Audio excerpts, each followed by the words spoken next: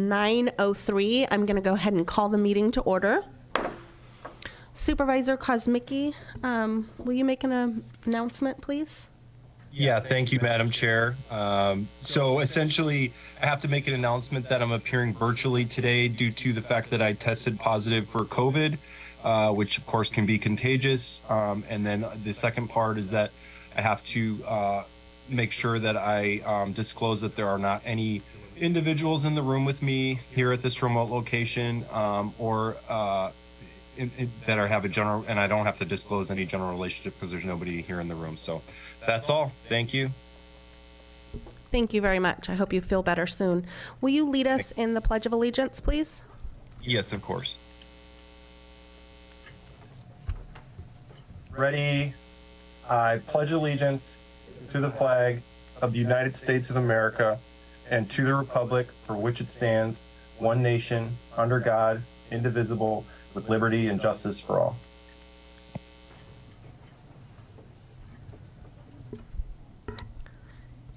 Can I get a motion to acknowledge the certificate of posting, please? So moved. I'll second.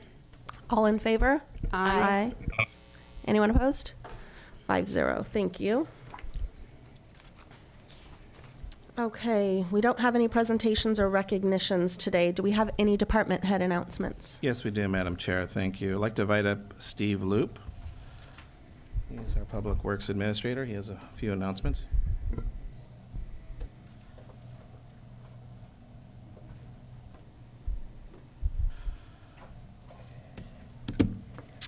All right. Good morning, Madam Chair, Board of Supervisors. A couple announcements from the Public Works Department. One, for folks that are driving along Union Road towards Highway 156, we have a new signal installed at the intersection of San Juan Oaks Drive, which is just a few hundred feet from Highway 156. And it's a brand new signal. We have paused previously on activating the signal with the hopes that the little amount of traffic that's coming out of the San Juan Oaks construction site would be able to kind of merge onto Union Road towards 156 without activating the signal. However, we observed a couple close calls in that intersection recently. Basically, what's happening is because there's traffic on Union Road, the folks that are coming out of San Juan Oaks Drive are kind of blocked, trapped on San Juan Oaks Drive, and they're not able to merge onto Union Road. So long story short, we just recently activated the signal to make it safer, and the signal's in operation. So folks that are driving on Union towards Highway 156, just be ready to encounter that signal. The signal will stay on green unless there's traffic that is actually coming out of San Juan Oaks Drive. So it should pretty much be green most of the time. But just wanted to make you aware of that new signal activation. Union Road Bridge, folks have probably seen some large cranes and steel casings over at the intersection of Union Road and San Benito Street, a little bit south of the high school, west of the high school. And we have not actually begun construction activities because we're still following up a lot of environmental protocols out there, but we do hope to begin construction very soon. One thing to note is that Union Road traffic won't be impacted. We won't have to detour folks for at least a year because they're going to build a bridge, which is located 200 feet south of the intersection. So we're flattening out that horizontal curve to make it a little more gradual than it is today. So the bridge will be built first separately, and then perhaps next spring, summertime, we might have to do some detours of traffic. But in the meantime, traffic should not be impacted. You will see PG&E folks out there. They're going to be relocating some gas lines, overhead utilities, but the lanes will remain open, essentially. So that's on the horizon, which we're actually very excited about. Another announcement for just kind of give a heads up to the board members. In August, either the first or second meeting in August, Caltrans will be here to present the status of the roundabout of Highway 156 and 25. And specifically, they're going to a phase where the signal won't be active, but the intersection will be operating as a single lane roundabout starting in late August. And so they have a video to kind of do two things. One, the video will show how the ultimate intersection works, and then they'll also be here just to discuss how the interim single lane roundabout will be operating in late August. So Caltrans, they said either the August 8th or the 22nd meeting. They're not sure which one, but they'll be here to present kind of the status of that intersection, as well as how the ultimate intersection will operate. And those are all the announcements from Public Works at this time. So any questions from the board? Okay, thanks very much. Thank you, Steve. I'd like to invite up Manny Gonzalez out of the library.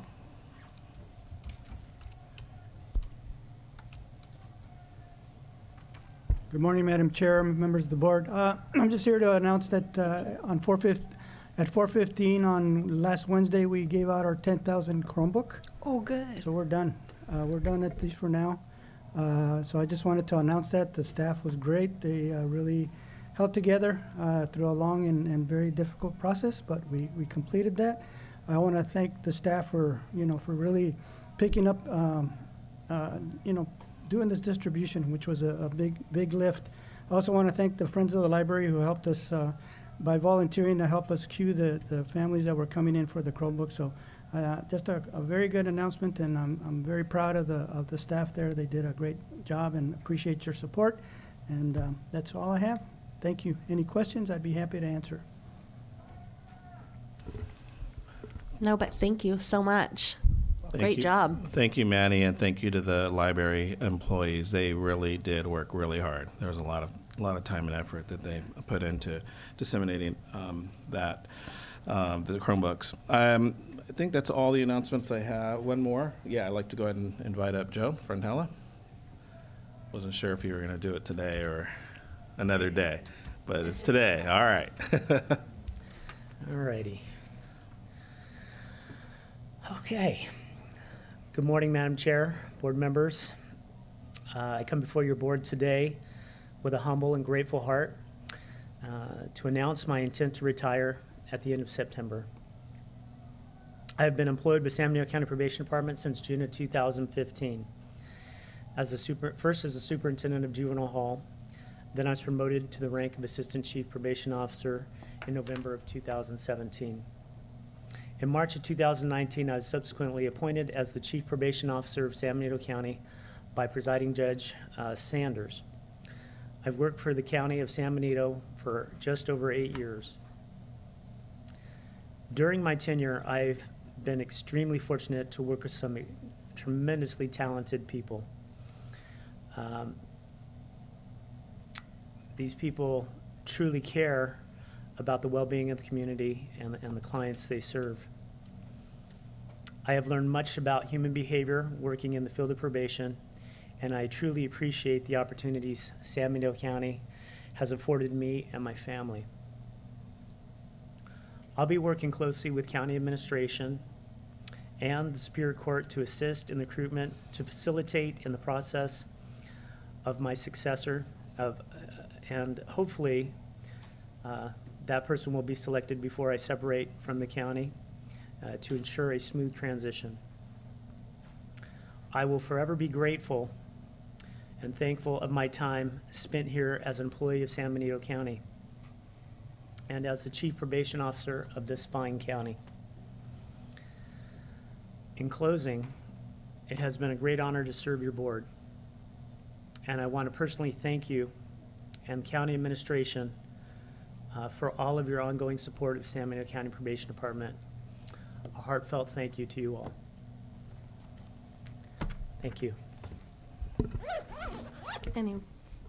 I just want to say, out of all the departments I met with, seeing the transition of what happened in the probation department was truly remarkable. And I can't thank you enough for inspiring your employees, inspiring us as elected officials. It's really refreshing to see such dedication to the county. And I thank you so much for your service, and I wish you the best in your retirement. Thank you, Supervisor Kirill. You and I have had this conversation a couple of times, and I was hoping that we could push your date back to December 31st for selfish reasons and for the county reasons, but I understand you have to do what you have to do. And I do understand the decision for your, the person to be in your position once you retire is a decision by the court. So can this board advocate for an individual to succeed you? Is that within the protocols of business? I mean, this is the first time for me for this experience, so I just want to know what we can and can't do. And I don't know if we can say the name of the individual, but if we could do that, council, CAO, I would hope that maybe the... I don't know of anything that precludes it, but I'm not county council, so. So again, that's why, you know, we're working with Joe on his final date. We most likely will move the date out, but we will be coming back to your board just to give you an update of where we're at. I'll leave it as that with that department. We probably will have to bring an interim in place in the meantime. However, you know, we do plan to go out for recruitment and go through the process as always. So, so with that, you know, I just wanted to thank you as well. You've been great. You know, your department has always been on the spot. You have great staff in your department, and I just wanted to thank you for your years of service here and us working together as well. Really appreciate it. Thank you, CAO Espinoza, and I want to thank you and your staff. You've been a great in helping us out, recruitments and all kinds of issues that we've had come across. And, you know, it strikes me as I'm speaking here that I really haven't, I guess, publicly really thanked my staff, and they are a tremendous staff, and they will carry on the torch, and they will do a fine job when I'm gone, and I look forward to the day of coming back and seeing what changes have been made over the next few years, because I know there will be many, mostly inspired by the state, but I know my staff will carry on, even when they're not my staff, and I'll miss them. Chief Frontella, I just wanted to, it has been such an honor to work with you. I'm bummed it's only, you know, going to be 8-9 months that we'll have gotten to work together, but I sit on a lot of committees that I end up getting to sit with Chief Frontella and a lot of the staff, and your integrity and your strong leadership is just really seen, and I appreciate it. You've got big, big shoes to fill, but we're going to miss you, but I wish you the best in retirement. And I feel so grateful that I had the time and honor to work with you, but that we got you for as long as we did, because you do an amazing job. So thank you for all of your years of service here in San Benito County. Thank you, Chair Sotelo, and I must say that the feelings are reciprocal, and it's been a real joy and honor to work with you as chair. And Madam Chair, if I may. Yeah, so I just wanted to add congratulations, of course, and you know, I feel like the county has been very lucky to have Chief Frontella for these years, and in my experience as well, you know, some words that come to mind are just the utmost professionalism, class, always reasonable, committed, and I will say that one of the common threads that I hear from Chief Frontella is an appreciation for his staff. So that, to me, that's been an ongoing respect that I've seen for his staff, and I'm sure that's reciprocated back. So thank you for your time here, Chief. Thank you, Supervisor Kosmicki. I thank you all. It's been a real honor. Thank you. Thank you. So one last announcements from the administration office. I had the pleasure of attending NACO. I'll just give a quick brief update.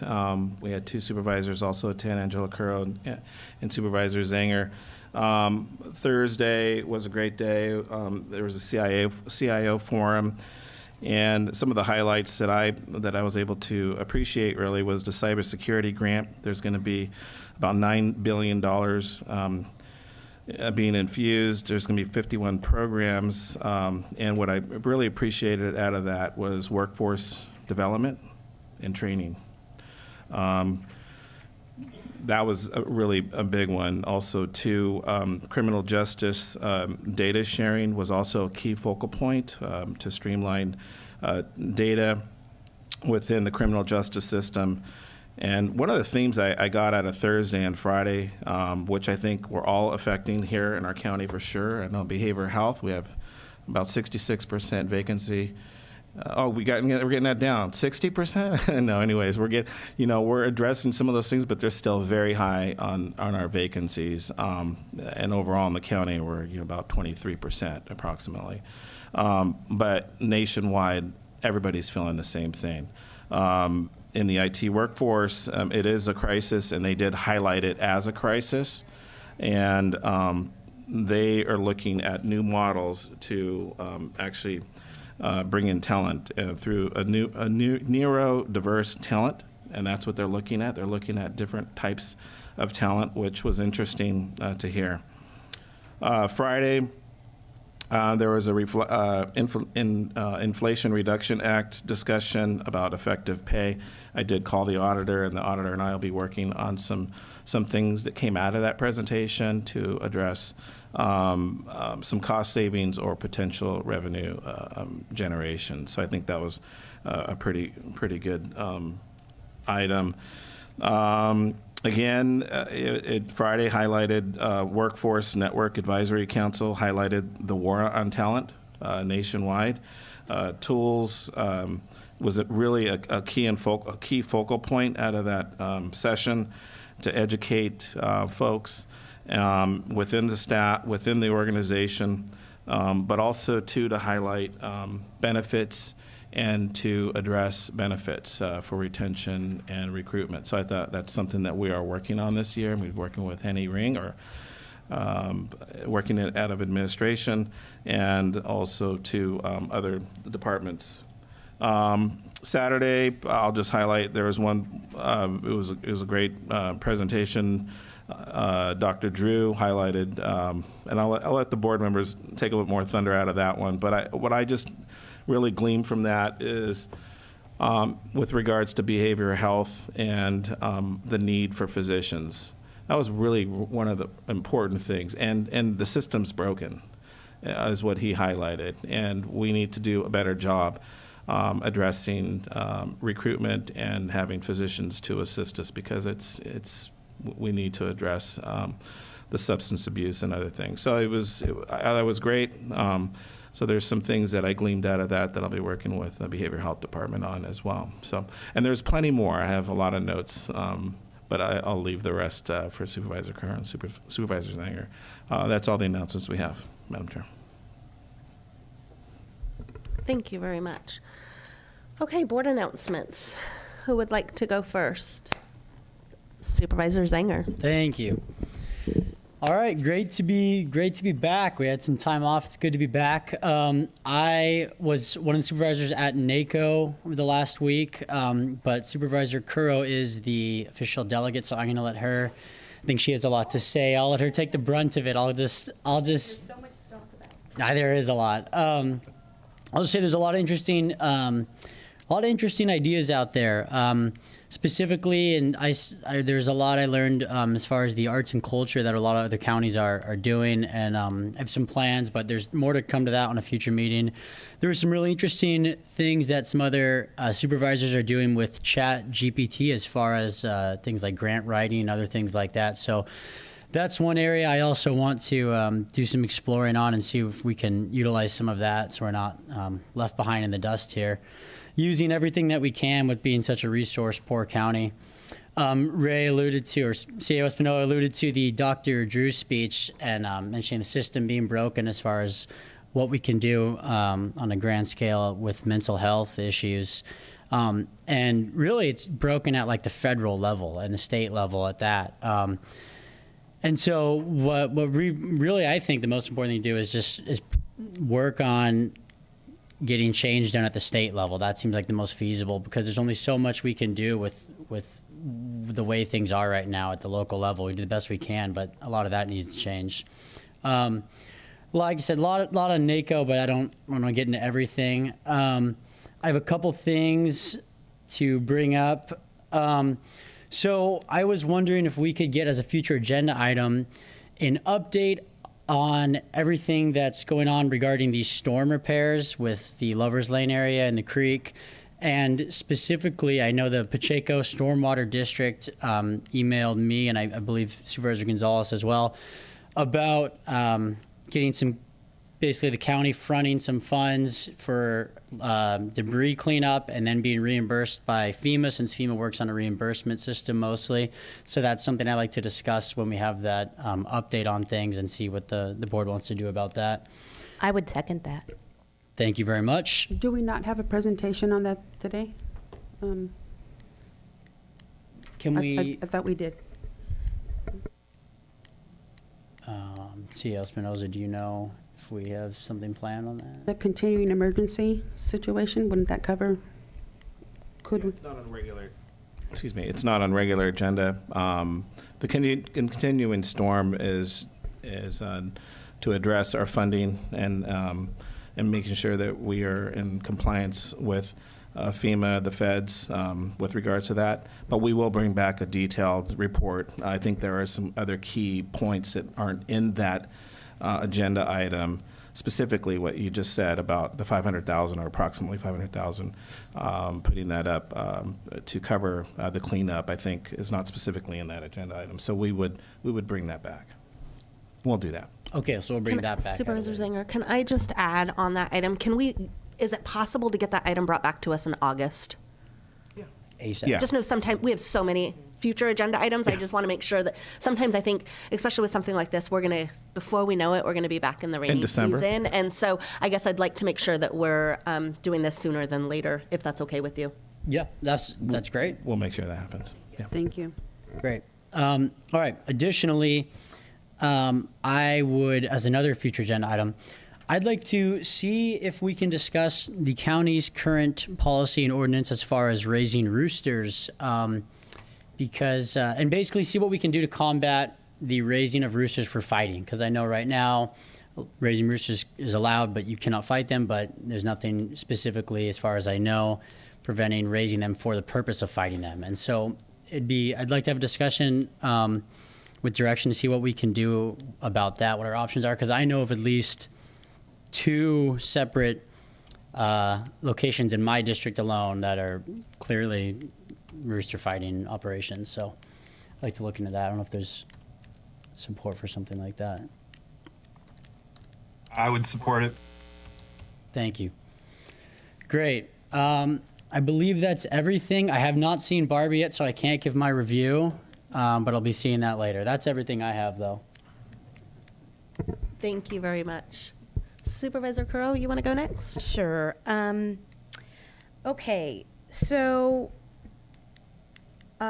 just to kind of go over, a lot of you already know Assemblymember Rivas was sworn in as the Speaker of the Assembly, and so many people from our community attended the swearing-in ceremony. It was very inspiring, and after going to NACO and listening to some of our guest speakers at NACO, it sounds like our country really is trying to find ways of uniting and healing and not dividing. And I felt that having the support of so many community members was very nice to see from both sides, you know, all areas. And I'm hopeful that that will go well. I know that we have a long ways to go, and there's a lot of commitments that Assemblymember Rivas has made.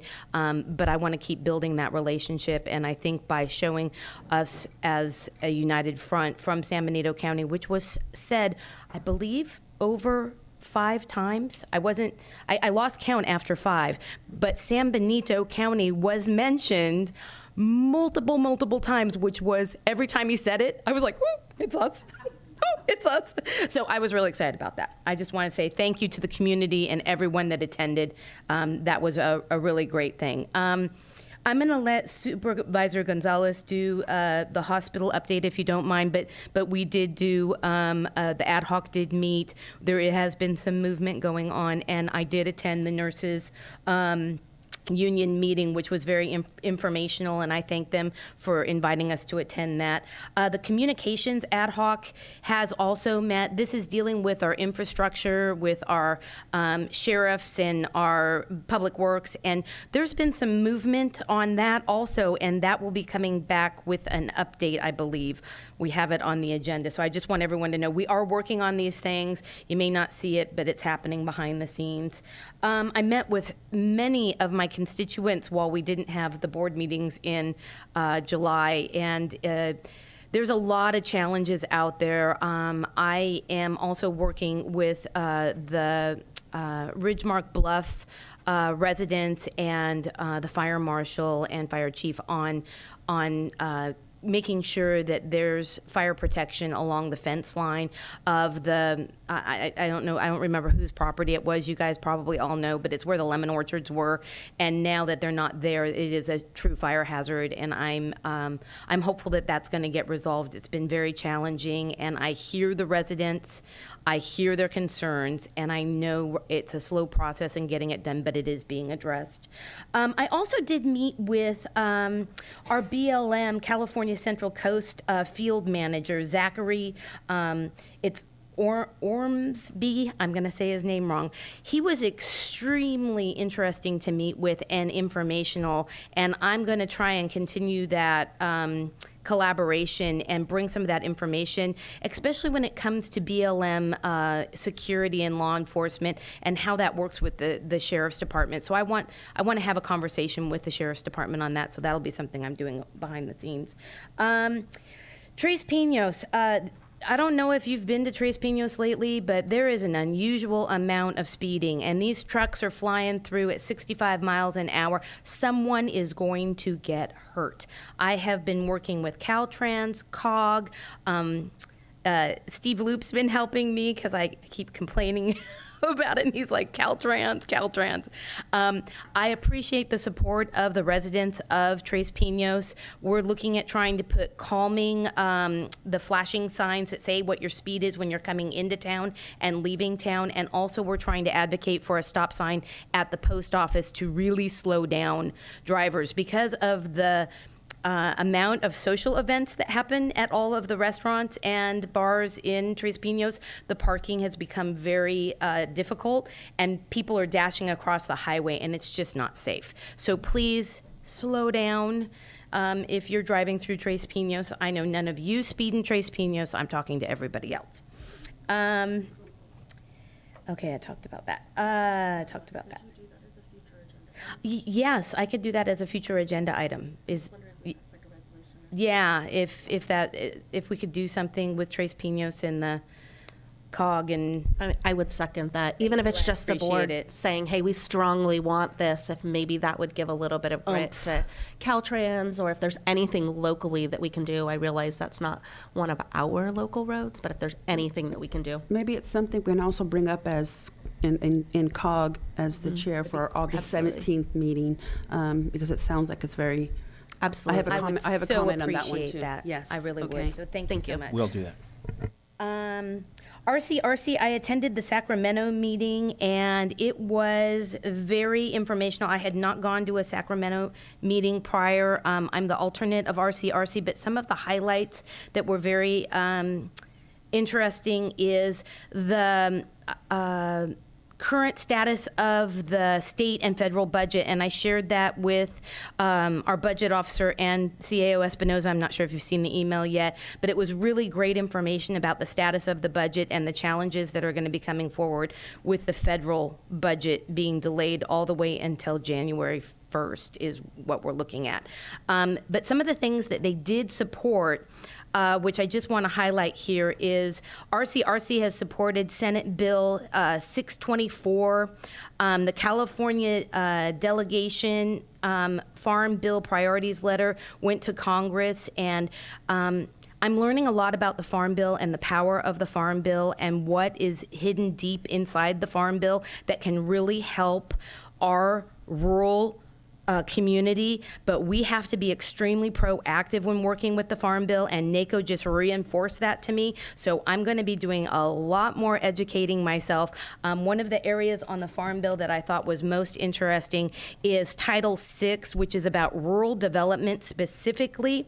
It's about loans for local government. So if we do have to front money for FEMA, we can actually potentially get a loan through the Farm Bill.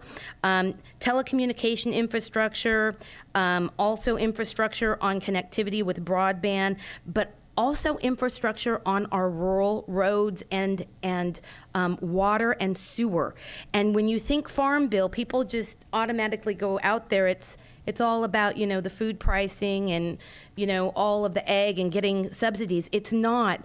Buried deep inside are things for rural counties. And at NACO, I attended the Ag and Rural, I'm going to say it wrong, Steering Committee. Sorry. The steering committee, and in this committee, it was amazing to hear nationally the challenges of all these rural counties going through exactly the same problem we are, but then having larger counties, and they're California counties, that are trying to redefine the term of rural county to be over 250,000 people. And I'm sorry, I do not agree that that's rural. And we have to look at what the federal government is doing. They have multiple definitions of rural, and every bill, it's different. And we need to get some consistency in that. So I have asked the NACO representatives how to go about getting on that steering committee. They're looking at doing a work group that will be defining and representing rural counties on the definition of rural, and I really want us to have a seat at the table so that we, as a small county, have a voice. Some other things that RCRC has been supporting is HR 1314, which is the Lodge Act, HR 2989, which is Save Our Sequoia Act, which really has nothing to do with us, but it's important to the rural counties. The one that was the highlight is Senate Bill 803, Save Rural Hospitals Act. And that one I really want us to be watching. And if we need to, as a board, do a resolution to support that bill, I would really like to bring that back to the Board of Supervisors to discuss. Then they also had a supportive letter for community wood facilities assistance, which that's very specific to certain counties and it doesn't apply to us. So that's it for RCRC. Hold on, before you go further, Okay. I would like to be your second on the resolution for the hospital. Thank you. Yes. I appreciate that, Supervisor Gonzalez. We already have on the agenda the temporary emergency housing, so I'm not going to speak on that. SURF, this is the Community Economic Resilience Fund. This is the 6-county coalition in the coastal region that really addresses the needs of our underserved community. I reached out to what I didn't see at the last meeting with MBEB was we didn't have representatives from LULAC. We didn't have representatives from the Latino, I believe it's coalition, San Benito County Latino Coalition. I reached out to both of those and sent information saying if you're not part of this, please become part of this. And then I also reached out to the Farm Bureau because I'm not seeing that our rural ag community is represented, and there's so much money that will be coming in, and if we aren't advocating for the need, the money won't come to us. I've really learned one major thing in all of these conferences.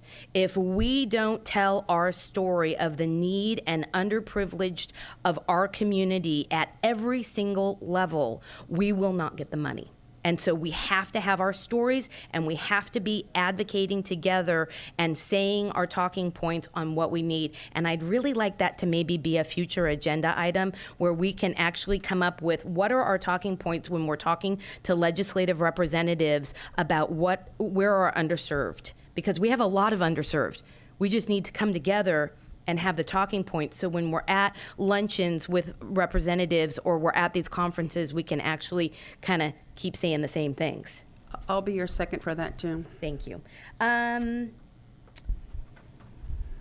want to thank Steve and his team. I know I'm a pain when it comes to roads, and I call and I email, and I'm really sorry. So I just really want to say thank you for finally getting Cienega Road striped.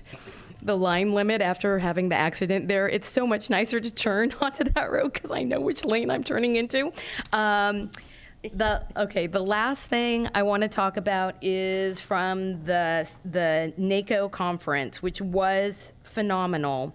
I was there for both the CIO portion, which was great, but it was a lot of repeat for me because it was a lot about broadband, cybersecurity, so thank you for reporting on that. One of the things we have to be looking at is the infrastructure bill from the federal government and how we can that what they're trying to do is streamline the federal permitting process while ensuring environmental stewardship, so how to do development but keep your rural communities. Specifically, they're also looking at grants that will specify how the funding can come to a rural county and be invested in the rural infrastructure. So it keeps theming around rural. It's so exciting to see rural talked about so much. Also they talked about in this bill is ensuring expediting reimbursement for disaster recovery from FEMA. It was a theme in everything, was that FEMA is not paying us back and counties are footing the bill for years, and we have to have a voice about that.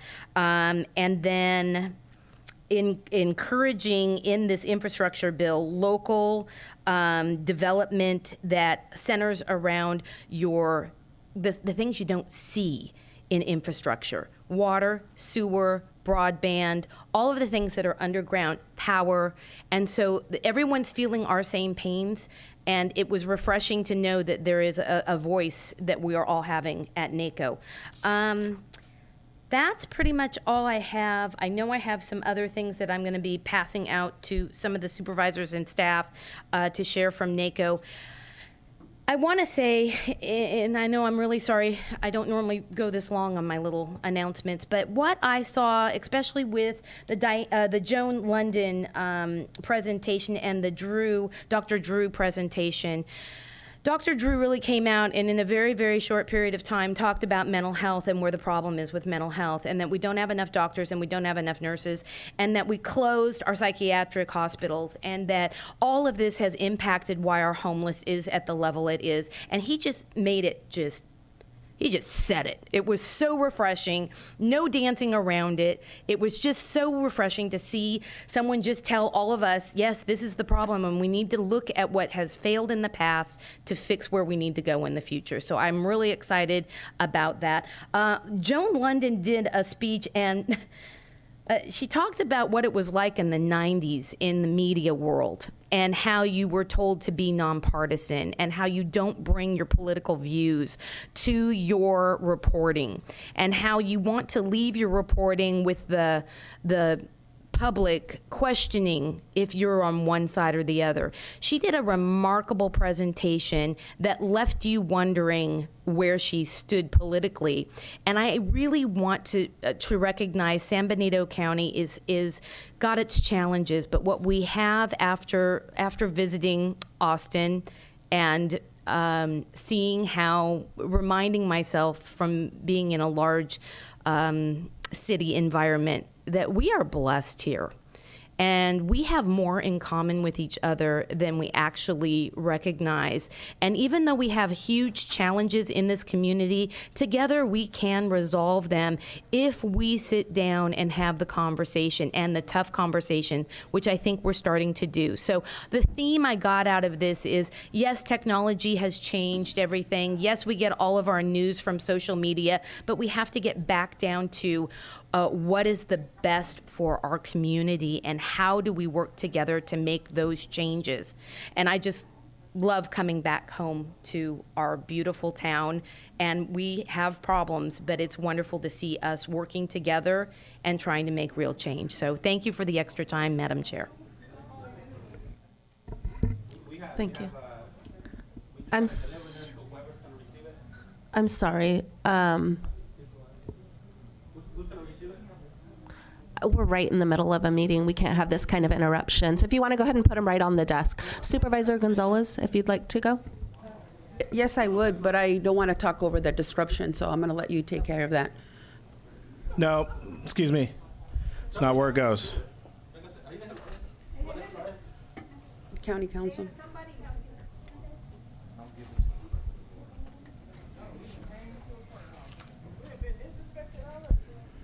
Cuando no nos escuchan, vamos a pelear. ¿Qué es lo que queremos? ¿Cuándo lo queremos? We're going to go ahead and take a recess for 10 minutes. Thank you. We want it.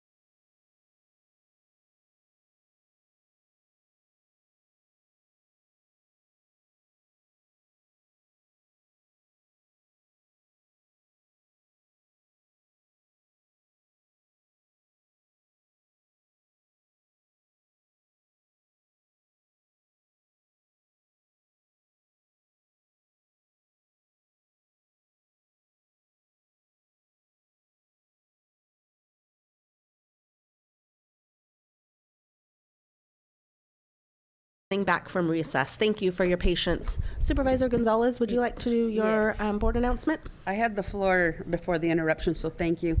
And thank you for allowing me to go after Supervisor Curl, because one of her items that she had brought up was the surf. So one of the many things that I attended over this last month was the Surf Uplift Central Coast Community at the San Benito Health Foundation. It was a fabulous meeting. I attended. I also am a member of LULAC, so we were there, maybe quietly, but we were there. But it's a great event. I look forward to see what the comments from the surrounding communities are going to contribute in terms of needs assessment. Supervisor Curl also mentioned I attended the Speaker Robert Rivas's swearing in Sacramento. There were 4 out of the 5 supervisors that were present. The county staff was there, as well as some department heads. So it was wonderful to see a nice coalition of San Benito County employees. City of Hollister elected officials were there as well, and it was just really nice to embrace Robert Rivas and supporting him in his role. And you all know me, my camera's everywhere, and when I caught him, I didn't have my camera with me, so he and I shared, we talked for a bit, but I didn't have my camera with me to document it, but it was a great occasion. Let's see, I met with the new county council too, and I'm excited. I'm looking forward to this relationship as we move forward in this coming year. I think that Prentice Long, the law firm, is going to bring great things to San Benito County and help us out of some of our woes. So I'm just super excited about that. I attended the 4th of July Kitty Parade.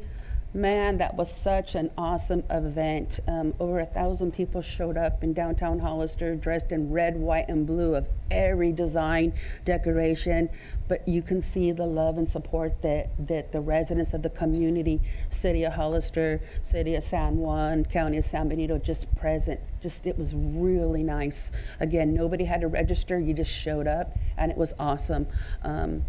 I also attended various Thursday afternoon meetings that are hosted by the CIIA group. They meet at Stradivarius from 2 to 4 for 2 hours to discuss the ongoing issues at Hazel Hawkins Hospital. I attended 2 of those meetings prior to the first ad hoc that Supervisor Curl had mentioned, the hospital ad hoc, and I'll talk about that in a moment.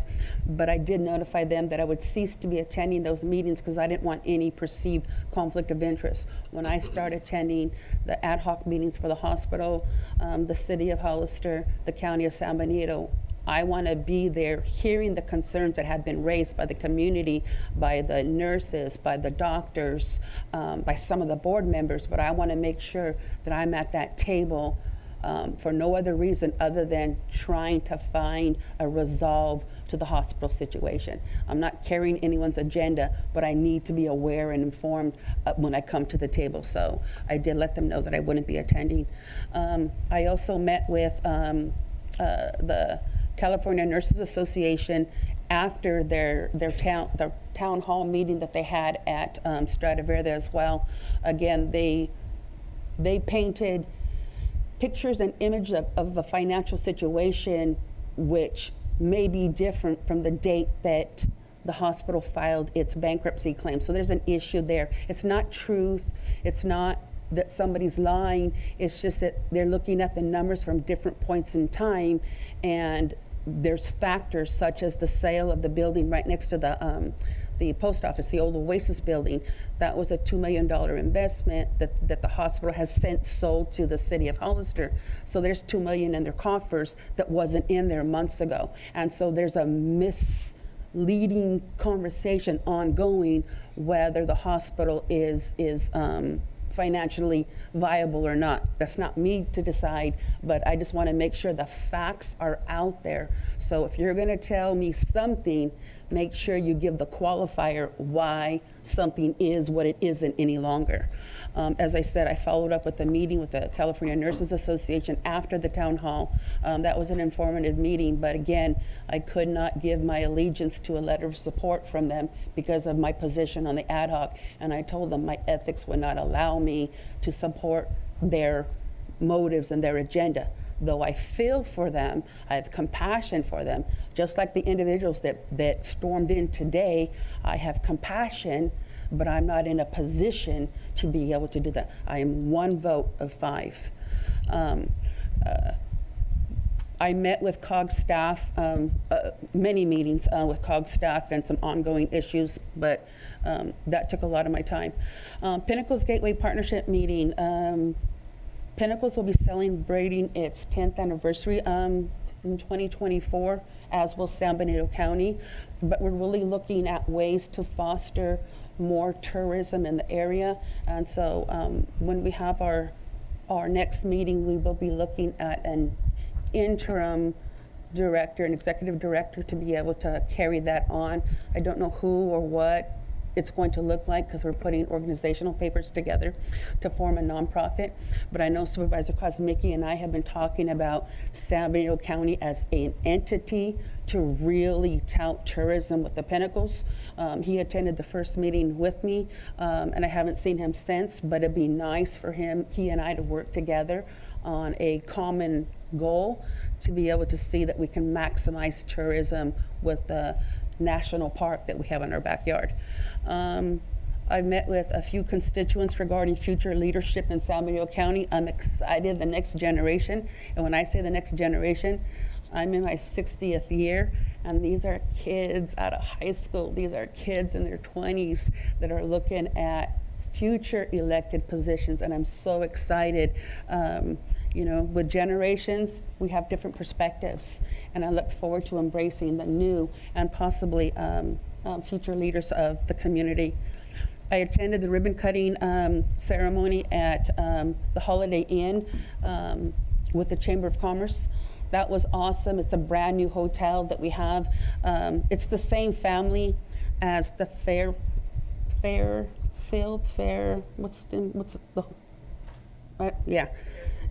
Thank you, Fairfield. It's the same family that owns that. However, they're different, individuals who own it, but it's the same conglomerate. But I look to seeing more hotels in San Benito County. We cannot attract tourism if we cannot house them.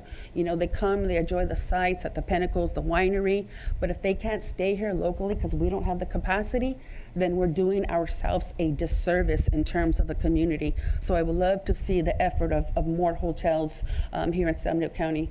I attended the San Benito Business Council meeting at the Vets Memorial Building. That was an awesome event. It was hosted by the Women's Auxiliary, the 9242. They catered it, and it was a nice event. I met with Kendra at Go Kids and daycare in San Benito County. It's something that we need to look forward to, assisting individuals, families that are having trouble with daycare issues. I attended the Hollister Street Fair with all those beautiful vehicles on San Benito Street. It was so awesome. And on the same day, Saturday, I attended the first annual Native American Tribal Gathering. That started at 10, went to 7, and I was literally out there the entire day. Hottest day of the year to be out there. And we're able to walk about on the new turf there at the football stadium. So I felt privileged to be out there. My granddaughter, my grandson, both are at the high school. She's a cheerleader and he's a football player. So it was nice to see the field from their perspective. But it's awesome. But I would like for the county to look into the funds that we received, the $330,000 that we received from the state, and to apply some of that, if not all of it, on working on our tribal relationships. I know that 1% of it has already been allocated to CSAC and some of its legislative efforts, but that leaves $326.3 left remaining, and so that's still significant to do an investment. This was the first annual Native American event. This supervisor, among all other supervisors, is of Native American ancestry. I'm 10th generation Californian, born and raised in the community, but I sparred with Chairman Val Lopez, and I know I personally have to mend the relationships with Mr. Lopez. But I would love to see the county work on our tribal relationships, and that's why I've been so adamant about the county not putting the money in the general fund and then spending it. We are on Native ground, and we really do need to invest in our community and our Native brothers. As I said earlier, the first ad hoc meeting for the hospital took place. Supervisor Currow and I are sitting on it on behalf of the county. It was attended by staff as well as 2 members from the city of Hollister, Mayor Mia Casey, and Rick Perez. Unfortunately, Rick Perez wasn't present that day. He had other obligations. And then we had Jerry, Hernandez? Hernandez, and then Mr. Johnson were the 2 members from and Mary Casillas from the hospital. Nothing was decided, nothing confidential was shared, but we set a path and a goal of what we wanted to achieve. And I hollered out, preserve the hospital. Other comments were integrity, truth, veracity in our interactions, but again, bottom line is to keep the hospital doors open and make sure that this community has access to medical services and a hospital in our backyard.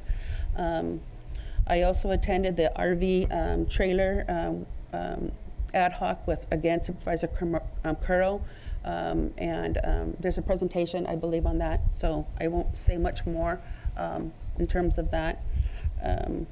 I attended a meeting with 3 trade unions in Castroville, and as a former educator, we have to look at pathways to education. Not every single person at the high school is college-bound material. I'm not despairing them or degrading them or talking down to them. It's just a fact. Some people are college-bound, some aren't. And for those that don't have an intention to go to college, we have to offer pathways. And I think that it's incumbent upon us as supervisors to make sure that we talk with the high school, Hollister High, San Andreas, Anzar, and we help them find pathways to education that may not include a college degree. I would also just advocate that we can kind of stay on that. And I intend on working with Superintendent Sean Tannenbaugh at the high school to see if we can get more options. As a GED teacher for Gavilan College, I saw firsthand non-high school students that weren't as successful when they were in high school in their high school years. So they came back. Some of them were in their 40s, 50s, that were seeking their high school diploma. And so I would love to make sure that we approach that and address that so they don't have to wait for 10, 20 years to pass after high school. Let's look at the options now. So if they're not college-bound material, let's give them options so that they can go ahead and be healthy, successful members in our community that are able to support themselves in any given career that they choose. I also attended the Chamber of Commerce Green Business Mixer, and I love the fact that the San Benito Elections Department is green, has gone green. So there was a challenge there that we can see what other county departments for San Benito County are interested in going the green route. Saves money, saves the environment. And so I'll put that challenge out there to any other departments. Reach out to Integrated Waste Management to see what you need to do, but that would be awesome. So congratulations, Francisco, and your team. I attended the Youth Recovery Connections at Strata Verde. It was a fentanyl awareness, and that was a gut-wrenching meeting to be able to attend. Our Department of OES, San Benito OES was there, and I personally shared some information personal that I had not shared previously. And one of the speakers was so just moving. She brought me to tears, and I volunteered information that really impacted me.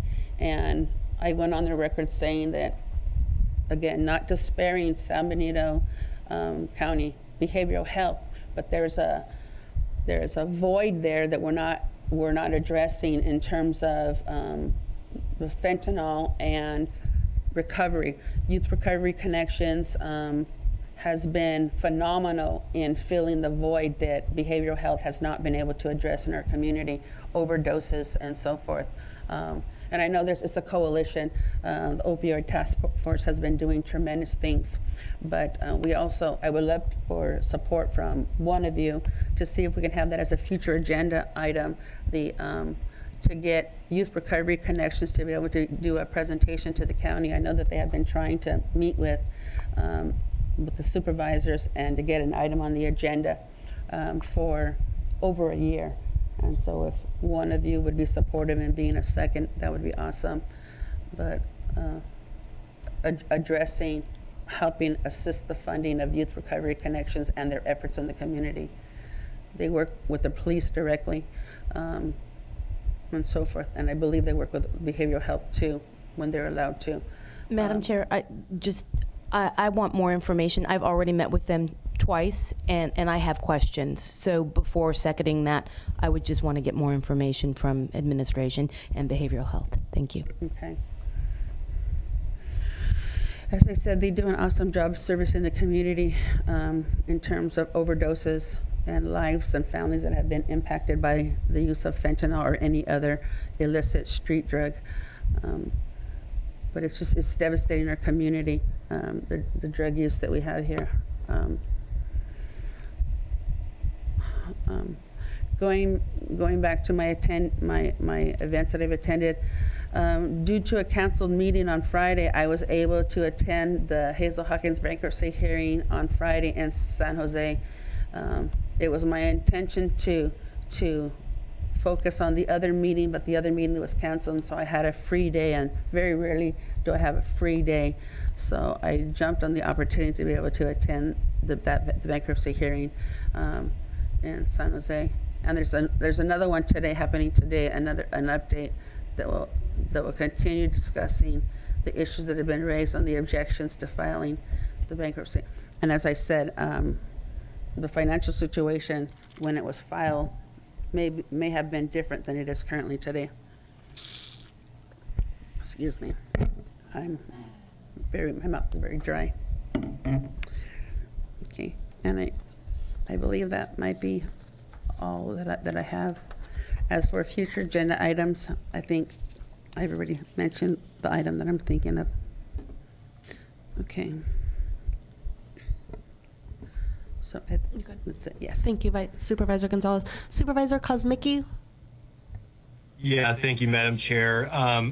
Just first of all, I'm glad that we're going to be having the discussion. I've been told at the next meeting on future agenda items, and I'm hoping that we can finally get to the board rules discussion, especially in light of the conversation I just heard with the continued pot shots from Supervisor Gonzalez, who seems to be managing my schedule and critiquing it unsubtly in her announcements. It's just really inappropriate and unprofessional. I don't appreciate it.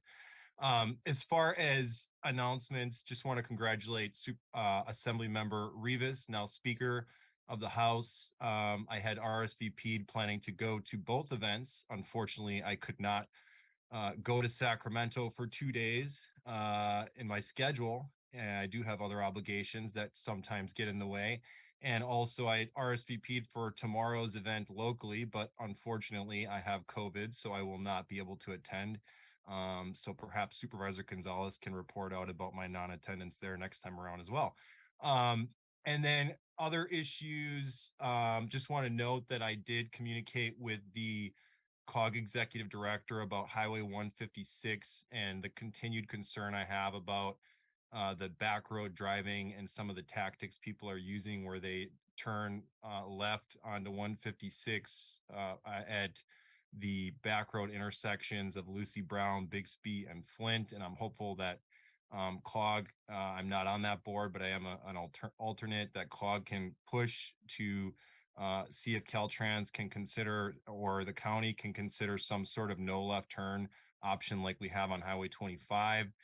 And then future agenda items, I don't have much. I just want to make sure that we do, I imagine it's on the plate, but I want to make sure that we have something about the summer months here being so hot, and the weed abatement issue with the heavy rains that we had now combined with the heat. We are seeing a lot of weed growth in the area. I've heard complaints about aromas in particular, and I know just from living in an area here that's rural that the weeds are really bad this year. So I want to make sure that if it's not an agenda item, that it's just definitely a priority for the county. That's all I have. Thank you. I'd like to second that on the weed abatement. Just an update would be really nice, and I thank Supervisor Kosmicki for that item. Thank you. I've noted it. Okay, so I'm going to try to be really quick with mine. First of all, I want to thank all of my colleagues up here, my fellow supervisors. I know people think that we were off for the month of July because we didn't have Board of Supervisor meetings, but it was far from being off. I actually don't think any single one of us took any time off. It's been an incredibly busy month with going to other meetings and events, and so thank you for all that you all do. Supervisor Zenger and Kuro, I know we're just gone for almost a week from their families, and I really appreciate your advocacy and your leadership, and talking about how wonderful San Benito County is outside of even California. You all are amazing, and I really am honored to be sitting next to you all. So I did attend a tour at the Granite Rock Quarry in Aromas, and along with Supervisor Kuro, and it was fascinating. I learned a ton, and there is an open invite to any other supervisors that would like to attend that. And so I think it is quite eye-opening, and so I would encourage you all to do that.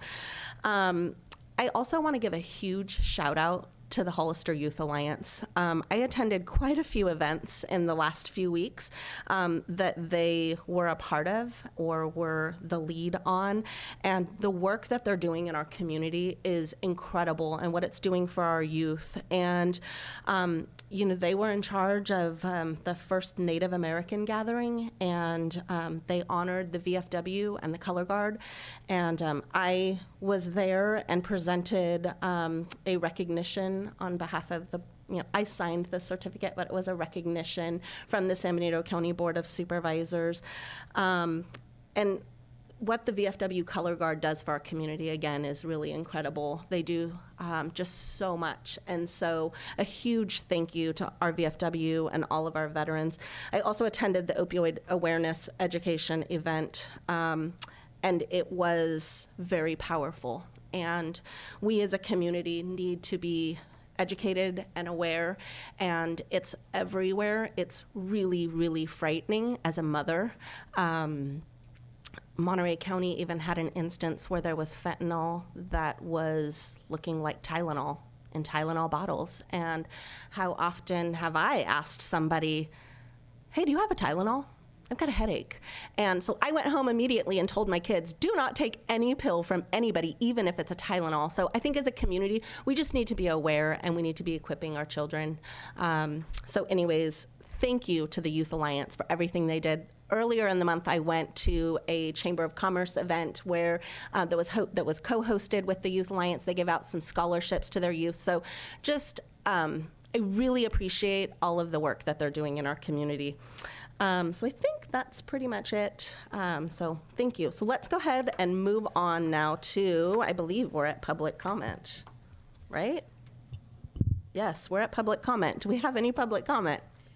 Yes, if you'd like to make a comment in chambers, please provide a speaker card, and on Zoom, please press *9 or the raised hand icon.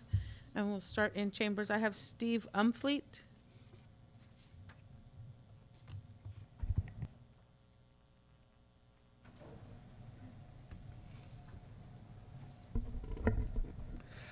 Good morning, Madam Chair and Supervisors.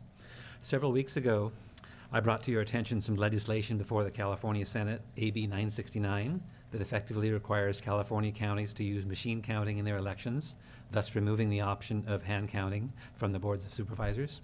That bill has since passed through 2 committees in spite of substantial public opposition and is now prepared for its 3rd reading. There is no reason to believe it will not pass the full Senate.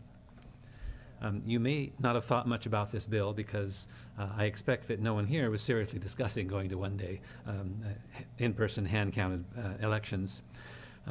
But we now have at least some of our options reduced. And now our state lawmakers are proposing with AB 1206 that California join the Election Registration Information Center, or known as ERIC. That means our state will pay a non-governmental entity substantial annual fees and incur substantial obligations to hand over voter data and other personally identifiable information to ERIC. This is a state-level contract, yet another instance of our state making choices and deciding obligations for the counties.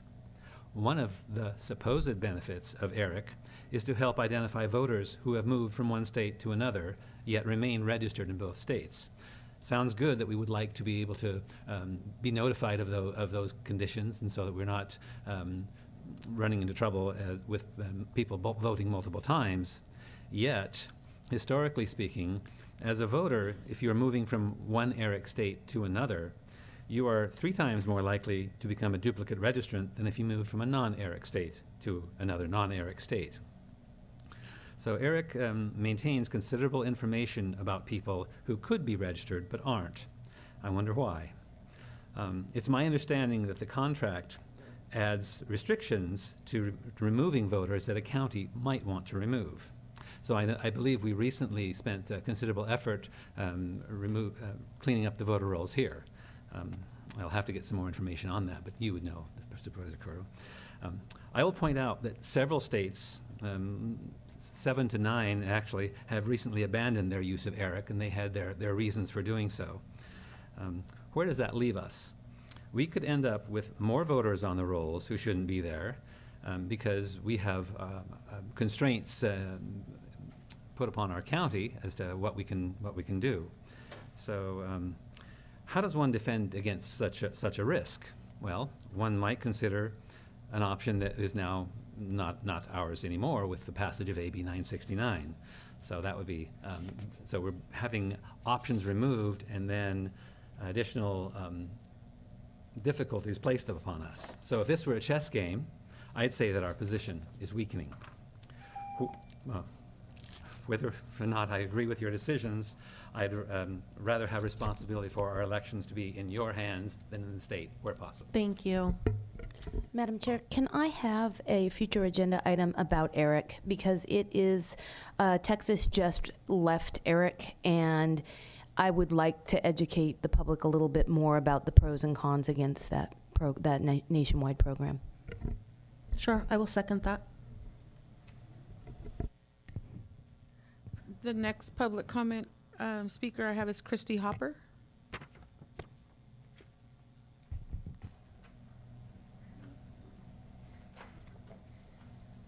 Thank you, Madam Chair, members of the board, members of the public and staff.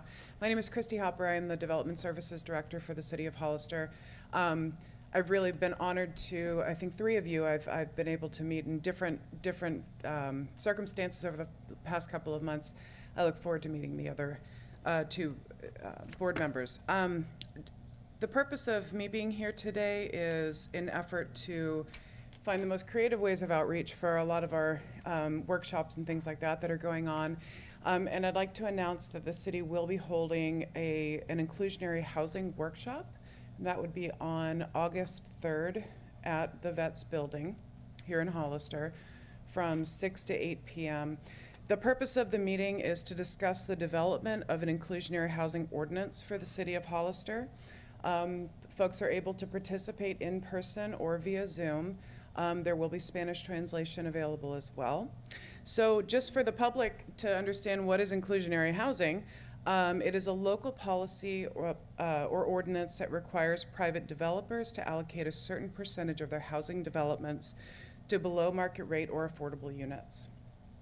Over 200 cities in California have adopted an inclusionary housing ordinance. They vary in the percentage of units that are required to be affordable, the type and the size of housing, and all of that's affected. And there's also other components that are included in the ordinance.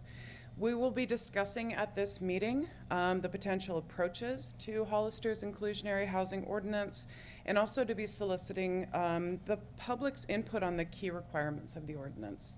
We'll also provide an overview of how inclusionary ordinance can affect the character and density of local housing. So it does definitely impact a lot of people as we look at all of the new housing laws that come down every year. We never know what's going to happen. And of course, the city's trying to be proactive with that. So that, once again, is Thursday, August 3rd at Veterans Memorial Building in the main hall, and that's at 649 San Benito Street.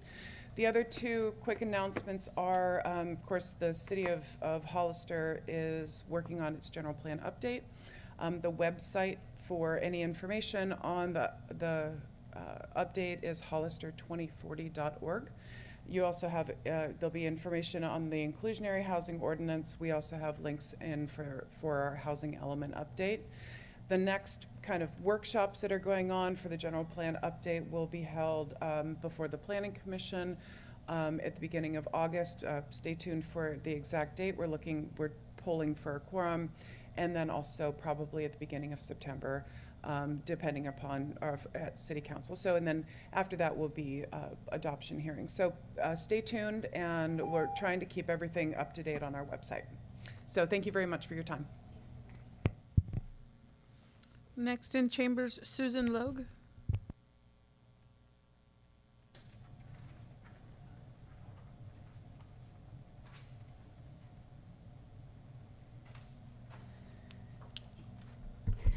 Good morning, Madam Chair, Board of Supervisors, County employees. Thank you so much. Resident of Hollister, also president of the Friends of the San Benito County Library, also part of the Library Expansion Committee.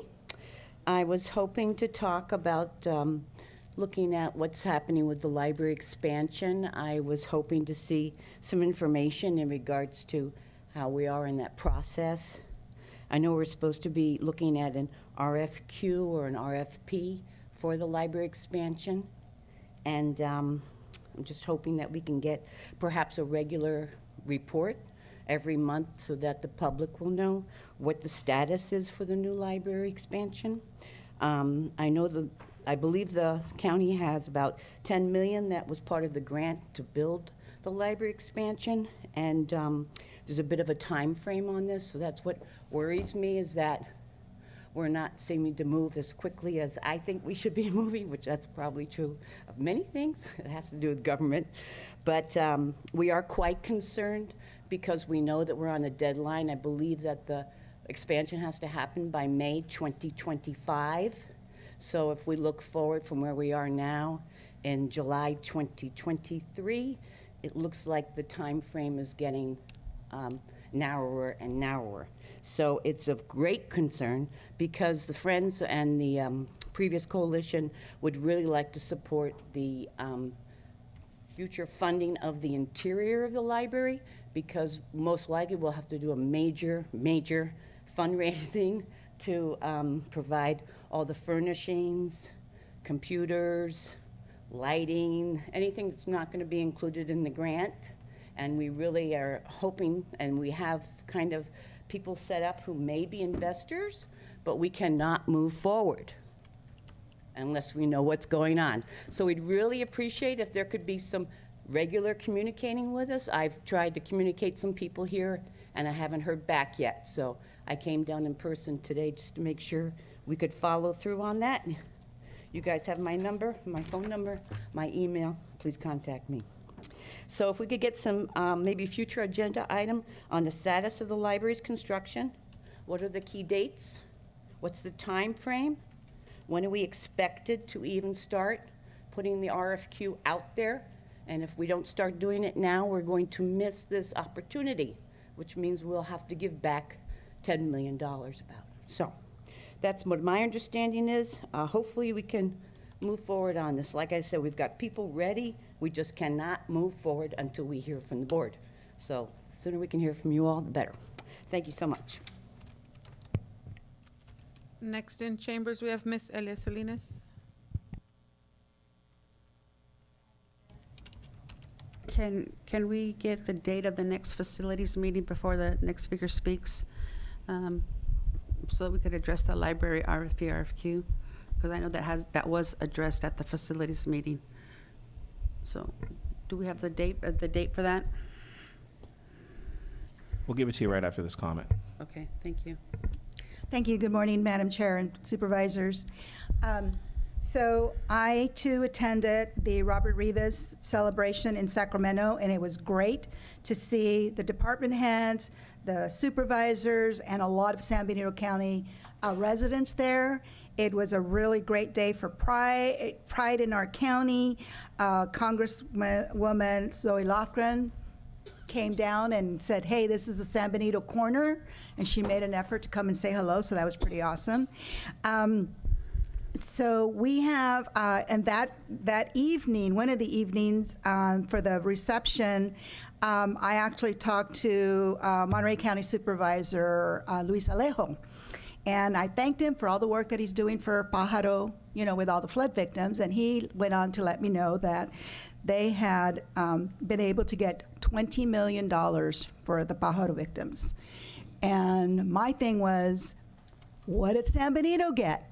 Because this had to do with the floods. This wasn't something that had to get requested a year ago through our, consultant. So this was something in action, and I am very, very interested in find out what did San Benito County do to try to get some of that money, if they even tried to get any monies for San Benito County, because I have not heard that. So it's kind of disappointing if we didn't do anything, and because the money's already been allocated. $20 million to Pájaro. They're larger than we are. There were a lot more victims, but we could have gotten something, even $1. I wouldn't be up here complaining. Oh, actually, I would. Anyway, the Pacheco Pass storm, I would like, I went last night, and I suggested that they consider joining the San Benito County Water District. They don't have money. Don't be depending on any FEMA money, that they should try to talk to their counsel, legal counsel, and find out what it would take, because it is going to take a lot of money, and they don't have any money. I should have started off with thanking Director Fontella from the probation department. If you know the history of how everything came about, that he was appointed, he brought back integrity to that department. And that was one of the things that no one mentioned earlier. So I want to thank him, and I'm sorry that he's leaving. I'm hoping that somebody else will be able to get into his shoes and keep going. The grand jury report came out. And I come before you again. Last year's grand jury report, it was not discussed at the dais, and I'm really disappointed that in the grand jury report, they're accusing the sheriff's department, that they're lacking with regards to the air conditioning system and the new roof. And I remember coming to meetings, and it was being discussed, and I'm running out of time. It's not a facilities, it's a facilities issue. It shouldn't be taken out of the sheriff's department's budget. Thank you. Next in chamber, we have Richard Betancourt.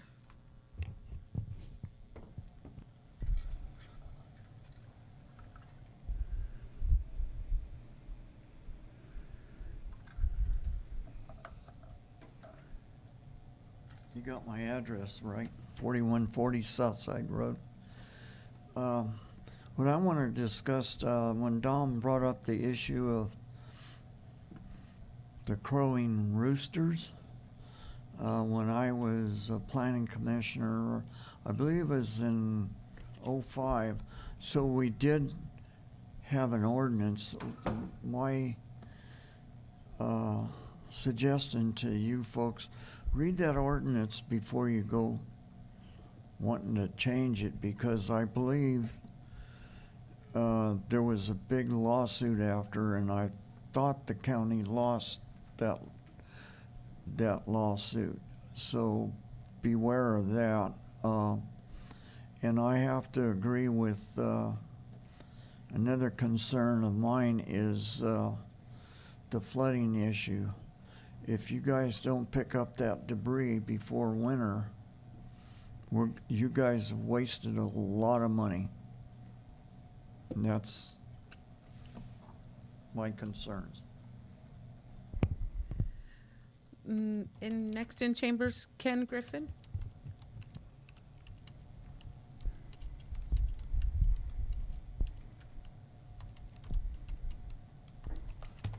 Hello, good morning, Madam Chair, members of the board, Mr. CAO, County Council. What I bring before you this morning in the public is I wanted to inform you of some concern level. And just to put a little history on it, so San Benito County has a hemp production ordinance. They also have the ability to sign up for our CRBP, which is a cannabis regulatory business program. It's just become quite prevalent to us that over 50% of our registrants in the hemp industry have been producing illegal cannabis. There's something that needs to be done about this.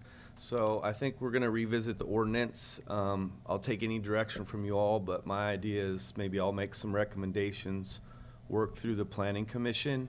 Maybe if you'll have some of your commissioners reach out to me, we'll get something on the agenda. But the expense of the county to help abate these things is through the roof. I don't think it's fair to the general public and other businesses that are doing legitimate hemp or legitimate cannabis. And I think most of that we can tighten up through the hemp ordinance.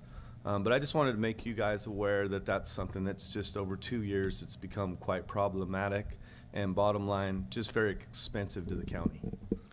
So what was the percent you said? It's over 50%, Supervisors Anger. Thanks.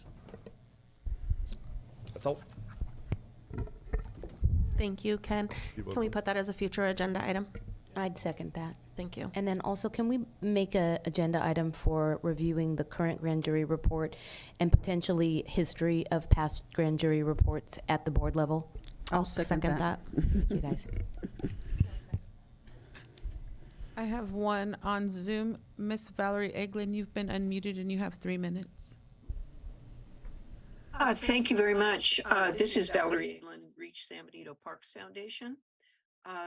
Listening to the supervisor's comments earlier, it is just amazing how much you guys pack into your time.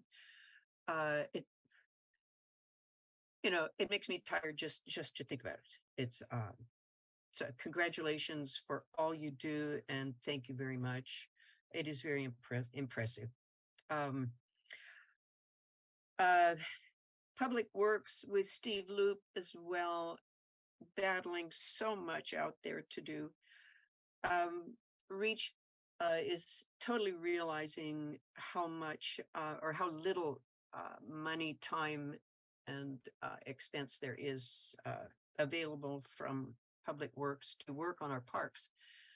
So we got a tractor with a mower out on the entry road to Anza Gate, Anza Trail, and did a pretty good job there to, abate any fire problems and the turnaround for the fire.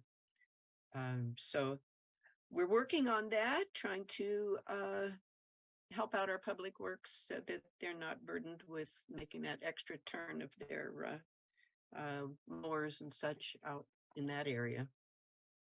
We have people out there trimming along the trail, and we're working with Monterey County on the ditches that were a problem through the rainy period. And part of that was because of PG&E burying a line and leaving a vulnerable ditch for the water to track through. So they did partially fill that, but then they stopped exactly at the county line.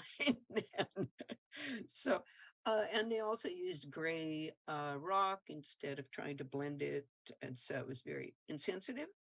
But we are working to improve that situation so that we have better bicycling and walking accommodation on the Monterey side of the trail, which, by the way, looking through our history of the trail, I see Cliff Cardosa let me know that the length of that trail, gate to gate, was specifically created as a 10K for the cross-country group from the high school. So small little factoid. Have a great day, and thank you so much for having me aboard.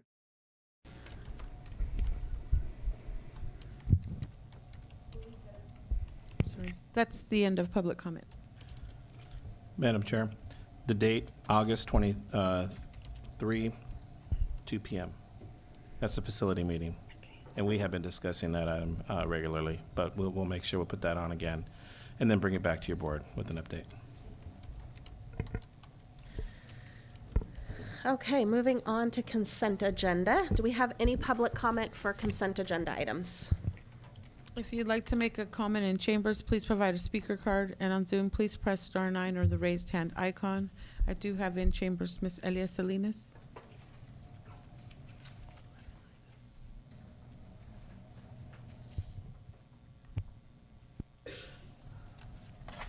I'm not asking to pull all of them, but I am making us, using my 5 minutes. 1.1, 1.2, 1.5, 1.9, 1.11, 12, 13, 14, 15, 16, 18. I was going to start real quick with the one I think is the most important. Monterey County, 1.12. At what part does LAFCO get notified? Because LAFCO has not been notified. I know that these monies have, I know that the meetings have been happening. I've talked to the fire chief and the fire marshal for quite some time. Is this San Benito County's portion, or is San Juan and Hollister also contributing to the 79, or what's going on? I'd like to know, because it does involve those other two communities. 1.5 and 1.6. As I stated earlier, I did go to the meeting last night for the Pájaro, not the Pájaro, I'm sorry, for the Pacheco Pass water storm, and I think it's a great idea for them to try to join. But most importantly, what I asked of Fish and Game and of them last night is what work has been done upstream, downstream to SOAP. The property owners, it's their responsibility to clean up, and I would like to find out how many people have cleaned up. I know that's more work for Mr. Luke, but it's really important. We don't know when the rain is going to come. We don't know how much rain is going to come, and if it hasn't been cleaned up, or if somebody cleaned up, then it's just going to bring more debris down from those that have not. So I think it's important to try to find out and who's pulled or have not pulled permits. And you don't have to pull, it's my understanding.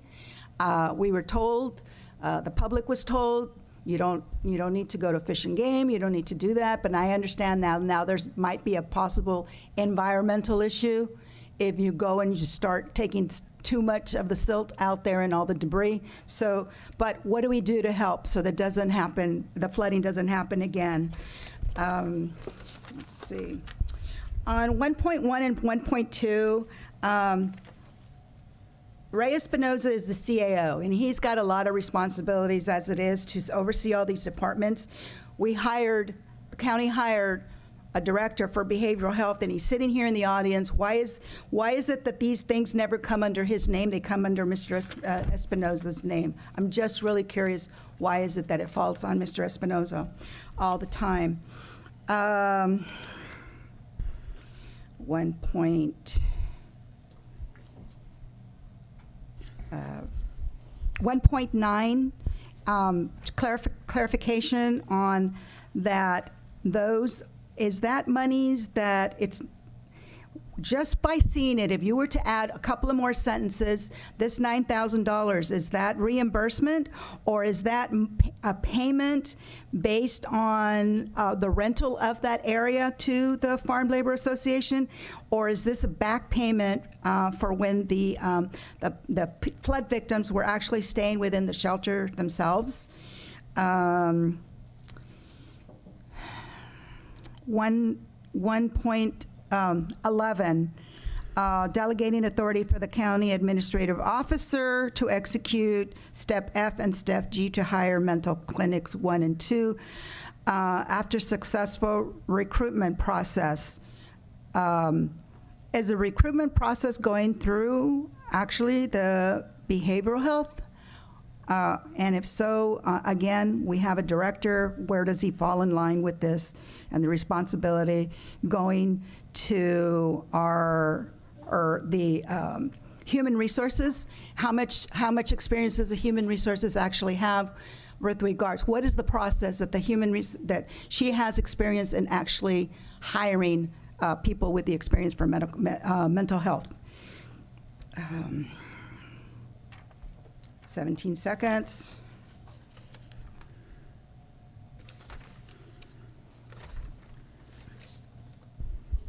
Five seconds. 1 point.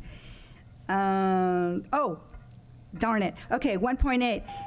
How many employees are covered under the 7,200? This is now new, that they have to be sent to a licensed trucking facility. How many employees does that cover? Thank you. Thank you.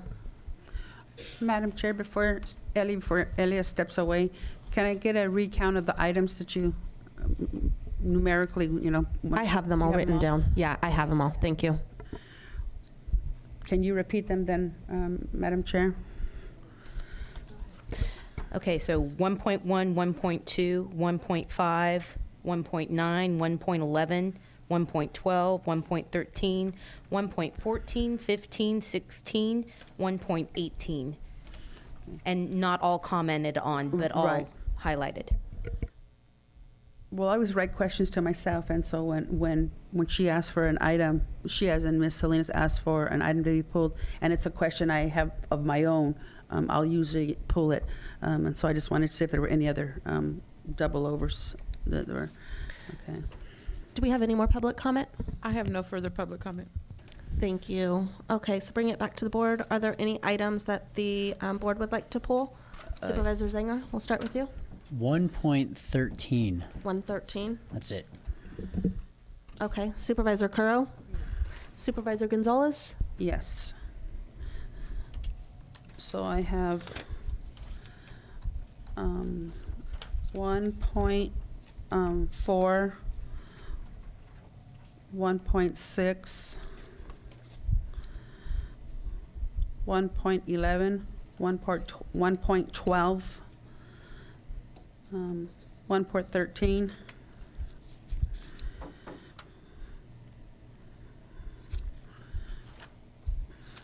I believe that's it. 1.18. 1.18. Okay. Got it? Okay, thank you. Supervisor Kosmicki? No, thank you. Thank you. And I would like to pull item 1.9, please. So would someone like to make a motion for I'll move that we approve all other items not pulled. Okay. Second. All in favor? Aye. Aye. Supervisor Kosmicki? Aye. I said aye. Thank you. Sorry, I didn't hear you. It's understandable. 9. I pulled 1.9. Okay, thank you. Okay, so let's move on to regular agenda.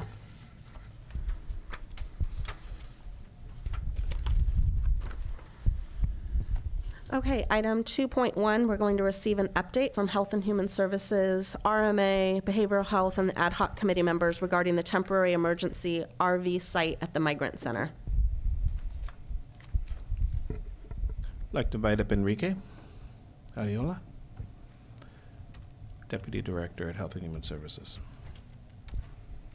Thank you very much, members of the board and the public. This is a brief update on the temporary emergency RV program. The program has been providing temporary emergency housing in the form of the RVs that this board approved to purchase earlier in the year. And we've been serving 13 families since March.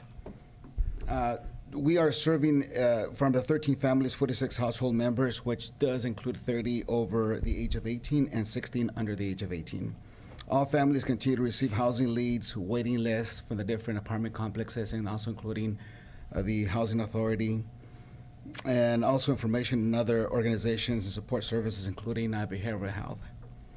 As of today, 23% of the households, or 3, have found housing, and 2 of those have moved out, and 1 will be moving out. I hear at the end of the month or very early next month. No one has requested the one-time security deposit first month's rent assistance that this board also made available to these families. Most families have received FEMA assistance, and FEMA does provide assistance to those who qualify for repairing their homes that were damaged during the storms. Security deposit, first month's rent, and up to 18 months of rental assistance. All families understand that the temporary emergency RV program is ending on the 23rd of September, which that does will conclude with 6 months of assistance that they've received. Wanted to mention that I'm extremely proud, myself, Tracy, and our team for being given the opportunity to provide this program, and to the staff that made this possible with Adulia, Tatiana, and the team. Without their support and without your support, this program wouldn't be successful, but I wanted to say that, and that concludes my brief update.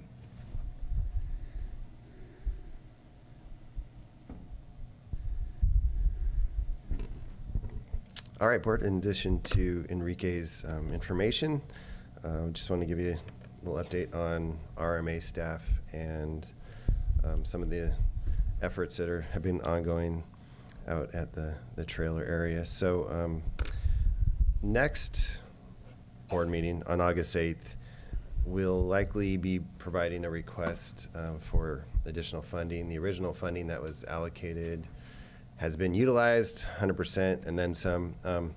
One thing we don't necessarily, we won't be requesting staff time, but we calculate the staff time for our building and maintenance staff is about $2,800 a month, but they're county staff. So, however, in addition to that, between propane and minor repair supplies and efforts, we're averaging about $900 a month for the past 3 months.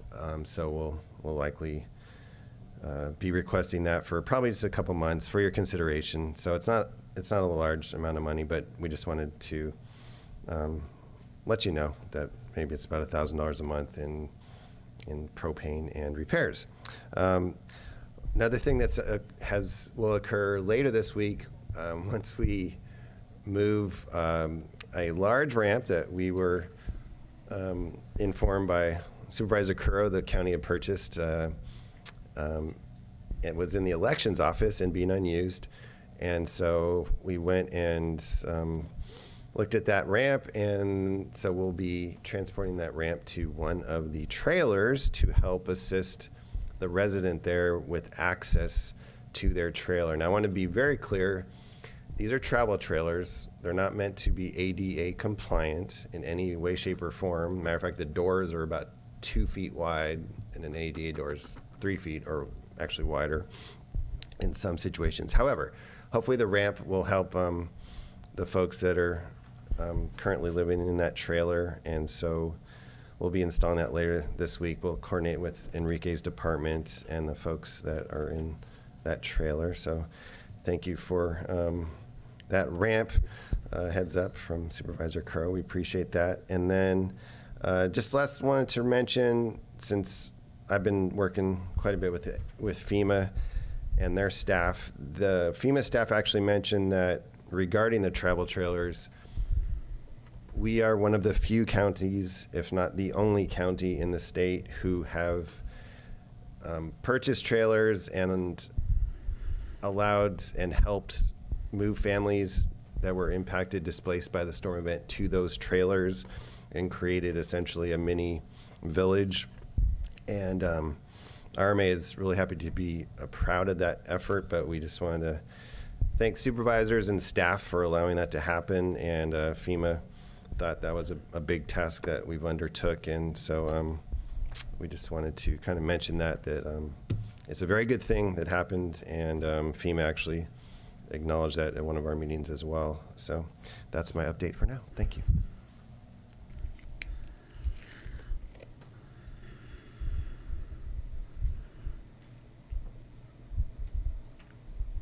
Is there any behavioral health update on? Sorry, Dr. Clark.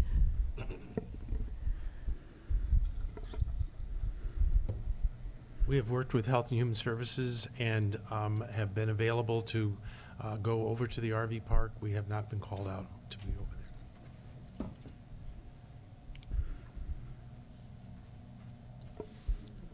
Does the ad hoc committee, would you guys like to report out and then we can go to public comment after you give your reports from the ad hoc? I don't have a lot to add, except thanking staff, because after going through this experience, I think we've all kind of been educated on what most counties and their roles are in these environments, and that we went above and beyond. My heart goes out to these displaced families, and understanding that the FEMA funding that came to them is incredible to be able to find. I mean, 18 months plus first and last. It's really amazing what they're able to get. And even though I feel, speaking not from the ad hoc but myself, that we cannot continue to house past what our commitment was because of the impact on the county fund, and but that it really was a huge step for San Benito County, and I thank staff so much. When we passed this, I had no idea the true impact that it was going to have on staff, and I just can't thank all of you and your employees for what they did. It really was above and beyond, and to have FEMA acknowledge that is very powerful, so thank you. Supervisor Gonzalez, did you want to add anything from ad hoc? Steve kind of started touching on the basis of all the extra additional responsibilities the county has been providing in terms of services for the families. And I'm a little bit concerned about the 6 months, because it's approaching September 23rd, but I believe you're coming back in August, right, with an update, or at least Enrique, your department is coming back with an update in August. Because I personally know how difficult it was to find housing in this community. We are woefully lacking in terms of inventory for rentals. And I even gave a personal lead. I have it, and I followed up on that one. And so I'm just waiting for a call back from the landlord. But a potential to get a landlord, he and his properties, into the county roster, so that we have any available property that he may have available, to make it be available to potentially to these families, because there's 13 families out there, right? And in August we'll get an update as to how many have found alternate locations other than the county's travel trailers. And again, they are travel trailers. And thank you for the ramp with the ADA issue, because I was concerned about that. And thank you, Supervisor Curl, for mentioning the elections department had one. So that's great. But without overstepping my bounds, and I think maybe August we'll have another update. We'll have another ad hoc, and then a potential update, an agenda item that'll appear, that's going to require a vote of some sort. But I'm just concerned about the next step when those 6 months expire. I can't pretend that my heart doesn't go out to those individuals, knowing how difficult of a time I found trying to find alternate housing. I know that there's a shortage of housing out there, and so my concern is the county's next step, and how and what we're going to do. But that's a conversation that we'll have in August. Yeah. Okay, I'm going to go ahead and go to public comment right now, and then we'll bring it back to comments to the board. So do we have any public comment on this item? If you'd like to make a comment in chambers, please provide a speaker card, and on Zoom, please press *9 or the raised hand icon. I do have in chambers Elia Salinas.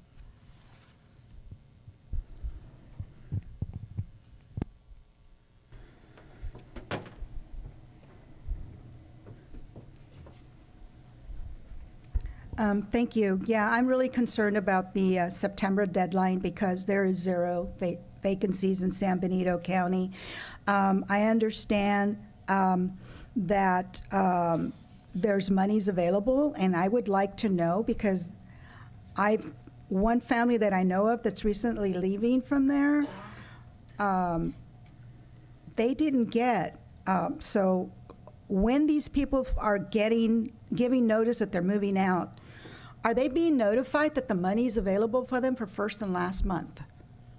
Because they're using their own funds. So if the money is there, are they being noticed?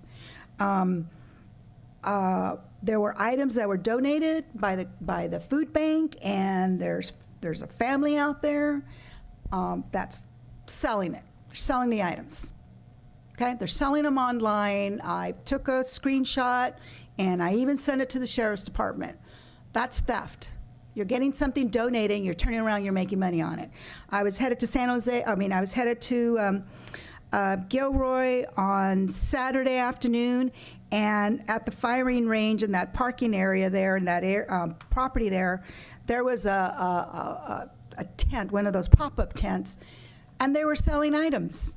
I was behind schedule, otherwise I would have pulled over to confirm what I saw. And I saw big boxes of diapers for sale.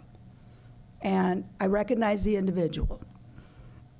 That is just horrible. Those donations were given to specific people, and those people were supposed to deliver it to the rest of the people, and they weren't. We're talking food, we're talking soap, we're talking diapers, we're talking different items that were, anyway. There is, how many of these families have been helped with applying for Section 8? Has anybody gotten together with them? I've tried to do it. I even got together with a city manager who has contacts with Santa Cruz administrator, and they said, an administrator in Santa Cruz says, we will send you 2 people down there, and we will get in front of computers, and we will help these people apply for Section 8. There's an eviction going on. I sent an email to 2 of you supervisors and to the county council that the individual that's being evicted has a son that is special needs. That means that they are in a protected category. You're wanting to evict an individual family with a special needs child, an adult child regardless, they're protected. Where are they going to go? Thank you. I have no further public comment. Thank you. Bring it back to the board. Does any of the board members have any additional comments, questions? Supervisor Zenger? Yeah, thank you. So first, I just want to, like the other supervisors, thank all the staff that was involved in this. It's awesome. I just learned this from Steve Loop here, that we're the only county to do something like this. That's incredible. That's really good news. And again, I just thank all the staff that was involved. I know this was a lot to undertake. I have a couple questions. So I think maybe I don't know who's maybe Enrique is best to speak this, but how will the September 23rd date, so a couple questions. Do you suspect that folks will be leaving? Everyone will be leaving by that time? Or how will that be enforced, I guess, is what I'm asking. Yeah, it's hard to say. What I could say is that we do have 23% who have found housing. I do expect in the next couple of months for more families to find housing. How many will remain without housing beyond that? It's hard to say. I think it is possible that we might have families that won't have housing after the 6 months. Right. And so is any, I don't know if your department or anyone is prepared, is there any plans for how to address that as far as enforcing the date that we set? This board did set 6 months, and we are ending the program in 6 months. Okay. So that is the direction of this board. Okay. Okay, and I'll just say, just on that note, I guess we're gonna talk about it again in August, but we did say 6 months. I remember that. I remember we brought this up. It was brought up, and it was originally brought up as a shorter term, around 3 months, and then the board all unanimously agreed that's not long enough. We need to double it, 6 months. But when that was said, we did establish very clearly that that was a deadline. That wasn't a suggestion. So I just think, just personally, I believe that we need to stick by what we said and just stay serious about that. That's all. Thank you. Supervisor Kozmicki?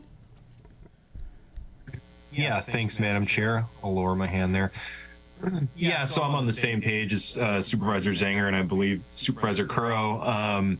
You know, we knew this was going to be complicated when we went into this very unique situation. I think it goes without saying that this is a sympathetic board, and we went above and beyond to ensure that the residents over there had some breathing room here for a while. And, so I agree we have to stick with the date that we set.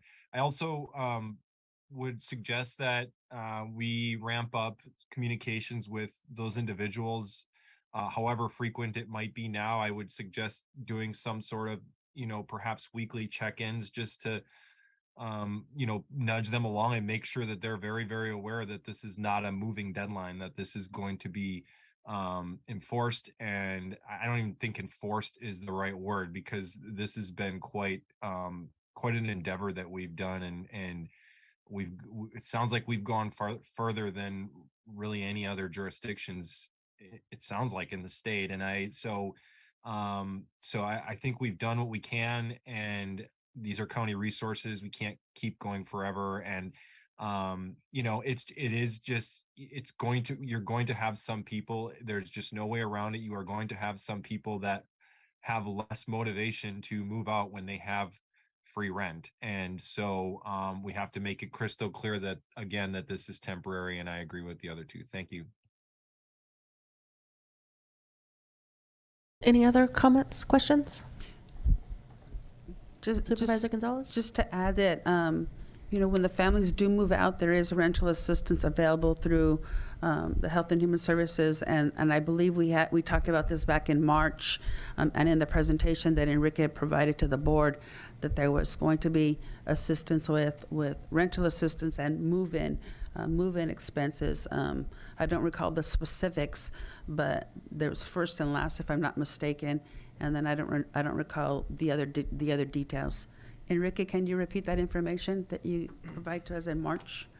So along with the funds that you approved for the purchase of the RVs, you also approved a $2,500 one-time assistance that did include partial deposit and first month's rent. So that is the maximum one-time assistance that this board approved. Funds are available, but we'll need to always cross paths to make sure that the same type of request was not approved by FEMA. So if they did not have access or approval from FEMA, then these funds will be made available to them if they find housing.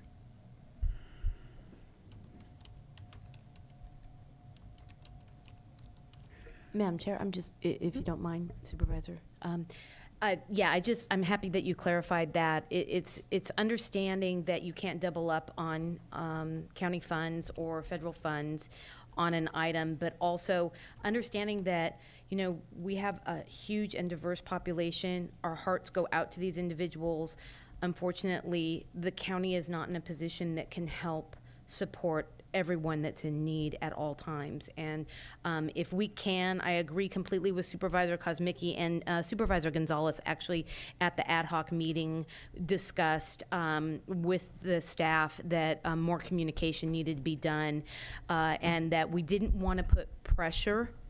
There's a fine line that the staff are working on, is not making them feel threatened that they have to leave, at the same time informing them of what their services are. So it's a delicate situation and a very confidential situation. Some individuals make more money and aren't able to get the FEMA funding, and that is a challenge for them.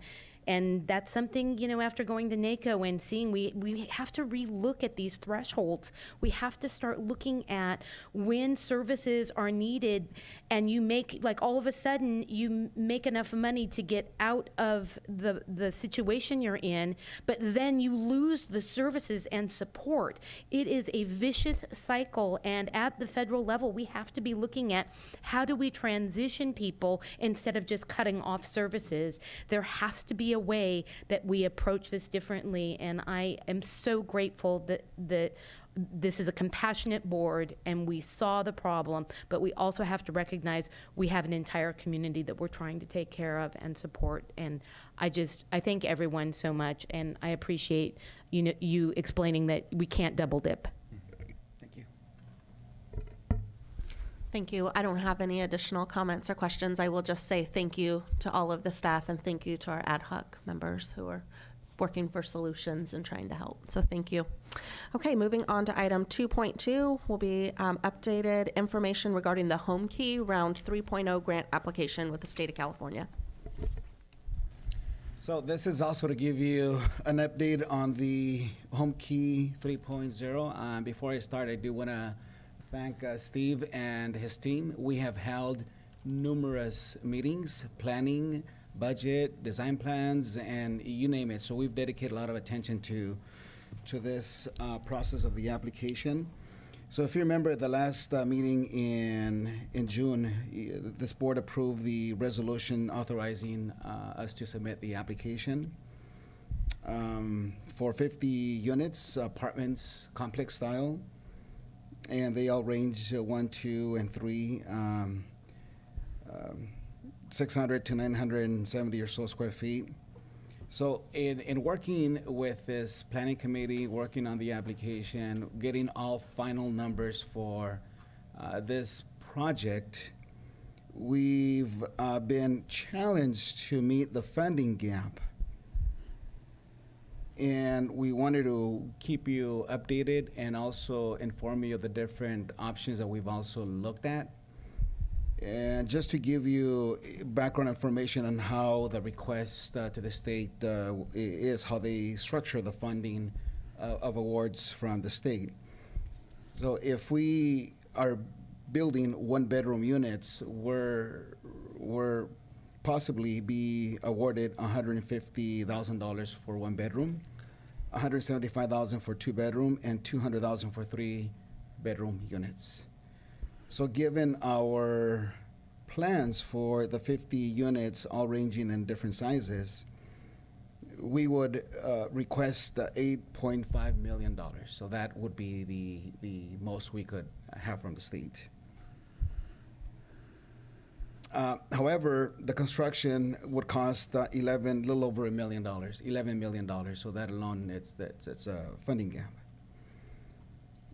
Plus the site improvements that are needed, that's another $6.3 million. So at the end of the day, this project, apartment complex, 50 units, would cost $17.4 million, leaving a budget gap of $8.9 million. So we've been looking at different options, and we just can't meet this large of a gap. So what we've also done is looked at different models. So one is, what is the budget gap if we build 25 units? So we did look at that as well. The construction for 25 units, it's a little over $6 million, $6,051,000. Site improvements, 1.9, almost 2 million. So that's a total of 7.9. However, because there's less units, we could only be awarded $3.95 million. So that still leaves a budget gap in this case for 25 units, $2.726 million.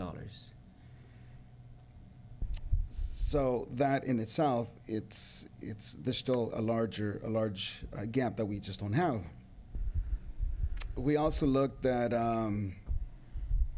the containers. Well, what will that look like? And these are the shipping containers. They're smaller in size. They're 8 feet by 40 feet, 320 square feet. So if we were to request 50 containers, each container, the cost for the 50, it's about $4.65 million. Site improvements is about $5 million. And with Home Key, we could recoup about $9.6 million.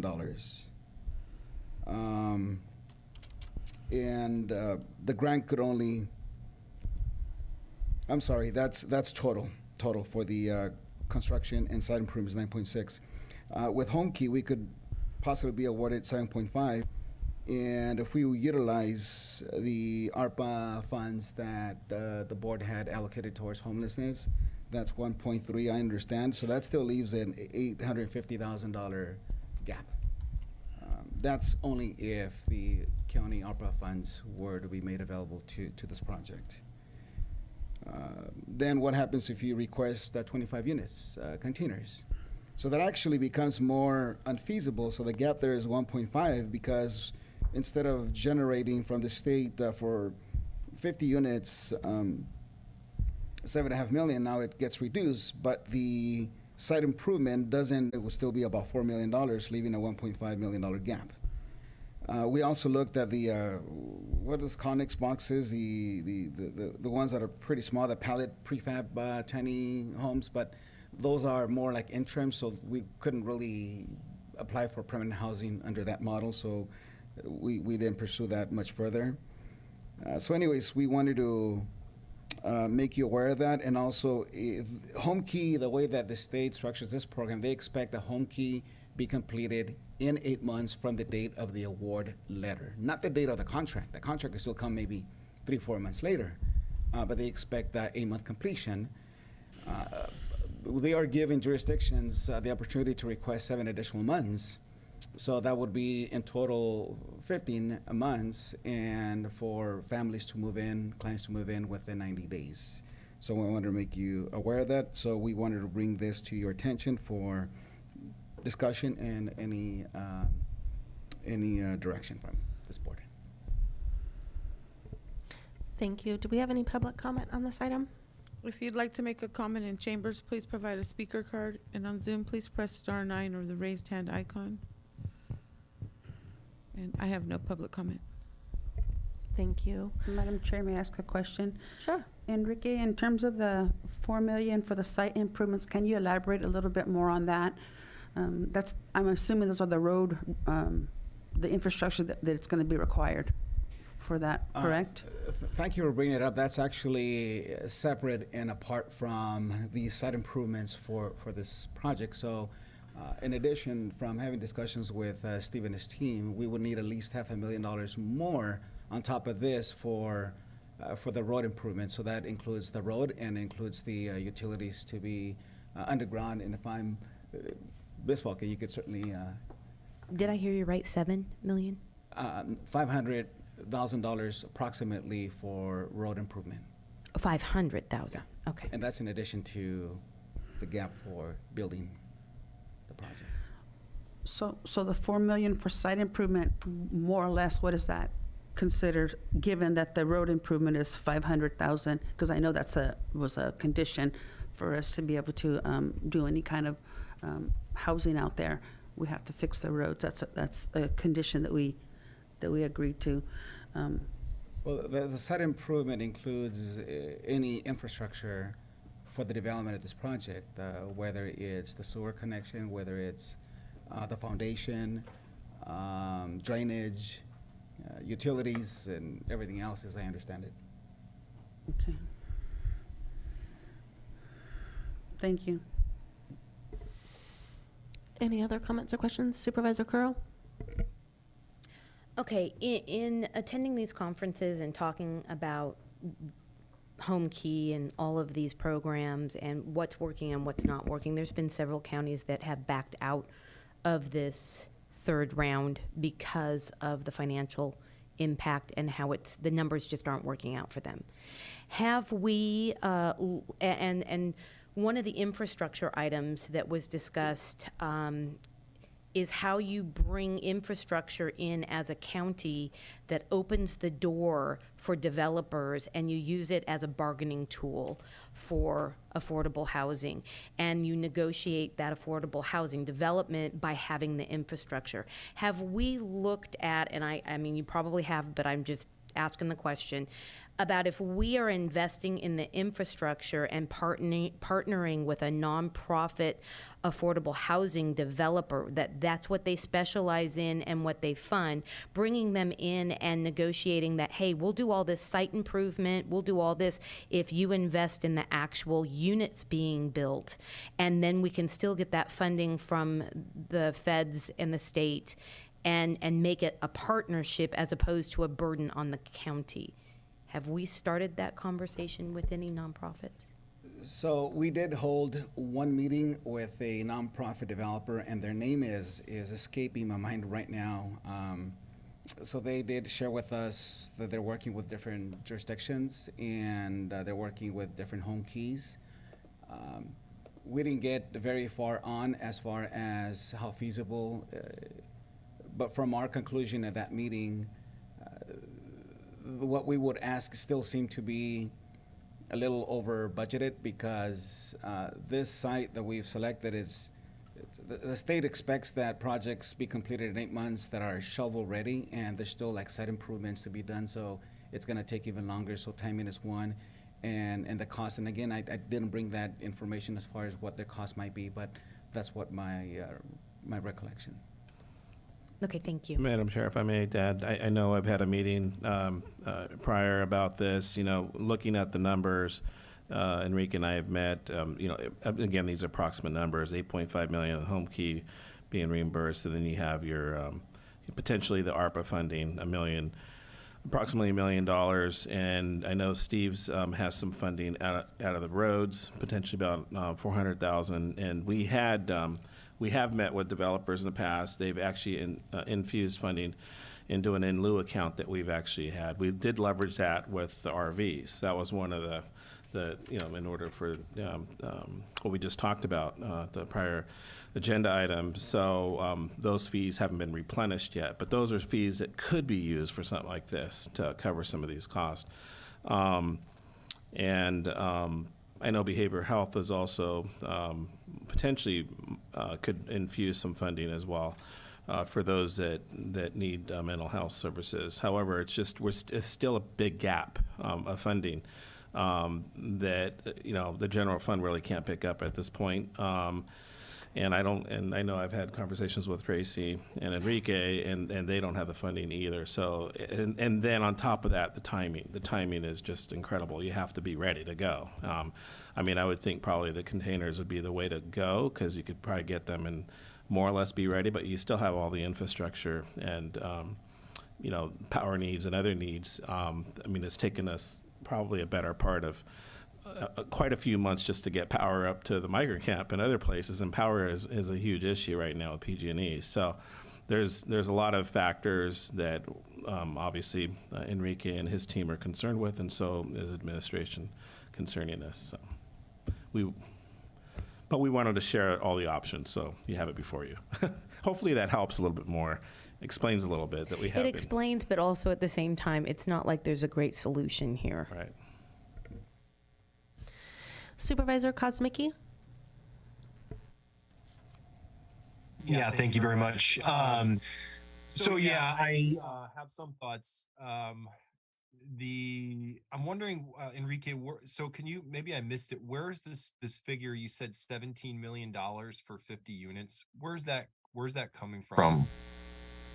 So like I said, we've been working with RMA, and they've also been working with an architect that provided some numbers, working with the architect's team. So these are numbers that are combined with the architect for construction and also site improvements.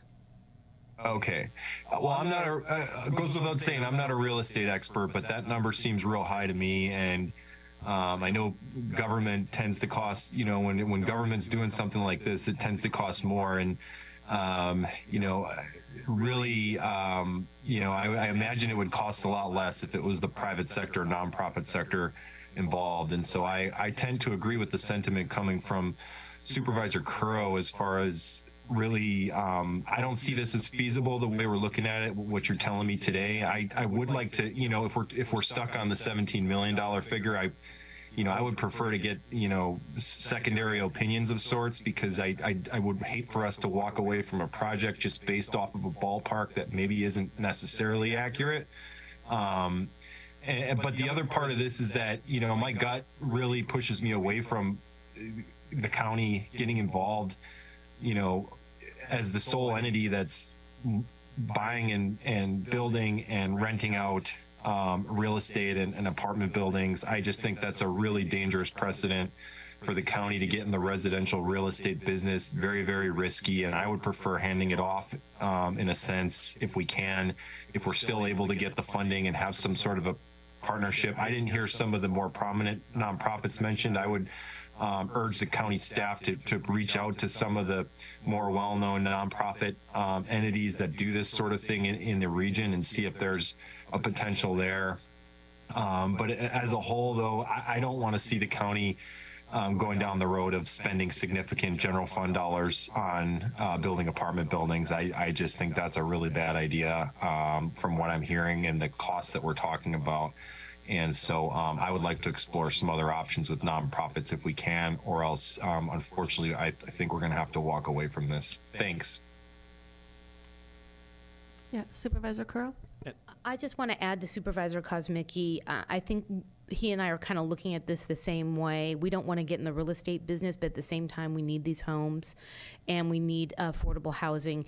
And we have to look at it as a partnership, not only with nonprofits, but also with for-profit organizations, and collaborate together and see what the county can do to make it appealing for a piece of property, infrastructure, and what that can look like for these nonprofits and for-profits.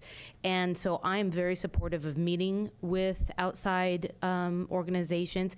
I know of only one that is active in San Benito County, but there are so many in the Bay Area that I would like us to at least start the conversation.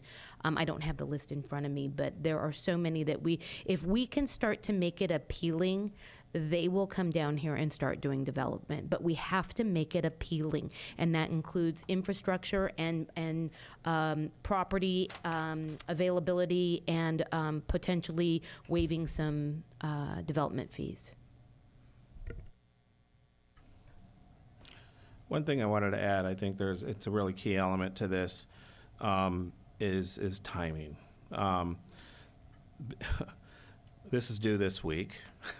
So Enrique's team needs to submit something, and part of this process, they have to itemize and state where the funding is going to come from.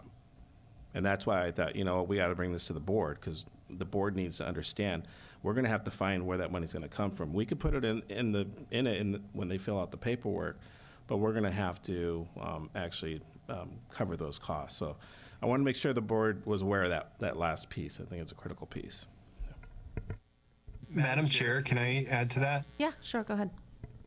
With what Ray just said, it seems very unrealistic to me that we can do this. I just don't see how, if it's due this week, that we can set up some sort of partnership and have the level of, security in what we're doing financially to move forward. So, unfortunately, what I'm hearing, I think we have to walk away from this grant. Thanks. Madam Chair. Hang on, CAO. I was going to say, but we will, if that's the will of the board, and obviously you'll discuss that, I think it's something that we have been working on. We want to continue to try to go after this funding. And if they have a 4.0 and a 5.0, getting ready for that, I think is going to be critical. And that's something we can continue to do if this is the will of the board. But I'll pass it back to you. Supervisor Gonzalez? Yeah, I just have no desire to walk away from this. We've been trying to tackle and address the housing issue here in Samuel County for as long as I've been on the board, and I don't want to throw my hands up in the air and walk away from this. I have no desire to do that. I want to be able to unturn every stone possible to see, and I would like to see the application submitted. And again, I understand your quandary there, that where we have to identify funds, but I'm not interested in walking away at all. We've come too far, and that 50-unit apartment complex, it sounds wonderful in addressing the needs of our community. There's 50 units, 1, 2, and 3 bedroom apartments. I love that idea. To be able to and I understand the concerns about being in the, a landlord. That doesn't sound like something that I want to embrace either, but I do not want to walk away from this at all. We'd be doing a disservice to our community if we did that, and disingenuous to our efforts to address the housing issues here that are dominating San Diego County concerns. So my question was going to be, what is the deadline? And hearing that it's 1 week away is wow. Ready. Will you remind me? I was trying to write down all the numbers, but I don't think I got. What is the gap funding for the 50 containers idea? For 50 containers, 850,000. However, if the ARPA monies are not made available, then it jumps another 1.3. If there's only $1 million for ARPA, then it'll be 1.15 million. Because my budget figures has ARPA at 1.3, but I heard that we have about $1 million, so the gap goes up $300,000. Okay. And so that's where we would need the general fund to fund this potentially $1 million. And we've got 1 week to make all these decisions, and it's quite different than what we were discussing originally. I mean, sounds like the apartment idea is kind of not really feasible at this moment in time. That doesn't mean that a year from now, if there's 4.0 or a 5.0, our ducks are kind of in a row and ready to go, right? Like potentially for the future. Doesn't mean that the project just completely goes away. Right now, the funding isn't there. Correct. Okay. And again, it's, go ahead. Just gonna say, when we submit the application, we can't just say we're gonna get so much money. We have to show that we have monies, and that's gonna be integrated within the contract should we get funded. My concern is I almost feel like it's worse for us to go write a grant and then not be able to fulfill the obligation, lose the funding. I feel like that jeopardizes us moving into the future. So I completely hear you, and I hate missing out on opportunities like this, but I worry that if we're not 100% ready and we don't have the funding secured moving forward, that we jeopardize future projects. So we maybe would not get this completed, and then we jeopardize future progress. So, yeah. So On that note, HCD has mentioned that for home key projects that do not complete the project timely, they'll get negative points on the next run. So that's part of what they've said. Okay. So, I mean, are you looking for, I know the staff recommendation is we're receiving an update, but it almost sounds like you want direction. Yeah, that should have been direction. Yeah, we just want to get the board's kind of direction and fill on this matter. I think it's important for us.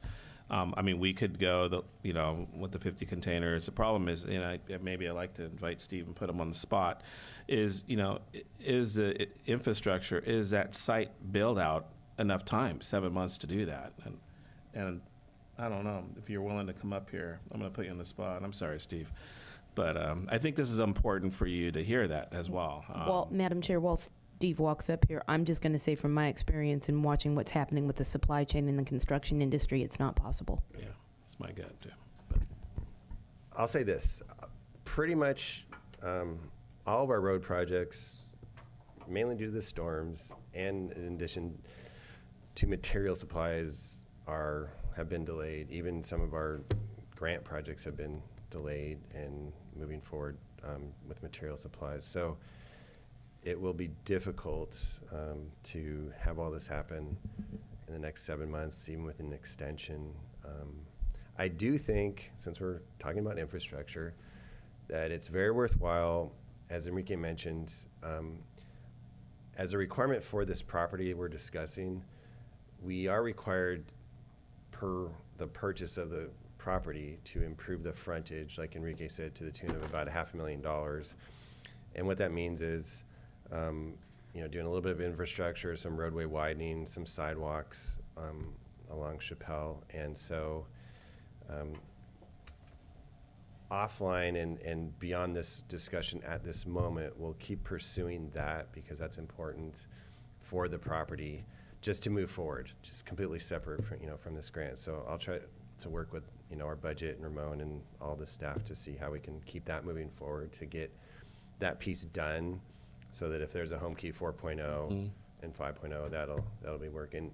And then, on site, there's quite a bit of work. I mean, not to mention, if you think you build an apartment building with 50 units, that's a large building, a lot of utilities for that building and site work for that building. So it's a really, really constrained time frame. And I know Supervisor Crow mentioned how other agencies, whether it's a funding gap or the time constraint, I think the state's being a little perhaps unrealistic about this round of funding. That's my opinion. So thank you. Thank you for that. Okay, so what is the will of the board? I know we don't have an action item on this, but I would have to say in order to keep us in good standing for future funding, even though I hear Supervisor Gonzalez and not walking away is very difficult, I think we need to approach this a little methodically so that we are ready to be shovel ready for the next round. So my recommendation would be to not continue with this grant. I agree. I agree. Yeah, I agree as well. Supervisor Gonzalez? I disagree, but I'm in the minority, so majority rules. It is what it is. I think right now it's just providing direction. I think there's a real desire from this board to make sure that we're looking for solutions and getting more housing. And I think there's a commitment. And I understand the fiscally prudent aspect. I do. So, but we'll keep moving forward. We'll keep moving forward on the public works side, addressing the road and being closer to ready for the next go round.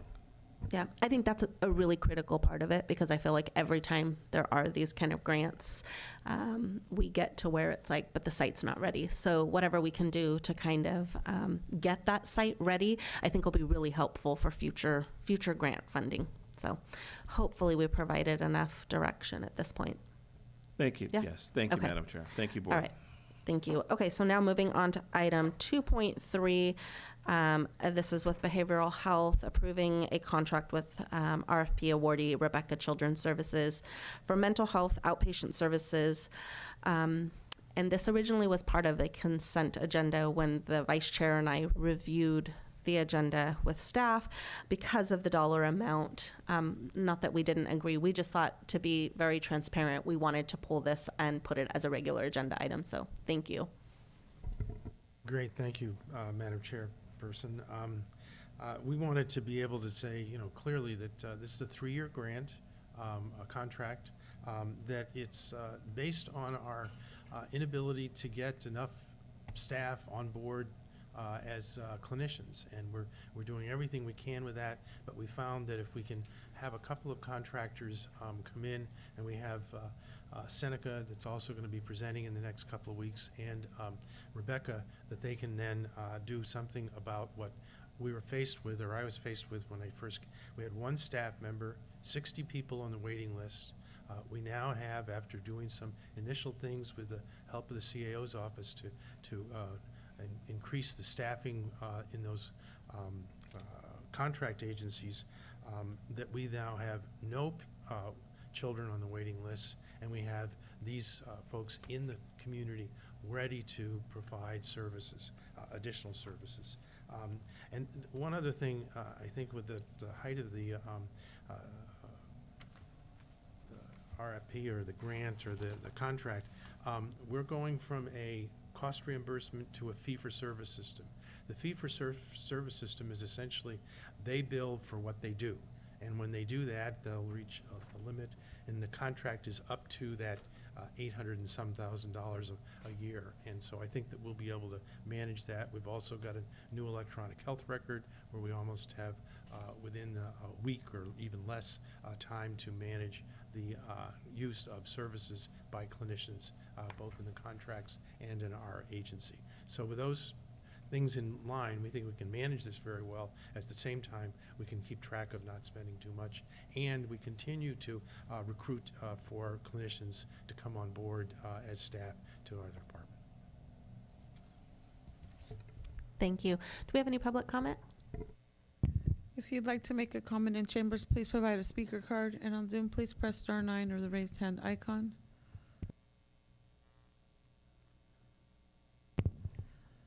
Ms. Celia Salinas.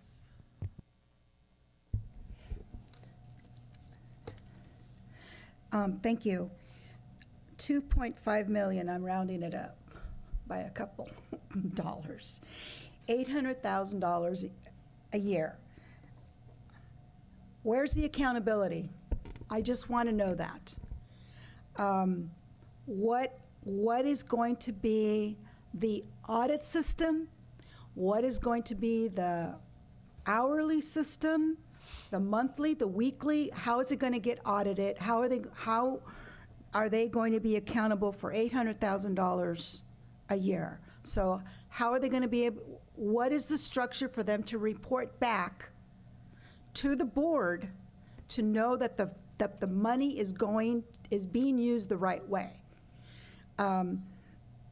That's the problem with our county when we give money out. This is just one of the contracts, and millions of dollars are spent on contracts. And you rely on the department heads that they know what they're doing, but there's no accountability. So there has to be a way to be accountable for this individual, for all of them actually, but I'm just talking about this for today. So you're going to have counseling, and is it Zoom? There's a big difference between having Zoom counseling and in-person counseling. A big difference. And then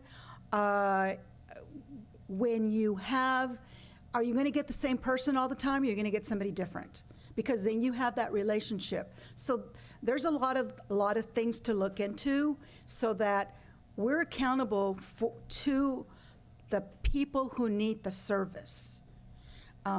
That's one of the biggest complaints with behavioral health. And again, thank you, Supervisor Curl, that you're going to bring back the grand jury report, and you all should be discussing it out here. There's no accountability for any of these departments, on what's happening, because they don't come forward. And it goes under consent. These things go under consent, and if you don't catch it, it goes. So please, transparency, accountability, and the bottom line is, how are these patients going to be serviced? Online or in person? And once they have, you don't have control whether they have a revolving door of therapists, because once they get their hours, they're gone. And it's really hard for the patient to get a relationship going, and then they got to start all over again with somebody else. Thank you.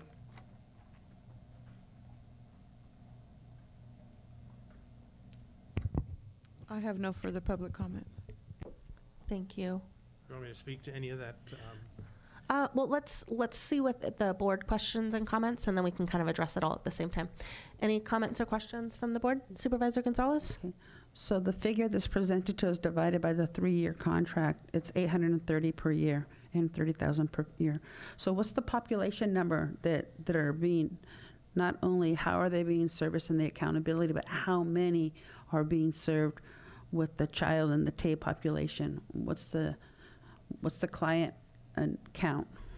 Yeah, well, we can do that. I just want to point out that these two contractors are already existing contractors with behavioral health, and they have contracts that Rachel can discuss a little bit more in detail. The maximum amount we've never hit. And even with these $830,000, we don't think we'll hit that. And accountability-wise, we can be able to tell you on a monthly basis, weekly basis, whatever you want to set up for that, that we are monitoring, managing, and assuring that the client services are not only of a high quality, but they're in person and they're able to be served. And it's an outcome-based system. So we're no longer as interested in extensive discussions about what and why a person has a problem. It's identifying the problem and what's the progress throughout their treatment, course of treatment. So regarding the numbers, Rachel can help you with this. Hello. Yes, so the numbers for CARE is 43 clients per clinician. They serve those youth and adolescents up to the age of 21. Rebecca's will be up to the age of 25. So that's the youth and children, and any one time they'll have a caseload of about 43 clients. And currently in this contract, I believe they're going to be providing 3 clinicians. And then on top of that, they have generously provided also some interns from the local universities to complete their hours with us. And those interns could hold up to, depending on what year in school they're in, about up to 6 to 8 clients. So then the 43 clients is 19,000 per client, the typical normal, the normal range that you would see? That's if they stay consistently, at any one time. So it would be, they could have up to a caseload of up to, as clients come and go, up to 120 in a year being seen and served per clinician. And that's currently what our clinical team is going through right now.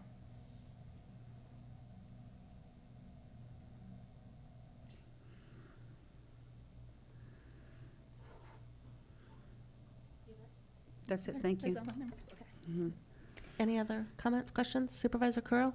Well, I want to thank Dr. Clark and the staff for understanding why we pulled this and put it on regular agenda. I agree with Supervisor Gonzalez. We have to have data and make it measurable and have it report back. This goes hand in hand with my contract procurement position, ensuring contracts are being fulfilled, and I'm going to just keep spouting that one out because it's something that is very important. And it has, I will agree with the public speaker, there is a gap in monitoring of these contracts, and I feel wholeheartedly with the changes in county council and with the commitment of staff in county council that we're going to address these issues, and it's going to be more transparent and more known to the public of what our successes are. And I'm all about data and driving data. One of the major things at the NACO conference was measuring up all the business cases that are tracked through the GIS program without making it known publicly who individuals are, but being able to do data-driven projects. This is really huge, and I think it's great information that I'm going to be handing over to the CAO so that we can get more data coming back so our constituents know what's going on and where our money's being spent. Thank you, Madam Chair. Supervisor Kosmicki, did you have any comments or questions? Yeah, thank you, Madam Chair. Question, I see there was an RFP, and I apologize if I missed it, but can you please pass on like how many responses there were to the RFP? And then I'm also just additionally wondering what is sort of stopping the county from, for transparency's sake, for sharing those at least dollar amounts. I would be interested in knowing the numbers as far as the RFP responses, and then where this particular contractor fit into the whole scheme of things with dollar amounts. There were 2 responses to the RFPs. We did have a third one for adults, but they backed away from the contract. But the 2 that did, Rebecca and Seneca, are very established organizations that work in multiple counties throughout the state and do already for us, both in behavioral health and in health and human services, a great deal of services for children and adolescents. Great. And I'm sorry, I'm just trying to look through I did read through this, but okay. So where does this contractor compare with the other response, dollar wise? Well, they're both about the same. The base for each of the contracts was a little bit different. The current contract, I think, for Rebecca was about $300,000, and for Seneca, I think it's about $400,000. Those are the maximum. We haven't been paying them that much because they haven't been earning that much, and so this similarly with the same thing. But we want to be able to have the capacity to serve so that the community feels that there's no wrong door in behavioral health, that we have every door open to serve the community. Great. I appreciate it. Thank you.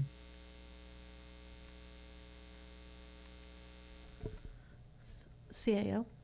I was just going to highlight and maybe ask Rachel to come up to answer this. But my understanding, and I agree with the contract piece that Supervisor Crow had mentioned, but I also think that there's an element within the contract when it comes to servicing the accountability piece. There is a higher standard that needs to be followed with this. The state, in order for this funding, MHSA funding and different types of funding that comes through, is monitored by the state. And I wanted to make sure that we speak to that. to speak to that, if you don't mind. No problem. So we do have monitoring that consistently needs to happen and needs to take place. Due to also payment reform that we're going through right now, we're going to have to track the amount of hours that they actually put in to provide direct client care. Not saying you're doing client care and reading the documentation and the notes and realizing that there is no client involved in that care, but actually direct client care is going to be necessary because what they do this year, we determine our rates going forward. So we need to track that, and we're going to be doing that on a monthly basis. We do have a consultant that's going to be helping us and also revamping our fiscal team so we could track those hours accurately and appropriately. We also have some licensed staff that will be doing some monitoring and oversight of their documentation, making sure it meets Medi-Cal standards in regards to how things are documented and written. So we do have that, and we are tracking those who come through the door to make sure that they get served within an appropriate time frame, because we do have time frames when people need to be served. So everybody coming through our doors, we have less than 10 days to get them through the door for an assessment, and after the assessment has been completed, then we have 10 days to begin treatment. So our time frames are really tight, and so that's why with these contractors, it helps us to meet those time frames and timeliness. And also we have a network adequacy we have to do on a monthly basis now. It used to be annual, where we have to make sure we have enough staffing to meet those Medi-Cal recipients in our community in regards to care. Thanks, Rachel. I just wanted to have that a little more clarity with that. I think it was important to highlight. Thank you very much. Okay, so would someone like to make a motion then for staff recommendation? I'm pulling it up. Sorry. I would like to recommend approving the RFP per staff recommendation with the term of not to exceed amount of $2,489,997 for the term of July 1st, 2023 through June 30th of 26, retroactive to July 1 due to rate negotiations, and authorize the board chair to sign the contract. Okay, all in favor? Aye. Aye. Yeah. Oh, do a roll call? Okay, so can we do a roll call vote, please? Supervisor Sotelo? Yes. Supervisor Kuro? Yes. Supervisor Zanger? Yes. Supervisor Kosmicki? Yes. Supervisor Gonzalez? Yes, provided we have the concerns in terms of accountability and reporting back as discussed today. 5-0. Motion passes. Madam Chair, just to clarify, because I couldn't hear, was there a second on that? Yes. Yes, Supervisor Gonzalez was the second on that. Couldn't hear. Yep, thank you. Yeah.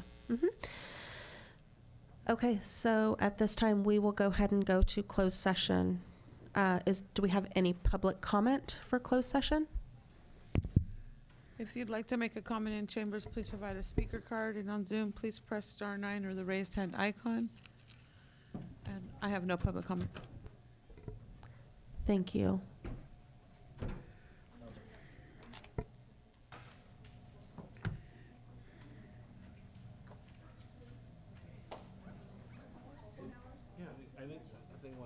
County Council, do you need to report out anything for closed session? No, or is that after when we return? Just to read it. After. Okay, sorry, it's been a couple weeks break and I've forgotten everything. CAO? I was going to suggest we could probably do an hour and then come back and then do some of the items that were pulled from consent, and then roll into public hearing after at 1:30. Okay, so we'll go ahead and go to closed session from about 12:10 to 1:10, come back, do the consent from 1:10 to 1:30, and then open up the public hearing 1:30. Yeah. Okay, thank you. Thanks.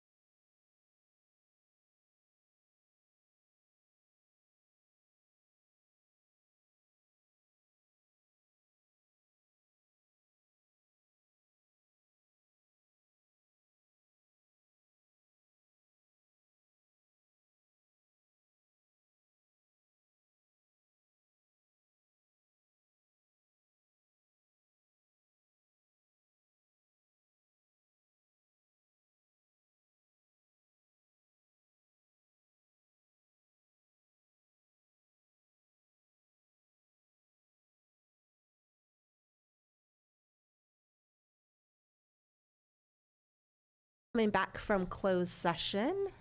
County Council, do you have anything to report out? I do, if I can get to the right page. Is this on now? Yes. Yeah, we had a first closed session conference with legal counsel regarding anticipated litigation. This involved a code enforcement issue, and the board has given direction to staff on that issue, but also asked staff to bring back to a future meeting a code enforcement policy and recommendations for such a policy.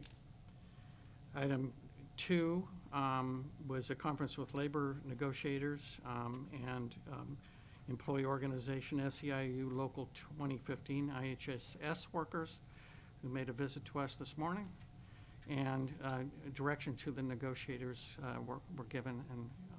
And the last one was a closed session public employment evaluation for county council, and that was information was given and received. That's it. Thank you very much. Okay, so we're going to get through as many of these consent agenda items as we can. I know at 1:30 we have a public hearing. So let's go ahead and start with item from consent 1.4. Supervisor Gonzalez, you pulled that item. Yes, I did.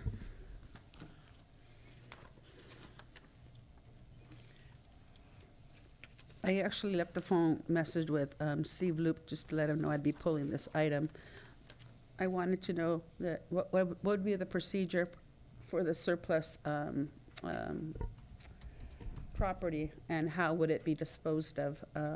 This is my first experience with it at the Board of Supervisors level. We have, excuse me, I have the hiccups. We have experienced this at the COG, and so I just wanted to make sure that we maximize and get the greatest value of the property back to the county in terms of once it goes up for sale, auction, or whatever the, the procedure is going to be. Yes, thank you, Supervisor. So the process for surplusing vehicles is, if this item is approved by the board to surplus the 2 vehicles listed, then we obtain the title/pink slip from the clerk's office. We contact a company called Copart.com, COPART.com,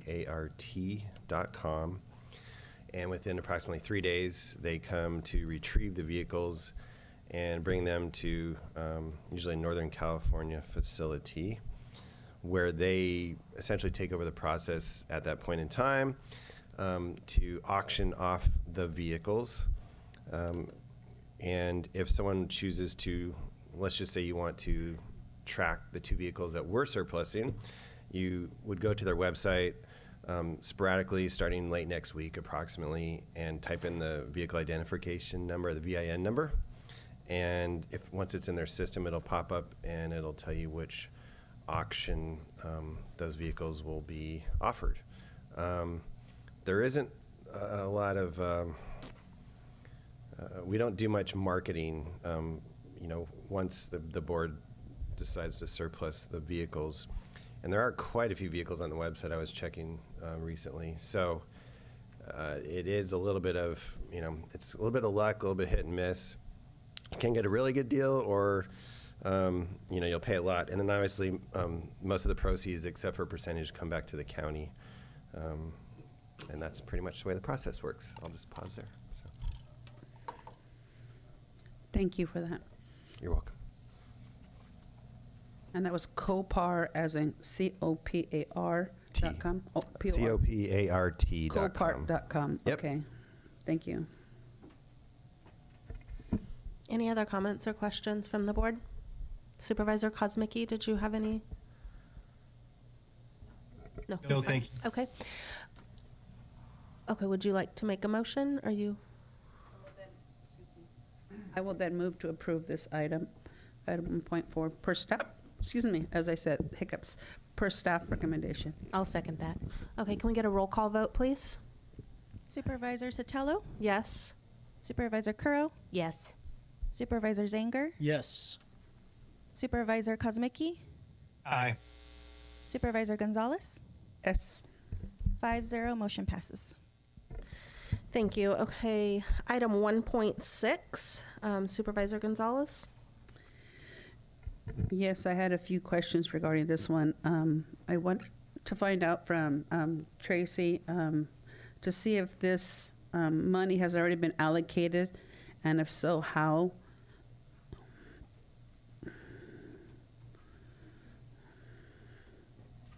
Good afternoon. You're speaking specifically to the settlement money? Yes. So the settlement money currently sits in a pot at the auditor's office, and we've met regularly, not regularly, probably 2 times now to discuss the settlement funding. There's a lot of history around the settlement funding. We've asked for the $85,000 to continue to fund our opioid task force because the funding from the state has gone away, and it has done some excellent work. Mary White, our pharmacist, is here, who runs our task force, and Nick Calvin, the Deputy Director over Public Health. They can talk about how that money was alleviated and why. But we've just asked for this request just for the first part of the $85,000 to help run our opioid task force. And at the next board meeting, we will be talking more in depth about the settlement funding and how it's going to need to be prioritized and utilized. We're going to have a stakeholder meeting to talk through kind of the settlement funding. There's a lot of history around the settlement funding that I'm not super aware of. County Council, Deputy County Council Irma Valencia is also here if you have some questions regarding that funding, but that's kind of where we're at as of today. The Board of Supervisors received updates, I want to say at least 2 or 3 updates regarding the settlement and so forth. So I understand where the proceeds are coming from. I just was kind of curious to see where it was going to be allocated towards. And thank you, Mary, for your participation in the fentanyl town awareness town hall that we had last week, or that you all had last week. Of course. It was very touching, and it impacted me personally in a way that I wanted to make sure that we were able to allocate some of those funds toward something similar to that, and the efforts that were kind of explained and expressed, the needs in the community at that town hall. Thank you. We were grateful to be able to be there and help raise awareness continuously on this subject.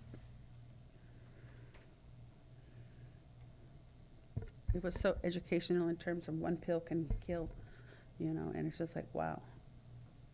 I had no idea, and then for it to be polluting so many other sources. Supervisor Curl said earlier, or Supervisor, sorry, tell him I said something about the Tylenol bottle. That was kind of scary too. Truly. Mm-hmm. So would you like to make a motion? I will move to approve item 1.6 per staff recommendation. Second. Roll call, please. Supervisor Sotelo? Yes.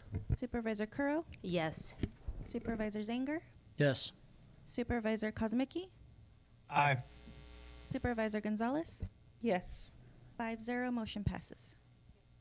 Thank you. I'm going to go ahead and pause on the rest of the consent agenda and go ahead and take us into the public hearing.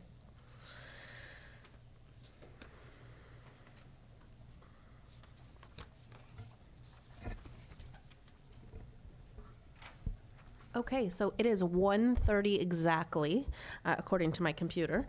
And so I'm going to go ahead and open the public hearing.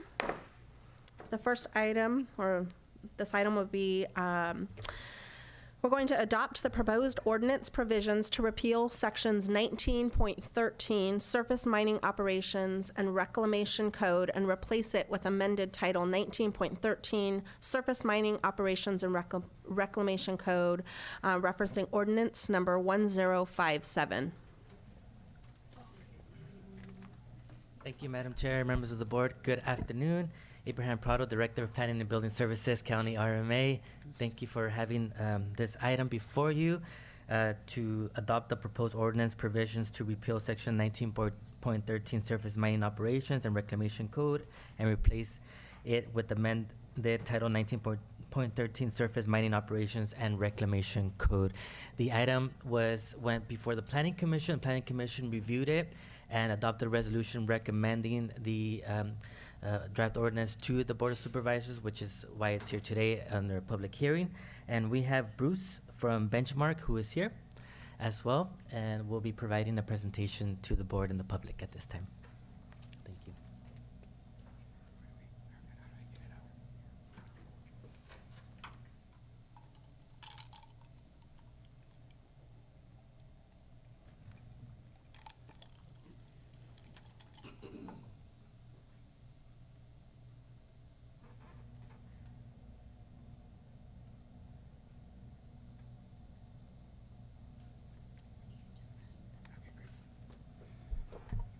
Good afternoon, Board.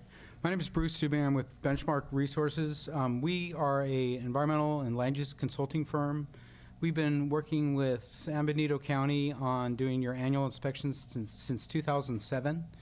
And then a couple of years ago, when I was working with Ariel Goodspeed, one of your senior planners, we had talked about the possibility of updating your ordinance to reflect a lot of statutory revisions and regulatory revisions.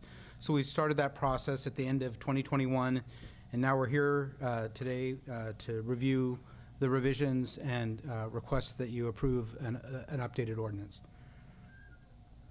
So in terms of the ordinance update, the main reason we proposed this and that we're working with staff and ultimately your planning commission's recommended approval was to legitimize the ordinance and ensure that it reflects all the new statutory changes that have happened over the last decade and a half, primarily since 2017, where a lot of the revisions were made.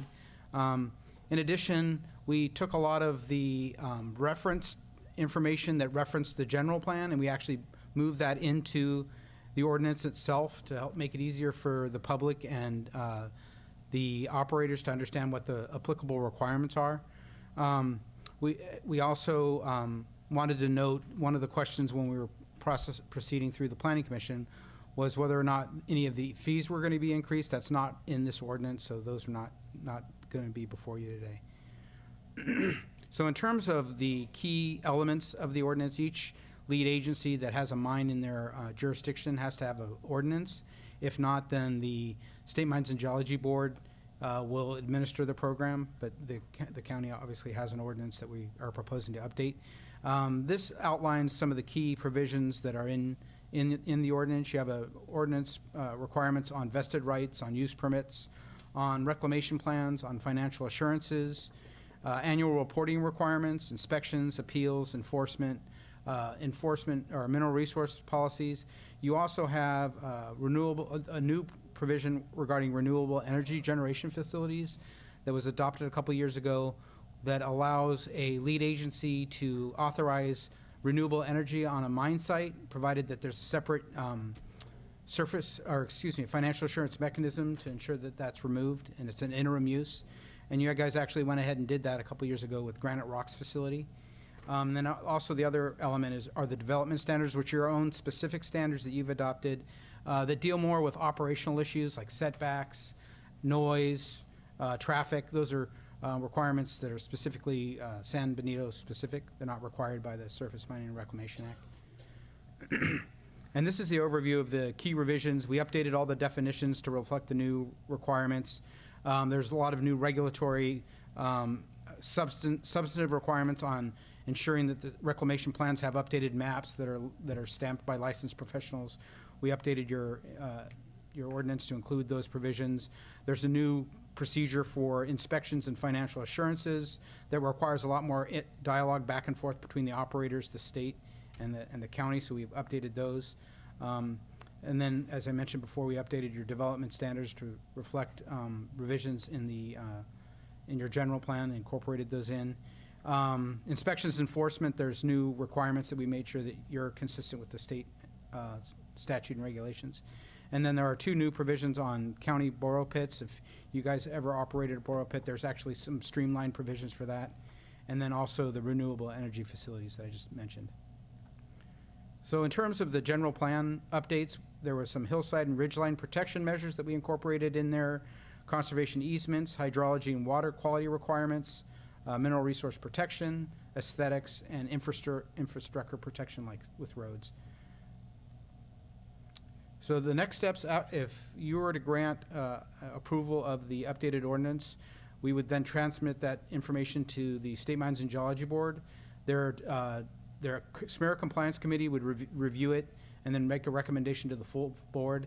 And then this full board of State Mines and Geology Board would then certify your ordinance. And each ordinance has to be certified. But they require you to adopt it first and then go up. And so Ariel and I have been working really closely with State Mines and Geology Board staff, because what we don't want is for them to make any revisions and then bring it back to you and go through this process again. The first county that went through that process, that happened, so I didn't want that to happen to you. So I've been working with them, and I spoke to one of the staff members a couple weeks ago, and he said, He's going to recommend approval. He can't guarantee that the board's going to approve it, but he's going to recommend approval, provided that you don't make a lot of substantive changes today. With that, I'm open to answer any questions you might have.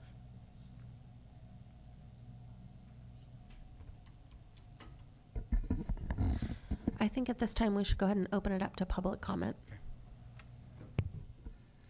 If you'd like to make a comment in chambers, please provide a speaker card, and on Zoom, please press *9 or the raised hand icon.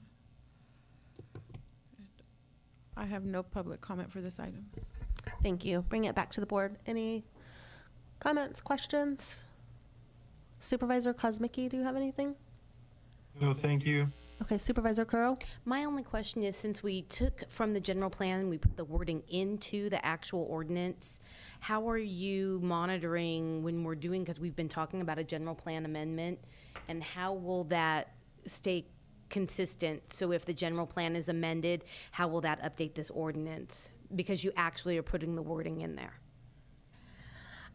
We'll make sure that that any changes to the general plan are incorporated here. I don't think the ones that we're working on currently are affecting this ordinance in any way.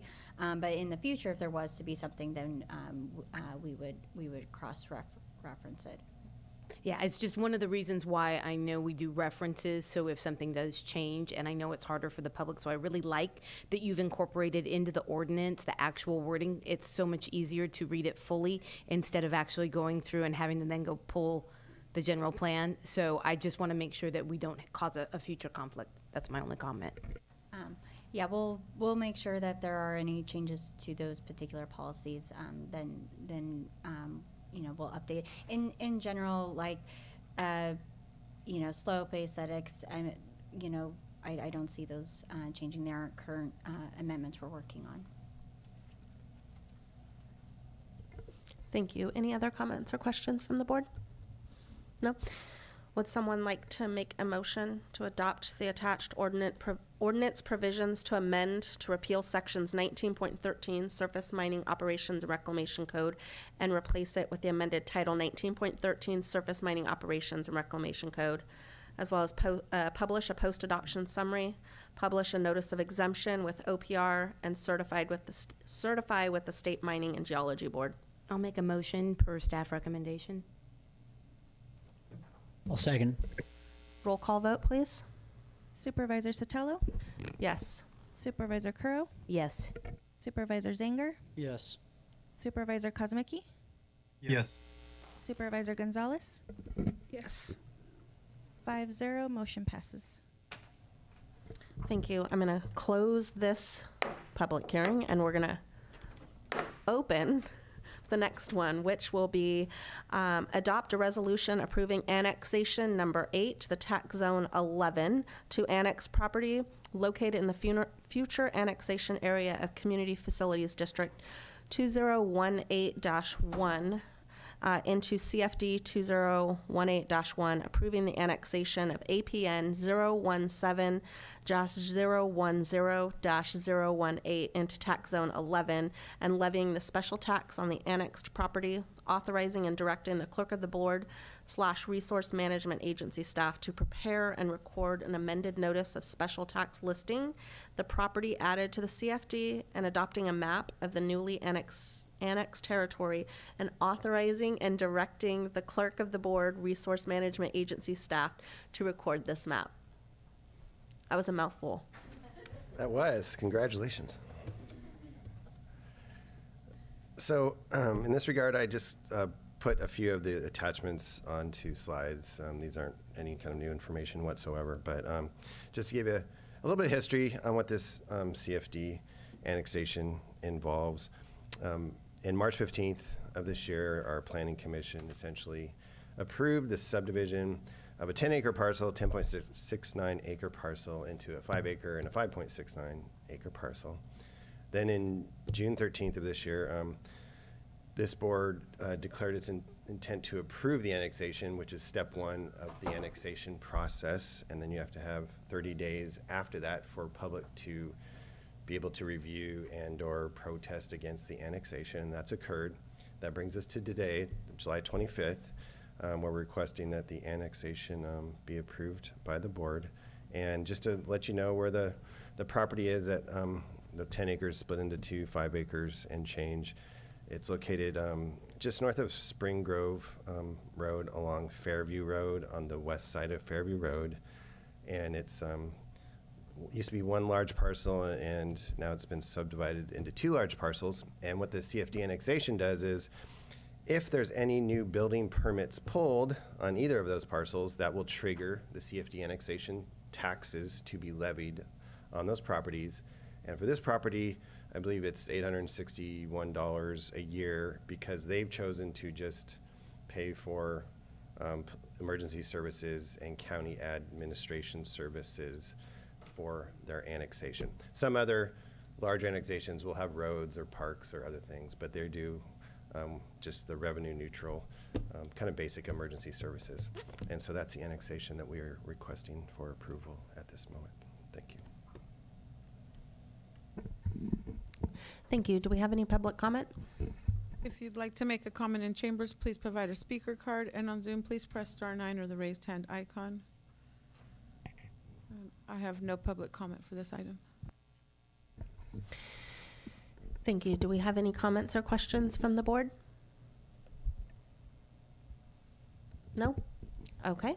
What is the will of the board? Move to approve as recommended. I'll second. Thank you. Roll call vote, please. Supervisor Sotelo? Yes. Supervisor Curro? Yes. Supervisor Zanger? Yes. Supervisor Kosmicki? Yes. Supervisor Gonzalez? Yes. 5-0, motion passes. Thank you. We'll close that public hearing and we'll open public hearing 3.3. We're going to adopt resolution approving annexation number 9, tax zone 12, to annex property located in the future annexation area of Community Facilities District 2018-1 into CFD 2018-1, approving the annexation of APN 022-130-026 into tax zone 12 and levying the special tax on the annexed property, authorizing and directing the clerk of the board, resource management agency staff to prepare and record an amended notice of special tax listing the property added to the CFD and adopting a map of the newly annexed territory, and authorizing and directing the clerk of the board / resource management agency staff to record this map. All right, thank you, Chair. Appreciate that. So the dates are very similar. This project also was reviewed and approved by the Planning Commission March 15th. So then we placed it on the June 13th board agenda to notify the public that it was requesting to be annexed into the county's 2018 annexation process. And then that brings us to today, where we're requesting in annexation number 9 for the Jackson Revocable Trust. It's located past the landfill if you're heading down John Smith Road, and then you turn to the southeast to the right. There's a road called Babes Lane, and the property also was, it's actually one large 38-acre parcel, and it's, excuse me, let me go back. It was larger than that. It was a 49-acre parcel, and it's being subdivided into a 5-acre, 5.4-acre, and a 38.65-acre parcel. And similarly, when a building permit is pulled, that will trigger the annexation tax levy, and the parcels will begin to be annexed, or begin to be taxed per the annexation process. So, thank you. Do we have any public comment? If you'd like to make a comment in chambers, please provide a speaker card, and on Zoom, please press *9 or the raised hand icon. And I have no public comment on this issue. Thank you. Any comments or questions from the board? Would someone like to make a motion? Move to approve as recommended. I'll second. You can have it. Thanks. So seconded by Supervisor Curro. Can we get a roll call vote, please? Supervisor Sotelo? Yes. Supervisor Curro, Yes. Supervisor Zanger, Yes. Supervisor Kozmicki, Yes. Supervisor Gonzalez, Yes. 5-0, motion passes. Thank you. We're going to Thank you. close that public hearing, and we're going to open our last public hearing of the day. And this is adopt a resolution regarding an appeal of the Planning Commission's June 21st, 2023 denial of a use permit and grading permit at 4807 San Juan Canyon Road under County Planning File PLN 200031, which involves the permitting after the fact of one 986 square foot residence and driveways on the project site, in addition to a currently unbuilt structure with 4,000 square feet of storage on a lower level and 2 dwellings on an upper level with 4,469 cubic yards of earth moving for the 2 building sites and driveways, a portion of which have been already completed without permits. Good afternoon, Madam Chair and members of the board. Michael Kelly, Senior Planner. And just one moment, let me do something here. Okay, very good. I am here to present that project and at 4807 San Juan Canyon Road, the appeal from of the June 21st Planning Commission meeting where the project was denied. Here is the subject property. It's on San Juan oops, I forgot this is not PowerPoint.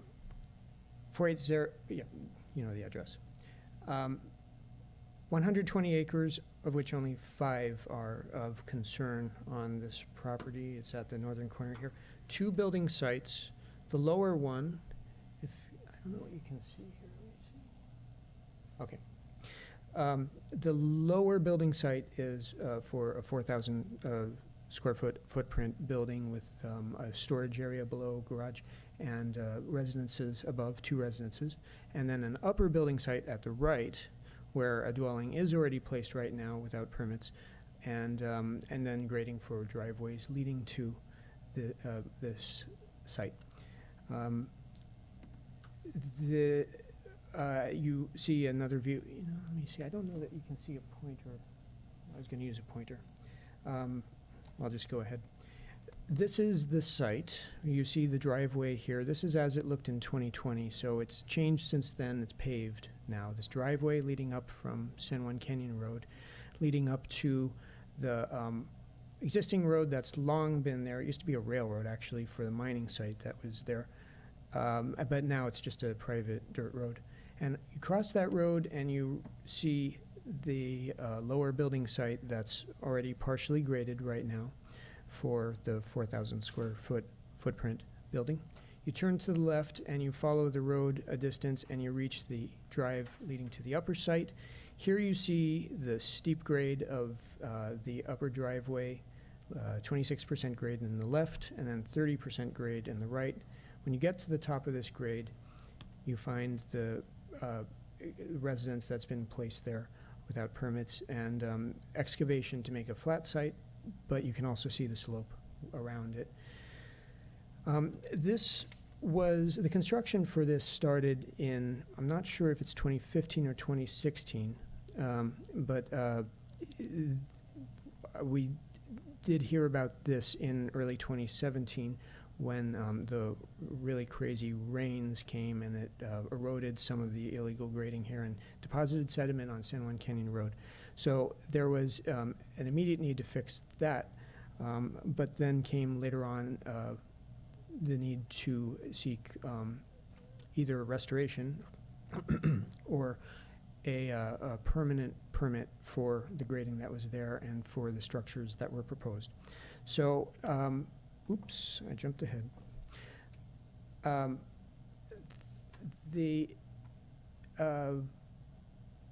So basically, in 2018 came instructions from the county for the applicant to seek these permits, and in mid-2020, the applicant submitted the application for the use permit and grading permit. It had to be a discretionary permit, not just a ministerial building permit, because of the setting, the extent of grading that was proposed. And this also required that CEQA review, initial study under California Environmental Quality Act, take place because of the sensitivity of the setting, because of the very steep slope, because of the very high fire hazard, landsliding potential, the limited ingress and egress into and out from San Juan Canyon.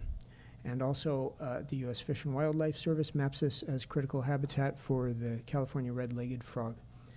So, the CEQA process started in early 2021, and the finished document was circulated in May into June of this year, and that is a long time afterward.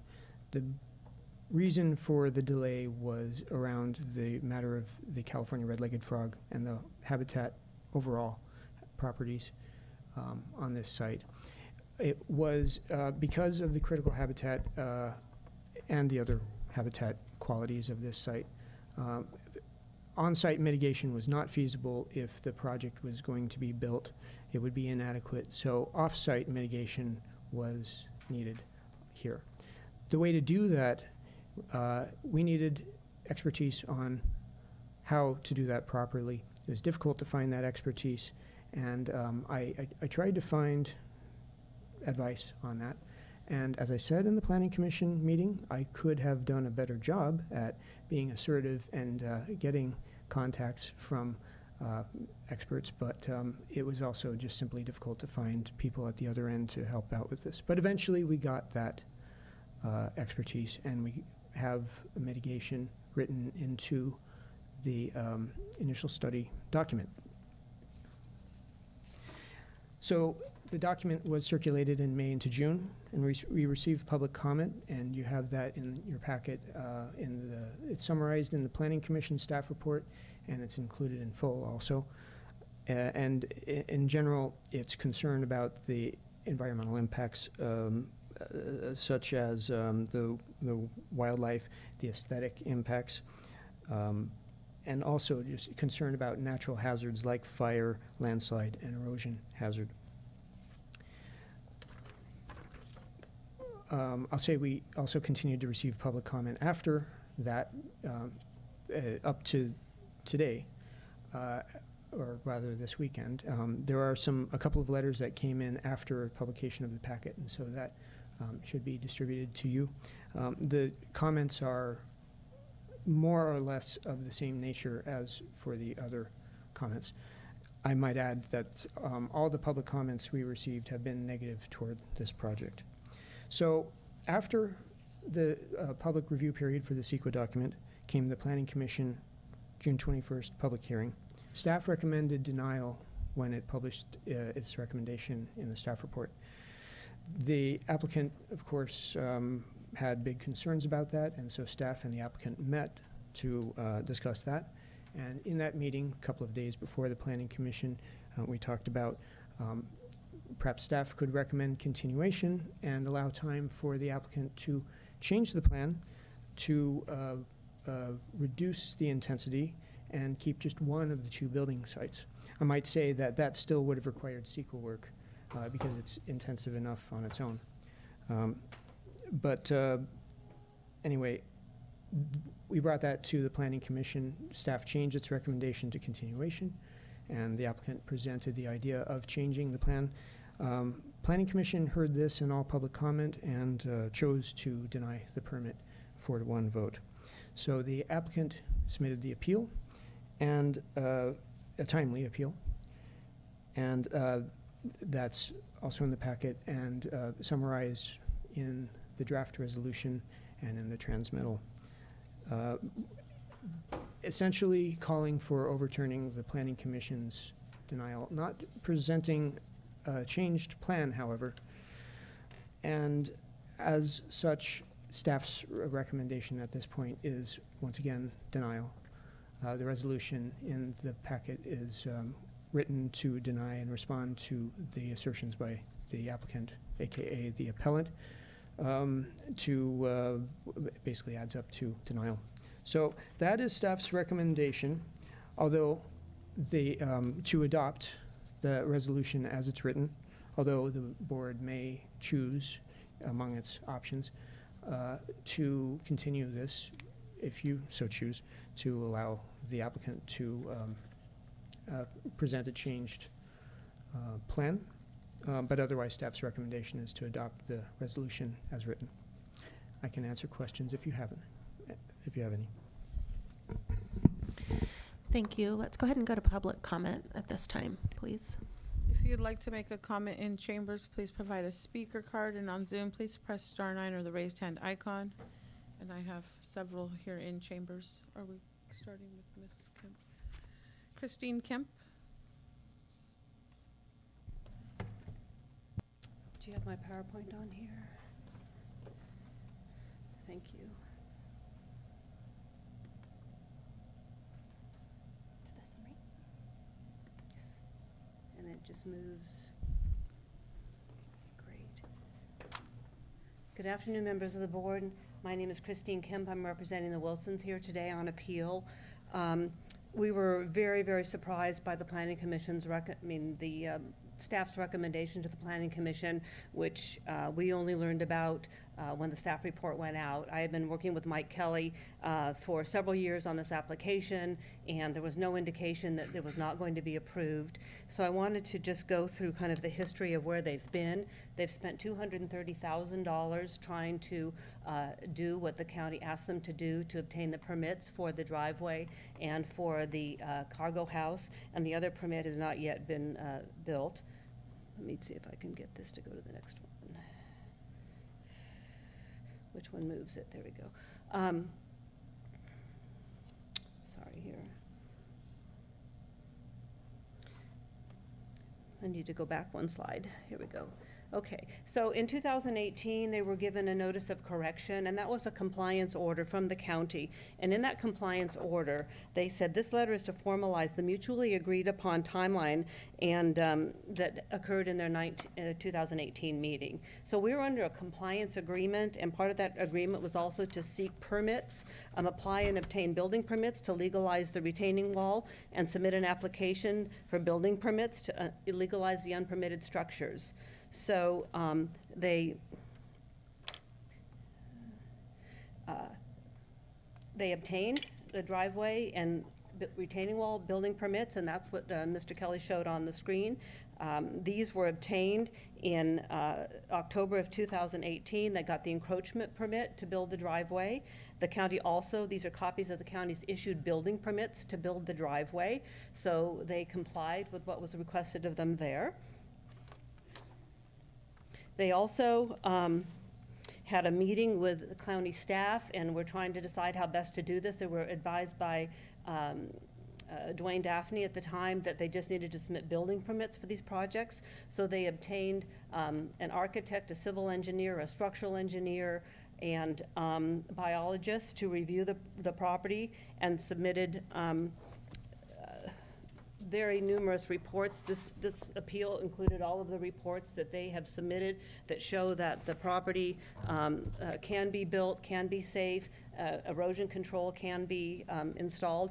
And in fact, on the slide that I showed just previously, the weatherizing was done right away. So when the neighbors were complaining about the drainage and so forth that was happening, that was before the weatherizing occurred on the was installed right away in 2018. So there's not been erosion since all of this weatherizing, which was requested by the city, was installed. The again, structural, civil, all those plans were installed. I've only done the cover sheet on these because there are hundreds of pages of plans that were done. They had geotechnical and percolation testing done. Both of those say that the site is suitable for the use with the recommendations in those reports. Those are all in the record. The fire department reviewed it and actually made recommendations as to what should be done. They wanted additional water service, they wanted some storage tanks, they wanted some piping. So they believed that they were doing everything they needed to do to get these permits. Will you wrap up your comments, please? I'm sorry, we only allow 3 minutes. I was told I'd have 10 minutes as the applicant's representative. I don't know, it just showed 3. I'm not sure. It was listed under public comment. Vanessa told me when I submitted my application that I'd have 10 minutes. Madam Chair, we have typically done 10 minutes for the applicant. You can do that if you want Okay. to. Okay, so will you set 7 more minutes, please? Thank you. Thank you. Appreciate that. This is the area where it's not been built yet, and this is just above the driveway that goes up. There are two distinct areas. There's a driveway that comes off of San Juan, and then an unbuilt project, and this was some of the confusion of the Planning Commission too. There was a sense that all this had already been built, and this has not been built. So that was part of the application. The other, and so we're submitting all these plans, we're doing everything we've asked. I'm in communication with Michael Kelly, thinking that everything is good. The issue that I had was they wanted $150,000 of credits to be paid for the salamanders, and I thought that seems a little high, so I was trying to figure out what the credit would be for the salamanders. No indication that this was going to be denied whatsoever. The Wilsons paid $37,500 to have a CEQA document drafted. The mitigated neg deck shows that there will not be significant impacts. We had 2 biology reports done. They show that there will not have significant impacts. The geology, the structural, all of the reports have been done showing that the projects can be built. Of course, the projects will make it better than what it is now. The grading was not done with the proper civil engineering, so we want to do the civil engineering to make it appropriate. We got an email in January from Robin Leyland that says, you've been issued, we see that you have 3 permits, and therefore the 3 structures are still considered unpermitted. She wants to come by and inspect the, I see you were issued conditional use permits, that you applied for 3 buildings. The county itself thinks the permits have been issued. So we're going under the very good faith, very good reliance that if they do all these things, pay all this money, submit all these plans, make it all right, they're going to get their permit.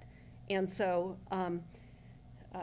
at the very last minute, literally, not even the courtesy to call us to say that they were going to recommend denial. And then at the Planning Commission, as soon as I saw on Thursday afternoon that they were going to have a denial, which was completely shocked after all of the work they had done, I said, gee, can we meet? Can we get a continuance? Can we talk about what we could do to turn staff around on this and, you know, salvage something that they've done after all of this work?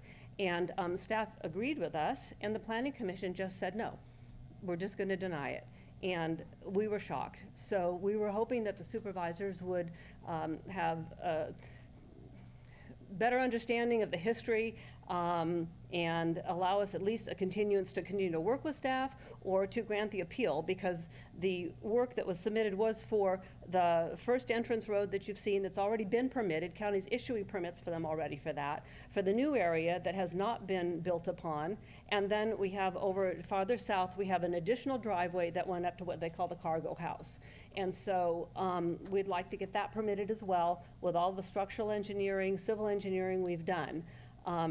So we'd like to get direction from county supervisors on how to rectify the situation, get our clients to where they thought they were, which was complying with the mitigations in the mitigated negative declaration so that there are not significant environmental impacts. And I know that the neighbors were concerned about it, but I want to point out that the concerns and the erosion and all of that was prior to the winterizing, was prior to the work that's been done. And the civil engineering will remedy and secure the roads and the grading, and will have proper draining and drainage and all of that installed. So the point of getting the after-the-fact permits was to not have erosion, was to not have environmental damage, was to shore up what was there and to get the proper building permits. So they have done everything the county has asked them to do. They've spent almost $250,000 to do that. The county has already issued permits for part of the work. Code enforcement thinks the use permit was already issued. And so we're just at a loss to spend all this time, all this work, all this money in good faith to get to where we are today. And literally at the last second to say no. And so we're asking that you grant our appeal and that you allow them to proceed on the path that they were going, which was to get their building permits, get their use permit, and be able to install all the mitigation measures and civil engineering and do all that work that is shown on the plans that have all been submitted to the county. So we very much appreciate your time today. I'm glad to answer any questions. Just a really unfortunate situation. I've been doing land use for about 33 years, and this is one of the more shocking outcomes that I've seen, and particularly since they were following the compliance orders. They were directed to get these permits, and they did. No one in the very beginning said, you know, there's no way you're going to get a permit for this. They were led to believe they would, and they followed that. So we appreciate your consideration and ask you to grant our appeal and let them continue to move on with obtaining their permits, finalizing their building permits, and allowing their work to go forward. Thank you very much. Thank you. Can we go to public comment? Okay, I have Lester Wickman.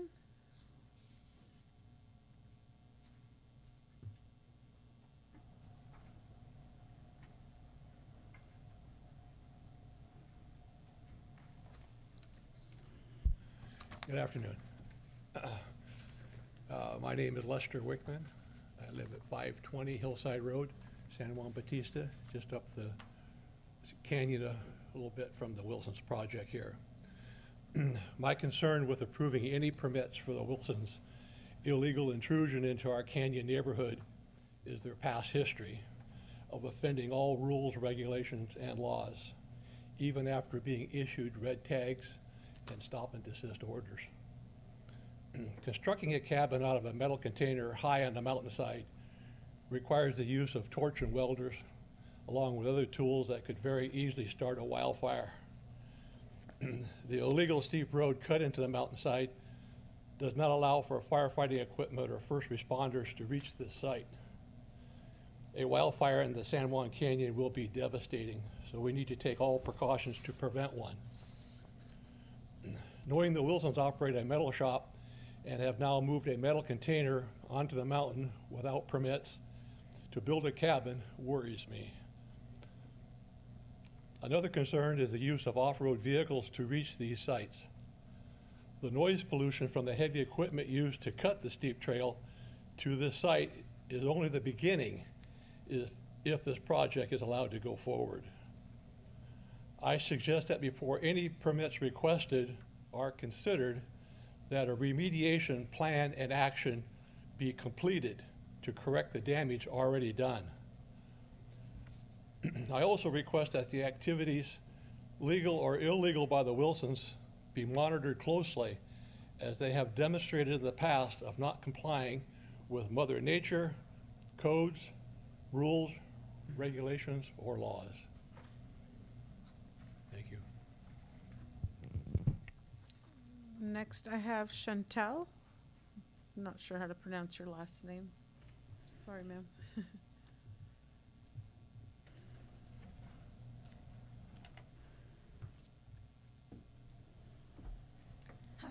Hi, my name is Chantal Medzik, and I live on 120 Hillside Road.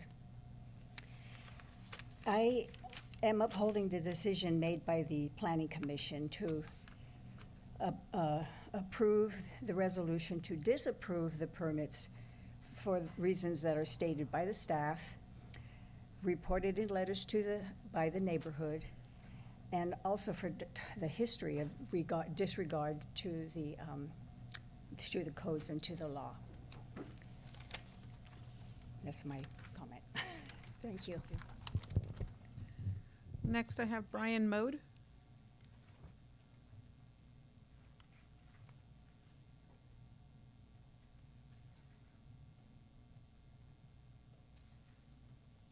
Yes, Brian Mode. I'm a resident and own the adjoining parcel to the west of Wilson's.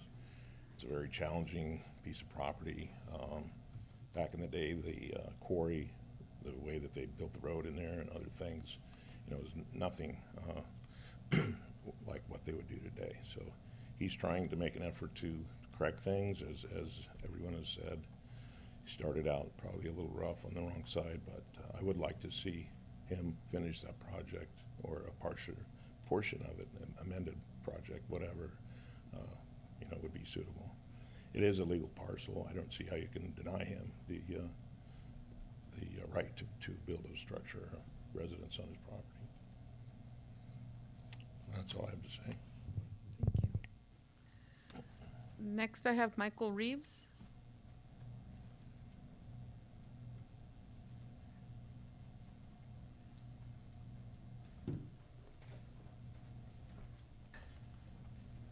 Good afternoon, Chairman Sotelo and board members. My name is Mike Reeves. My family has owned property on San Juan Canyon Road since 1929. I have lived on 5,000 San Juan Canyon Road for the past 28 years. I think I speak for the homeowners on the Canyon Road who have been affected by this project and who could not attend the meeting today when I say we object to any further construction on the mountainside at 40807 San Juan Canyon Road. From the beginning, the owners of this project have shown little regard or respect for the land they are changing, the effect on their neighbors, and the authority of the county planning laws. With 3 red tags, they continued to carve up this hillside. I believe that in the long run, they would continue to do things that are against the laws. And regardless of what decision is made today, to the appeal, we respectfully request that the unpermitted container resident be removed from the hillside where it was placed on an unpermitted road. We would also respectfully request reparations be made to almost 1 mile of unpermitted new roads that were cut into the mountain from 2016 to 2018. And as to the trees that were taken out while making these road cuts, no amount of money paid to engineers or lawyers will serve to replace the uncounted number of mature oaks that were destroyed during this time. Thank you. Next, I have Kyle Wilson.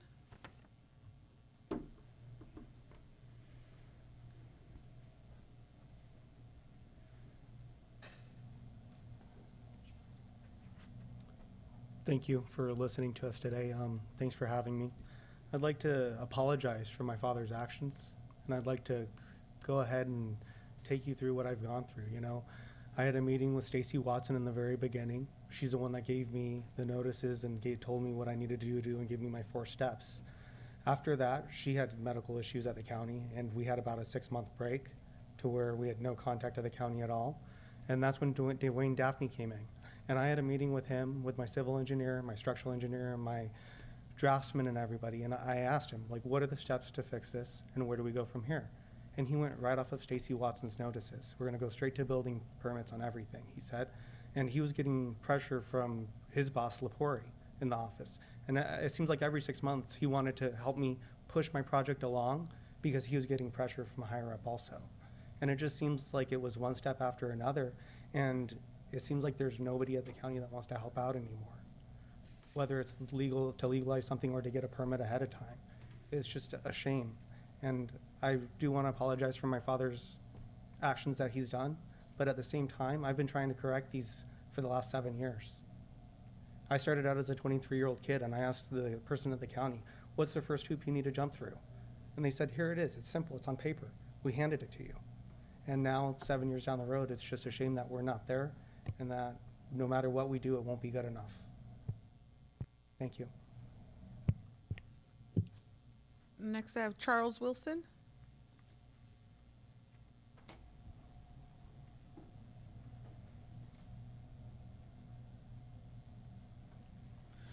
Board members, good afternoon. I'm Charles Wilson. I'm the one that did the illegal grading. And when I first bought this property, it's an old mine site. It's got probably 50 miles of roads cut on it. There's a paved road, property line to property line, with a 10 to 50 foot vertical cut. And we have fall off from that every year. But I did an illegal cut. I had 3 different red tags, but it was like I had a red tag here and I had a red tag here. I had a civil engineer, and I thought she was getting the permits. I had her on retainer. I was sending her checks for the driveway. We got the approachment permit, and as you can see, the driveway today it's a beautiful driveway, beautiful retaining wall, all plastered, all painted. You know, I'm wanting to fix this problem. And I even went to through my attorney, through the county, said, hey, if the cargo boxes is the killer on this deal, we will remove all of that. We will put the hillside back, and the county still will not recommend or tell us, yes, we will support this. And I've already spent $250,000, so I really don't want to submit another $10,000 plan to not have someone say, yes, you can have your building at the bottom that hasn't even been started, but you need to take it off the top. But no one will even tell me that. They go, no, go spend another 10 or 20,000, and maybe. And first they said, get a fire marshal. If he says yes, you can have it. If he says no, it has to go. And we made a deal with the fire department to put a 10,000-gallon tank, big 6-inch main line, water hydrants for everyone to use on San Juan Canyon Road. We cleaned the brush on a lot of roads, you know, but I'm just really sorry. I've been having my son try to fix this for 7 years.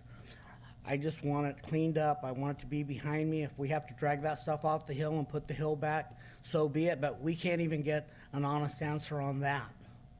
You know, if you could approve the lower and say the top has to be restored and we have to take it off and put it back first, I would just like to have an end game here, to know that I'm going to be good with the county and something. Thank you. Next in chambers, Elia Salinas.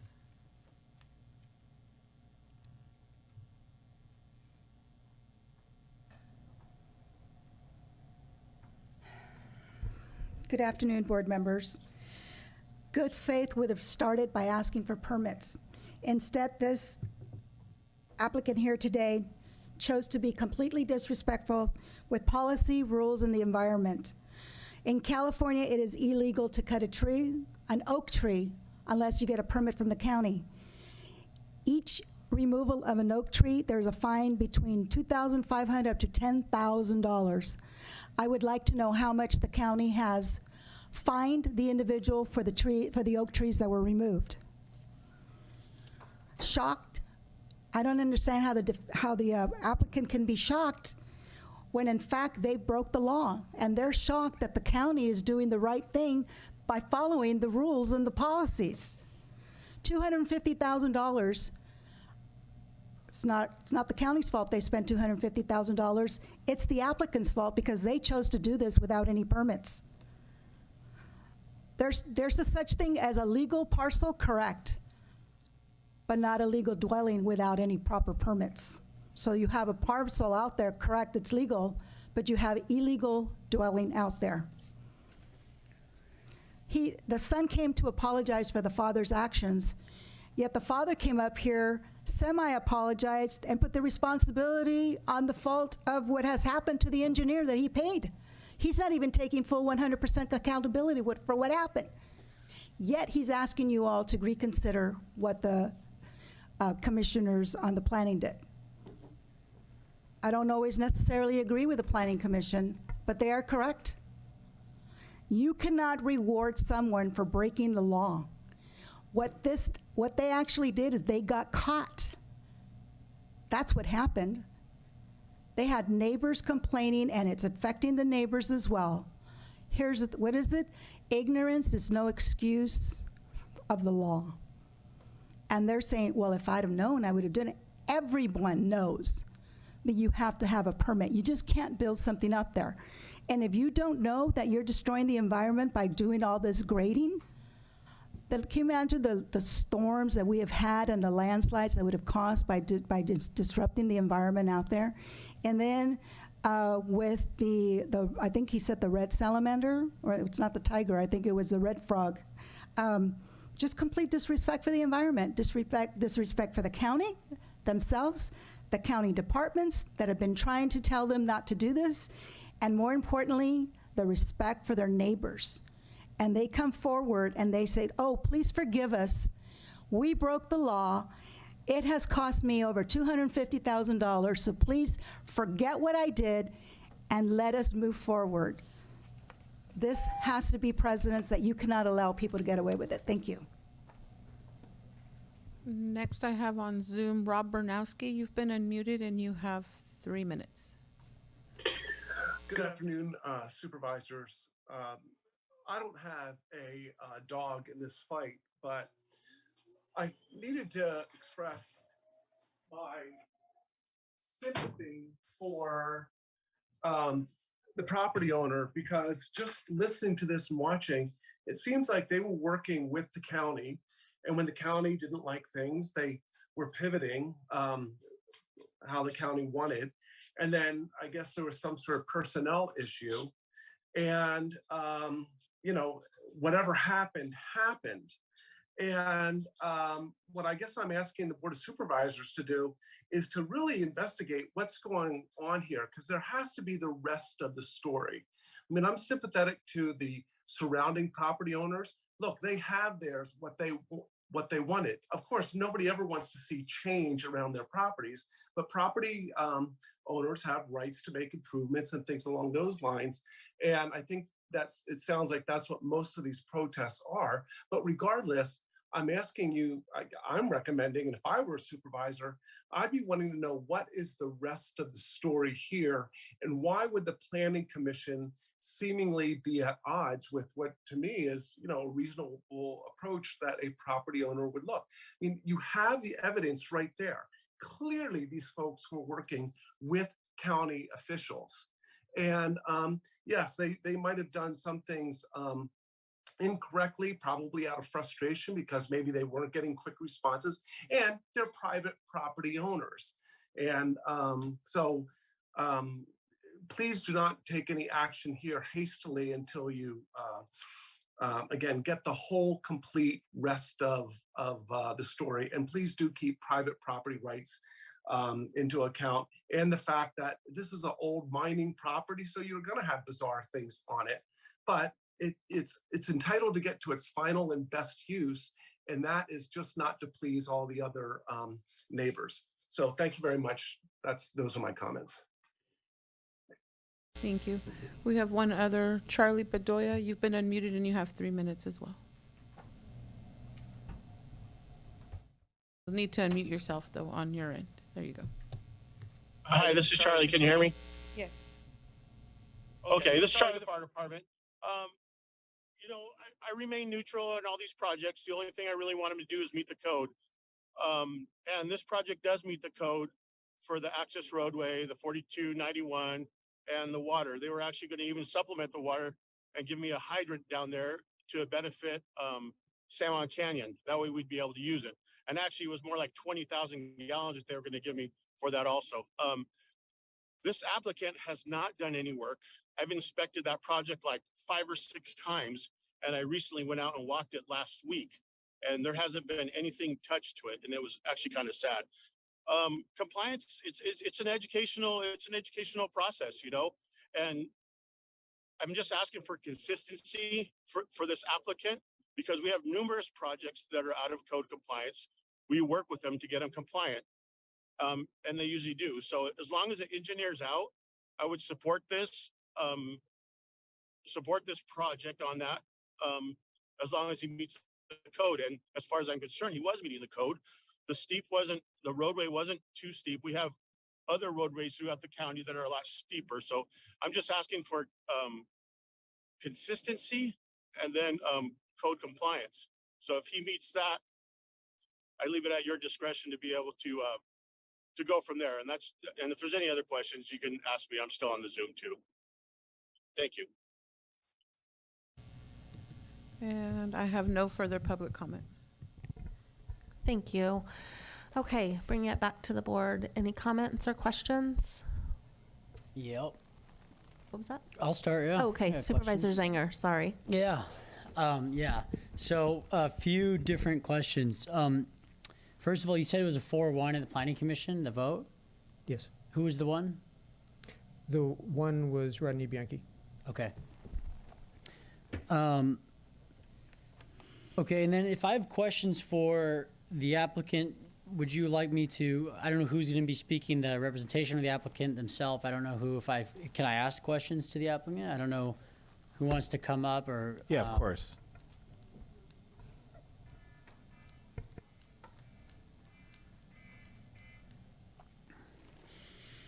Hi.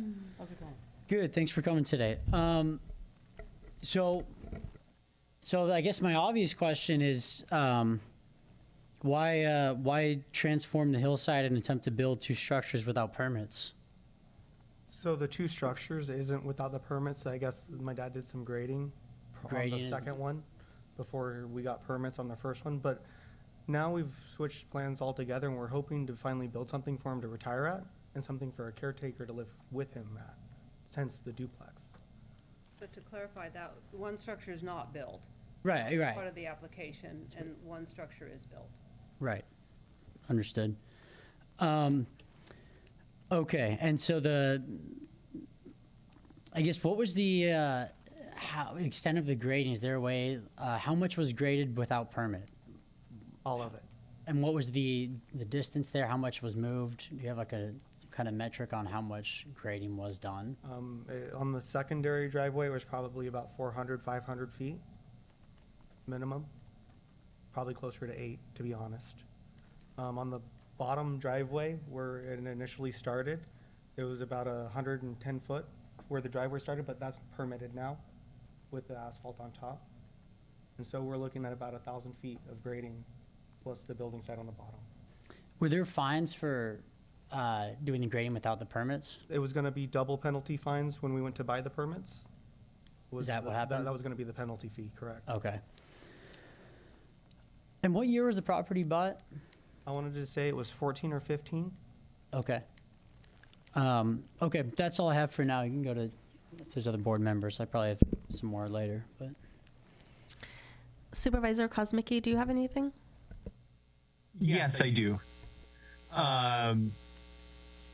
So, first off, you know, my normal inclination is always, you know, it's very frustrating when the rules aren't followed, and sort of the thumbing of the nose at the permitting that, you know, whether you like these rules or not, these are the rules that everybody else has to follow.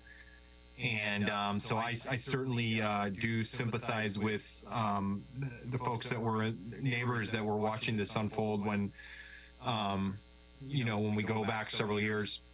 And then on the other hand, I just am trying to wrap my head around process in the planning department and whether the applicant has, you know, a credible beef when it comes to being led down the path that the applicant was led down, and as far as 7 years of you know, permitting and construction and all the things that they did and spent all the money that they spent. I just, you know,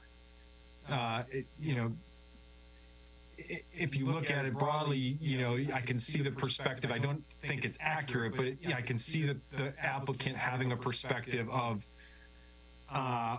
you know, you made me do all these things, and for what? You know, did we know all along that this wasn't likely going to get approved? And so I'm wondering if the county staff can just provide some insight as to the normalcy of this process that we're following, and having an applicant, you know, whether they broke rules, didn't break rules, could, you know, years ago, could we have just said, you know, you gotta tear it down, you're gonna be fined, that's it.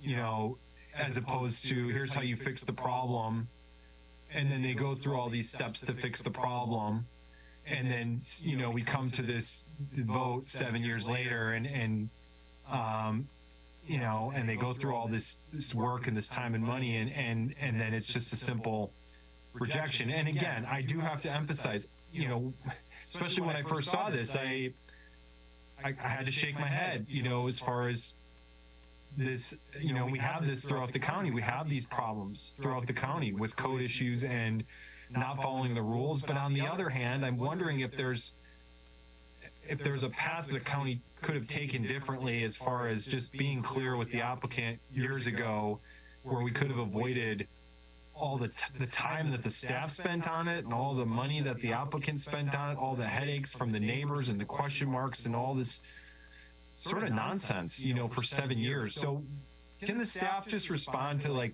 could we do this differently in these cases to avoid confusion, and so we don't have this.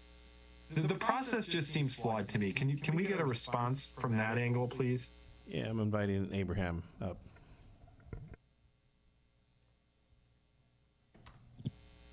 Thank you, Supervisor Kuzmicki, for that question. So yeah, this is a process that started various years ago, as was presented. But normally, when CEQA is involved regarding all the issues that the property has, that Michael alluded to earlier on, when CEQA is involved, it's important that the lead agency, the planning department, make sure that all of it is analyzed appropriately to see if there's any types of potentially significant impacts. We as the lead agency are tasked with that responsibility. And so in this particular case, we know that there were some issues at the top part of the property, and then at the bottom part as well. We're not sure exactly if that may or may not meet the criteria. So everything was analyzed. We feel in analyzing it that possibly at the very beginning it should have been disclosed that, look, it appears that the top part does not appear to meet the policy, the grading, the slope ordinance, but the bottom part may. And so here's your scope, here's your cost, here's your timeline. Do you want to proceed? I think that would have probably been a better way to resolve it at the very beginning.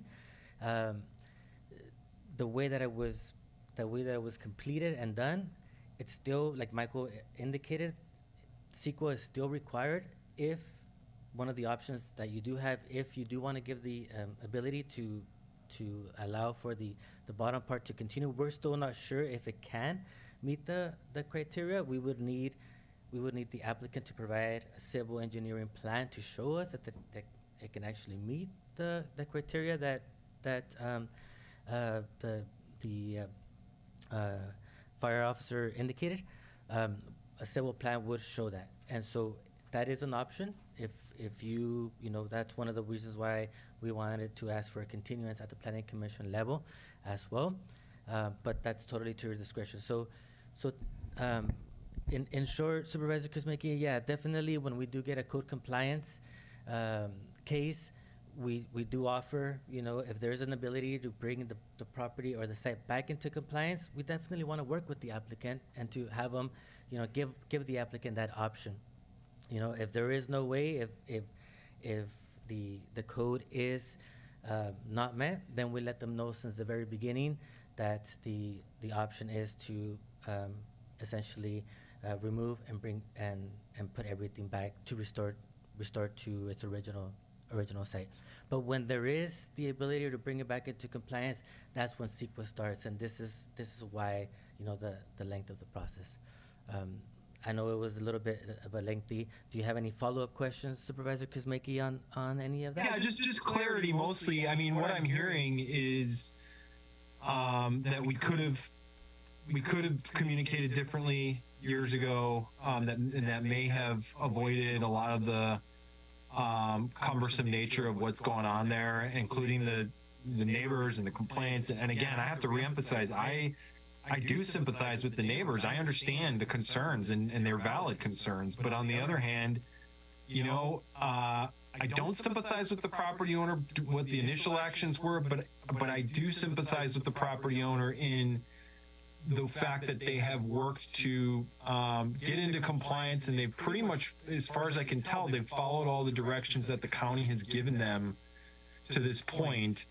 And I'm not saying that I would support what they're proposing. I just wonder if it's worth taking just a pause and taking a look at this and seeing if there is something that can be done, acknowledging everything I just said, that the property owner was wrong for what they did. They tried to correct it. The county should have, it sounds like, given them, ideally the county should have given them different direction as far as the likely outcome if you go ahead and do all this work. and now here we are. And the fines have accumulated. I think they, I think they should be held responsible according to the rules. I just wonder if it's worth taking a breather and looking at the options and seeing if there is a fairer outcome than just simply, turning them away and saying, you made a mistake and we're not gonna work with you, even though we've told you we've been trying to work with you for the last 7 years. And look, I might take a beating for this, to be honest. It's not, it's down that road is part of my district, and a lot of my constituents, my supporters, are part of the group that's up in arms, and I can't fault them for that. But at the same time, I feel like the county, there's something wrong here. There's just something off in this process, and others that have thoughts. I don't think this is necessarily an open and shut, because there's just something makes me feel wrong about this, and I could easily just say uphold the planning commission decision for political purposes. I'll be real up front. I think politically for me that would probably be the safest decision, but my conscience is telling me something else, and so I gotta recommend that we at least pause on this and let the staff go back and see what's maybe potentially a compromise. Thank you. Thank you. Supervisor Curro or Gonzalez, any comments? Supervisor Gonzalez? I feel for the neighbors. Every property owner has the right to the private use and enjoyment of their land. And when the adjacent neighbor is doing something that may interfere with that, and the fear of any kind of landslide that might be coming your direction might impede my peace and my quiet use and enjoyment of my guarantee of quiet use and enjoyment. The title of quiet use and enjoyment of my property would concern me. Going back to the property being red tagged, and I thank you, Mr. Wilson, for coming out and giving us your apology. I might suggest that maybe the county planning department have some sort of sign, a disclaimer sign that says, that the clerks or whoever's taking in the application, we don't have the authority to give legal advice. Because I know at the courthouse, when you go in there and you ask questions, so the clerks are not allowed to give legal advice. And where it might be a question of clarification of standard procedure, whatever it might be.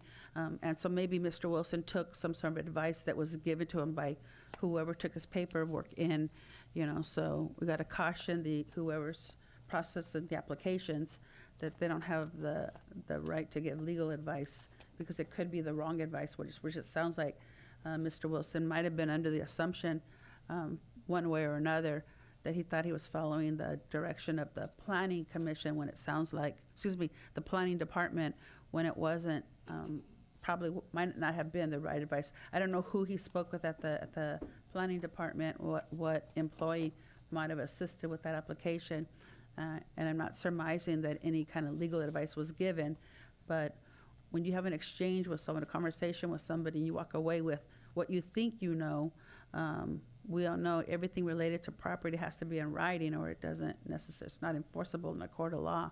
And so maybe if you have that disclaimer up there, and maybe in the application process, send to the applicant what submitting their application means before $250,000 has been invested. So they know what they're getting for their paying the fees. Because I know if I paid $250,000 and I was trying to rely on the advice that was given to me when I submitted an application, and I was wrongfully advised, I'd be upset. So whatever we can do in terms of a department kind of a disclaimer action, they're at a sign of some sort, and make sure we caution the employees that are accepting the applications, unless they're actually a planner there in the planning department, or legal counsel that is taking the application in, and then it's actually the question may be addressed at a legal level. But I too am concerned with the slope and the grade regarding the driveway that was put in there and any kind of environmental impact there might be. Going back to the CEQA, you know, I don't know if it was fully, the CEQA process was fully followed, but you know, there's always a environmental impact that is necessary to be completed. And I don't know if that was fully completed or not.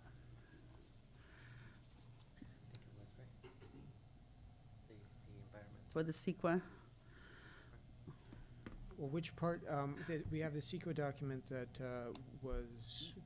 Was there a requirement of the environmental impact pertaining to this parcel? Was an EIR Wasn't an requested? EIR. No, it was in mitigated negative declaration. Identified impacts that and found them mitigable. Where the project fails to be in line with the rules is not an environmental impact exactly. It's just the rules are such that the maximum slope for development under the general plan is 30%. And this is proposing in one spot 50%. The upper site is 46% grade around it. Lower site is 29% grade, so that is within the line. But overall, I'll put the 5 acres all together, and you get 41%. So that was the basis for the recommendation for denial in the Planning Commission. Now that was not exactly a CEQA issue. It's basically compliance with the written rules issue. And going back to, you know, the rules are the rules, and they're for a purpose.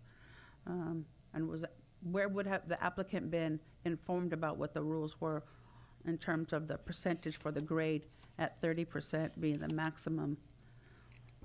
It would have been at the start, or should have been at the start. I do recall talking at the time. I don't remember how much detail I expressed at the time.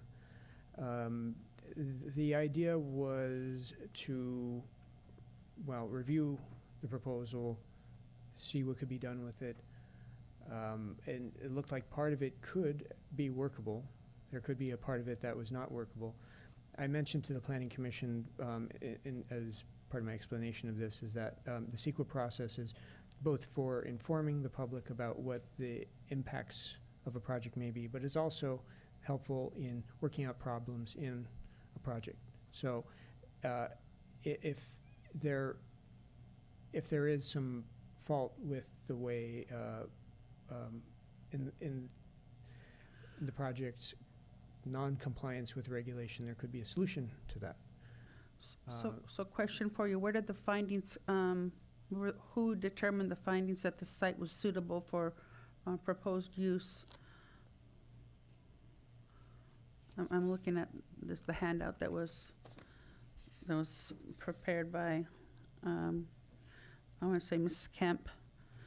On page 1, it says geotechnical and percolation investigation reports prepared and submitted that the findings, the site was suitable for proposed use with the recommendations made herein. Oh, yeah, that would have been, I have it on the screen in front of me, and it looks like that's that's the consultant who was working on the soils.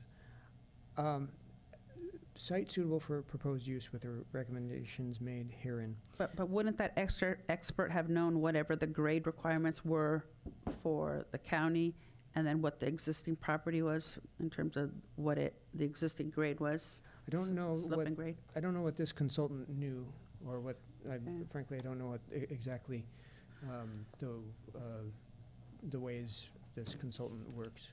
So we're being asked to appeal the decision of the Planning Commission, and I take the facts all in totality, and that's what I'm doing right now. I'm trying to do, and so looking at that, I have to say no to the appeal if that's what I'm being tasked to do.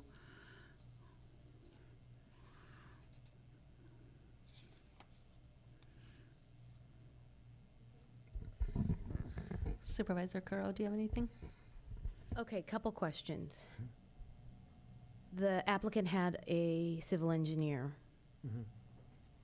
Permit was not issued to do grading. I want to just know if I have my facts correct. They did the grading anyway. Who was the contractor? Who was the contractor who For the performed grading? I would have to ask the applicant that. It was us. It's owner builder. Owner builder, have you done construction before? Personally, no. No construction experience of any kind. I've done a little bit of roofing and a little bit of exterior sheeting. Do you understand that if you do not pull a permit prior to grading, you are basically breaking the law? I did not at the time, but I do now. And when you're red tagged during that process, you have to mitigate what the red tag is for and get that permit prior to grading. When was the permit actually issued? For the driveway? For grading. For grading, there isn't one. There is no permit at this time, so you have not mitigated where your actual red tagging has occurred. I have applied for 3 permits, so maybe one of them is grading, and one of them is for the mixed use, and one of them is for the thing on the top, and it was incorporated into an encumbersome permit, possibly? And understanding as a owner-operator of someone that's developing a property, you take the risk. I do now, ma'am. Okay, because if you went with a contractor that was licensed and they did this work, you would be going after their insurance. Okay. So I just want to make it clear we cannot continue this operation, and what's happened in the past cannot happen again in the future. And I know there's a lot of questions about what the staff did, and I'm not really happy about the past staff, and a lot of people weren't here during that time, but that doesn't mean in 7 years that we can waive this. So I'm going to have to vote no. I'm going with the denial and staff recommendation. Thank you, Supervisor Curl. Stated very eloquently what I was trying to say. Succinctly and eloquently. So I'm kind of conflicted on this. It seems to me that when they started dealing with the county, they were led to believe that they would receive permits, and I'm a little, I guess, I just don't understand why all these sloping issues weren't initially like, hey, there may be a real issue with your sloping. Maybe you should get that figured out. Probably not going to work out to get the permits. I think that's I think the frustrating part. I think if I put myself in those shoes, I guess I would have wanted to know up front that, hey, this isn't a possibility, right? And so I think just kind of moving forward, we have to think about those things. At the same time, I don't condone and reward somebody for breaking the law. And I feel like we have a lot of that happens in this county, and I think we have to set precedent. We can't keep, okay, it's okay. And I think we have to support our planning commission, and we have to stand behind them. So at this time, what is the will of the board? Question before we Yeah, move forward. Supervisor too much. Zanger. Thank you. So if the board, actually, it doesn't matter. I got the question taken care of in my head. I just answered it. I'm good. I make a motion to approve per staff recommendation to deny. I'll second that. Oh, so roll call vote, please. Madam Chair, can I make one final comment? Yes. I just wanted to say again, that I think the property owner was wrong. I just have a question mark hanging over this whole thing. I don't think that I would necessarily, I don't know whether I would approve or deny, if we had more information, but I just feel like we need more information on the process. And so that is why I will be dissenting. Thank you. Thank you. Supervisor Sotelo? Yes. Supervisor Curro? Yes. Supervisor Zanger? No. Supervisor Gonzalez? Yes. Supervisor Kosmicki?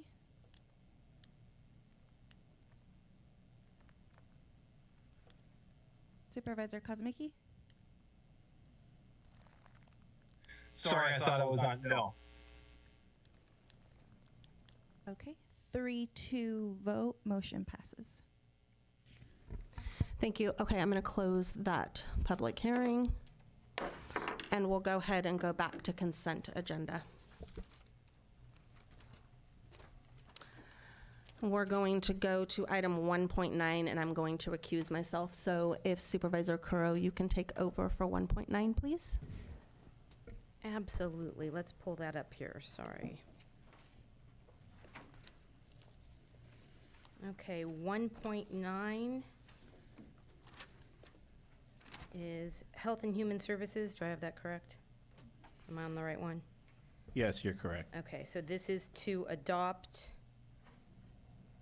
resolution authorizing payment of an invoice for the Farm Labor Association for emergency shelter of flooding victims at the Southside Road Adult Farm Worker Labor Camp in the amount of $9,068.75 to be paid from the Disaster Recovery Fund, General Fund, and approve the budget augmentation. It's a 4/5 vote.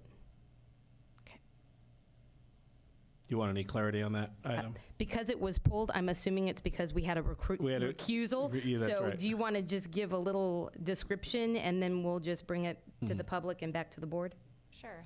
This is an invoice to reimburse the Farm Labor Association. We stood up an evacuation center up at the Farm Labor Association for the March flood, and it's to reimburse them for the cost of the evacuation site. Okay, do we have any public comment? That's not, we've already had it before. Oh, sorry, habit. Okay, bring it back to the board. Any comments? Do I have a motion? A motion to approve 1.9. Can I get a roll? Oh, do I have a second? I'll second that. Can I get a roll call vote? Supervisor Curl, Yes. Supervisor Zanger, Yes. Supervisor Kozmicki, Yes. Supervisor Gonzalez. Yes. Okay, so that's a 4 with 1 abstained. Yeah. Thank you. Can we bring Yeah, we can the bring- chair back in? Yeah. I mean, I love doing this. I can keep going. I don't mind. I'll be playing all night.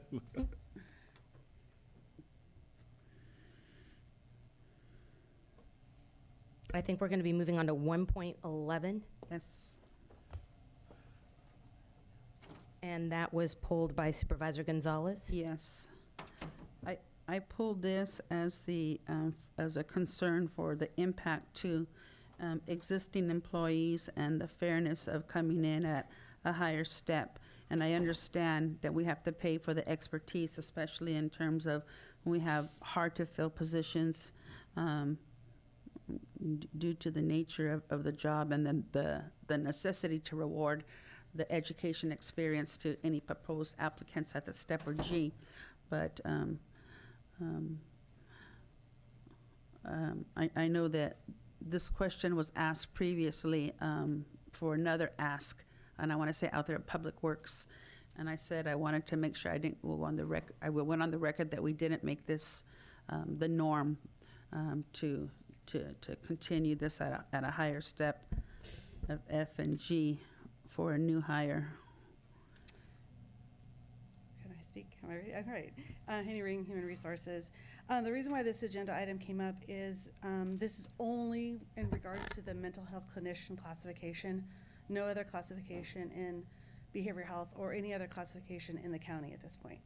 And this is directly as a result of the being down 65% in down in clinicians. We have 5 clinicians. I think we're supposed to have the FTE count is like 2021, if I'm corrected. So we're 65% down. We have 5 clinicians who are servicing the whole entire county. We just currently did one of the clinicians is doing the after hours on call just alone. So we're desperate. One of the other issues is that we have had recently is that we've made a couple job offers, several actually, to candidates who are as well, they're competing with other counties who want to work here, but of course the outside counties are offering a little bit more. One of the other issues is that the lag time between getting an agenda item to come to the board to get approval is a couple weeks. In the meantime, they're accepting offers for the outside counties. So if we could expedite that without coming to the board every time to ask and spending 2 weeks getting that on the agenda item, if we could move a little bit faster. The other reason is that HR is fully reviewing this with the department as well to make sure that they would qualify at that level. What HR does is we look at their time and experience from other agencies, like where would they, if they had started their experience as a clinician, let's say in Santa Cruz, but let's say it was, we pretend like it's San Benito, and so we look at it where they would be in years of step to get them closer to that higher level. So we could use that as leverage to make an offer at a higher step. Again, this is just to put in place so that the CAO could go ahead and allow the department make the job offer at the higher level and get them in quicker than waiting to agendize it. And it's just for the mental health clinician classification. Madam Chair, if I may comment on this as well. So, and just a point of clarity too, this is, again, alarming in behavioral health. It's a nationwide issue. But one of the things that, we've been brainstorming, Henny and I, as well as the department, is to get this, to be able to do something to bring people in. With that being said, though, we would not go below our current vacancy rate for the county. So if for some reason we get those positions filled, we're still not, or maybe we still have a few open, we're not going to be, we will come back to the board and revert this back. Yeah. So if it reaches 23%, it's going to be like every other employee in the county. Yeah. It'll have to go back to the board.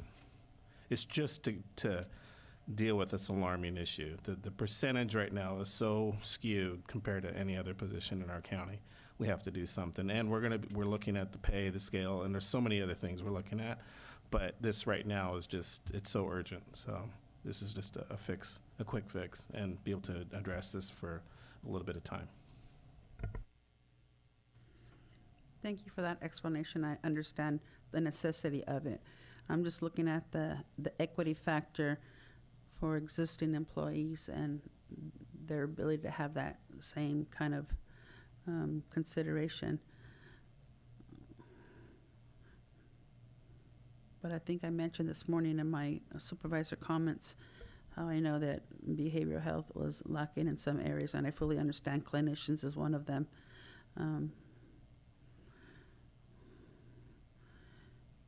It just kind of rings very hollow in terms of the fairness aspect.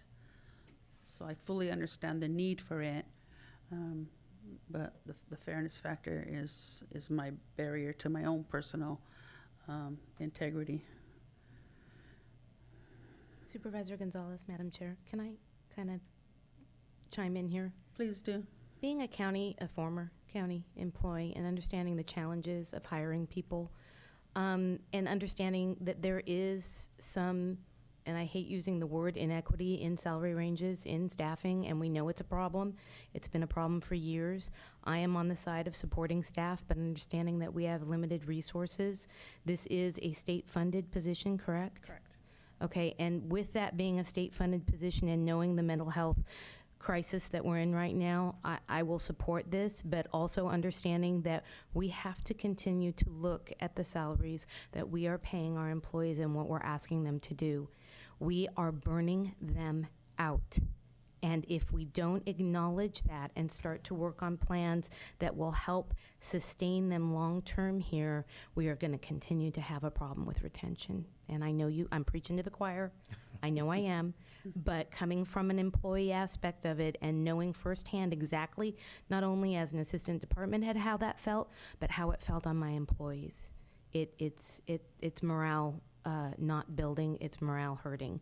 I want all county employees to know that I am going to advocate consistently to bring salaries to a livable wage. It's just going to take us time. We've got to get the revenue in before we can actually address that. Thank you for that, Supervisor Carroll. I appreciate it. And then again, you're coming from a unique perspective as a former employee.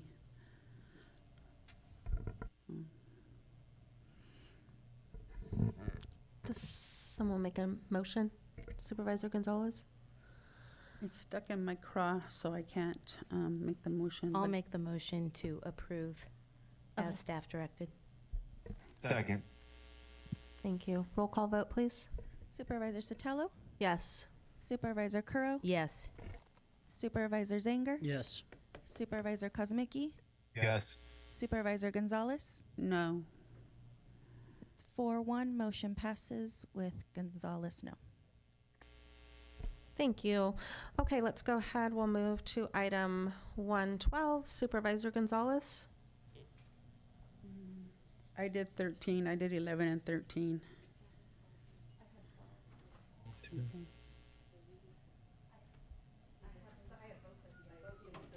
I have So- 12 and 13. So Supervisor Gonzalez, you don't have an issue with 12? No, I don't even have any notes on my.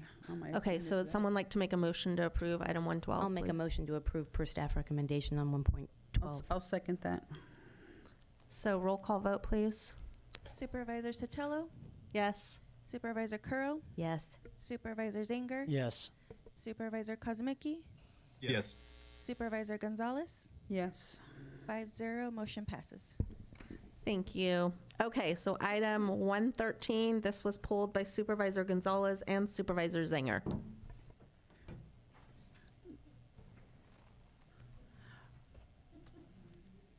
Aye. Sorry about that. I asked to have this one pulled because I called Chief Frantella to discuss this, and I wanted to find out what the cost would be for the name change. And he shared with me it would only be to put the sign up, and he's looking to have an arrangement with the high school and their sheet metal work in terms of that department there at the high school. And then the cost would then just be the materials. If that couldn't be facilitated through the high school agreement and the shop class, then we're looking at about $5,200 for the sign change, which isn't significant in my book. And I understand the need for the name change from Juvenile Hall to the San Benito Youth Services, County Youth Services Center, because it won't be juveniles per se. With the juvenile justice and the realignment, we may have adults in that facility. And when I say adults, over 18 in that facility that are currently incarcerated elsewhere that might have to come back to where we as a county would have to house them here locally. And so, Yeah. Supervisor Zanger, you want to? Well, yeah, I mean, it just seemed like a significant change, seemed like an important situation here. I was just wondering if you could just explain it briefly Sure. for everybody. just 'cause I it seems appreciate the important. opportunity, Yeah. actually. Thank you very much, Supervisor Sanger, Supervisor Gonzalez. So really, this has been coming for a while. Our services at the Juvenile Hall have changed steadily for the last 8 years.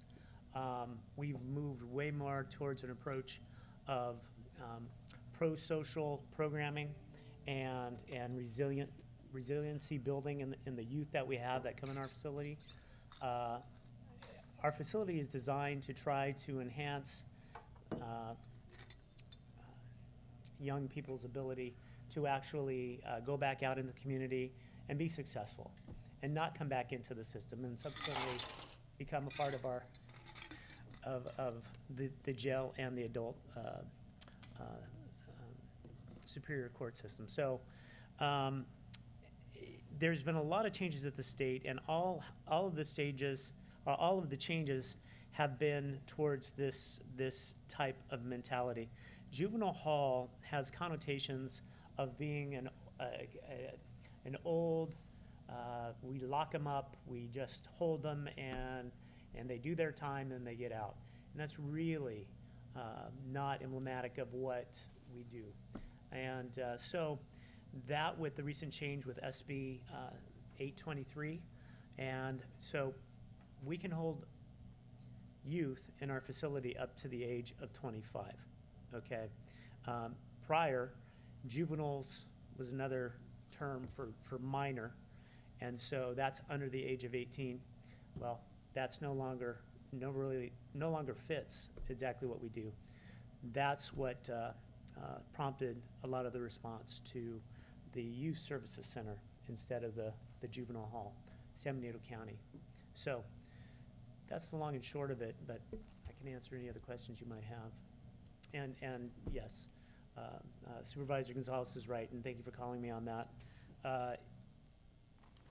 The worst case scenario would be $5,200 roughly, and I don't even think it'd be that much, but that is the highest estimate that we had, and went through RMA. So we have their selection of signs that we would use if we cannot work with Hollister High School and try to work with their metal shop in trying to get the sign to work. So that's where we're at. Madam Chair, can I comment? Having worked in the criminal justice mental health division of Santa Clara County and working firsthand in juvenile hall there, you do so much more than just hold them until they're 18 and then move them on. And I actually support the legislation that allows up to 25. Is it 23 or 25? It's 25. 25. Because what would happen is they would age out and then go into the adult facility system and they would become chronic criminals. And it was very sad watching that happen on an ongoing basis. So I do totally support the renaming of this, and I'm happy to see that the high school shop is going to participate in this. And I'm hopeful that this will help guide our youth out of, bad decisions and into good decisions. So thank you so much for bringing this to us. Would someone like to make a motion? Make a motion to approve 1.13 as stated. Thank you. I'll second that. Per staff recommendation, yes. Can we get a roll call vote, please? Supervisor Sotelo? Yes. Supervisor Curro? Yes. Supervisor Zanger? Yes. Supervisor Kosmicki? Yes. Supervisor Gonzalez? Yes. 5-0, motion passes. Thank you. Okay, item 118, Supervisor Gonzalez. Yes. I know this was a question that was asked from the public in a public comment this morning, and how many employees would this apply to? And it's because of change in the law and the cost of the requirement for the renewal and the cost of the increase for them to retain their Class A license. And so from my perspective, I say we owe it to our employees and in the effort and in the mindset of employee retention to keep them, as we discussed previously, Public Works Department is being impacted so much by, we train them and then they go elsewhere because we don't take care of them. And this will be a way of taking care of them.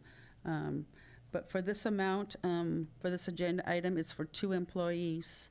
But it's a change in the law that requires them to get their renewal of their Class A, and the fee went up from a couple $100 to, over $1,000 for the renewal, and that'll be like a cut in pay to employees if we force them to pay for their own ongoing training. And as I said, it just kind of reinforces the employee retention in order for them to keep their job, and if we're going to require them to have the certification necessary. I figure as a county, we owe it to our employees. And so I just wanted to make sure I went on the record for that. Because I thank you, Ellie. I heard your comment this morning. But I had the same concern too yesterday, so I called SCIU to find out how many people this is going to impact and why, because I had the concerns too. But my concerns were alleviated once I heard the explanation. So I will.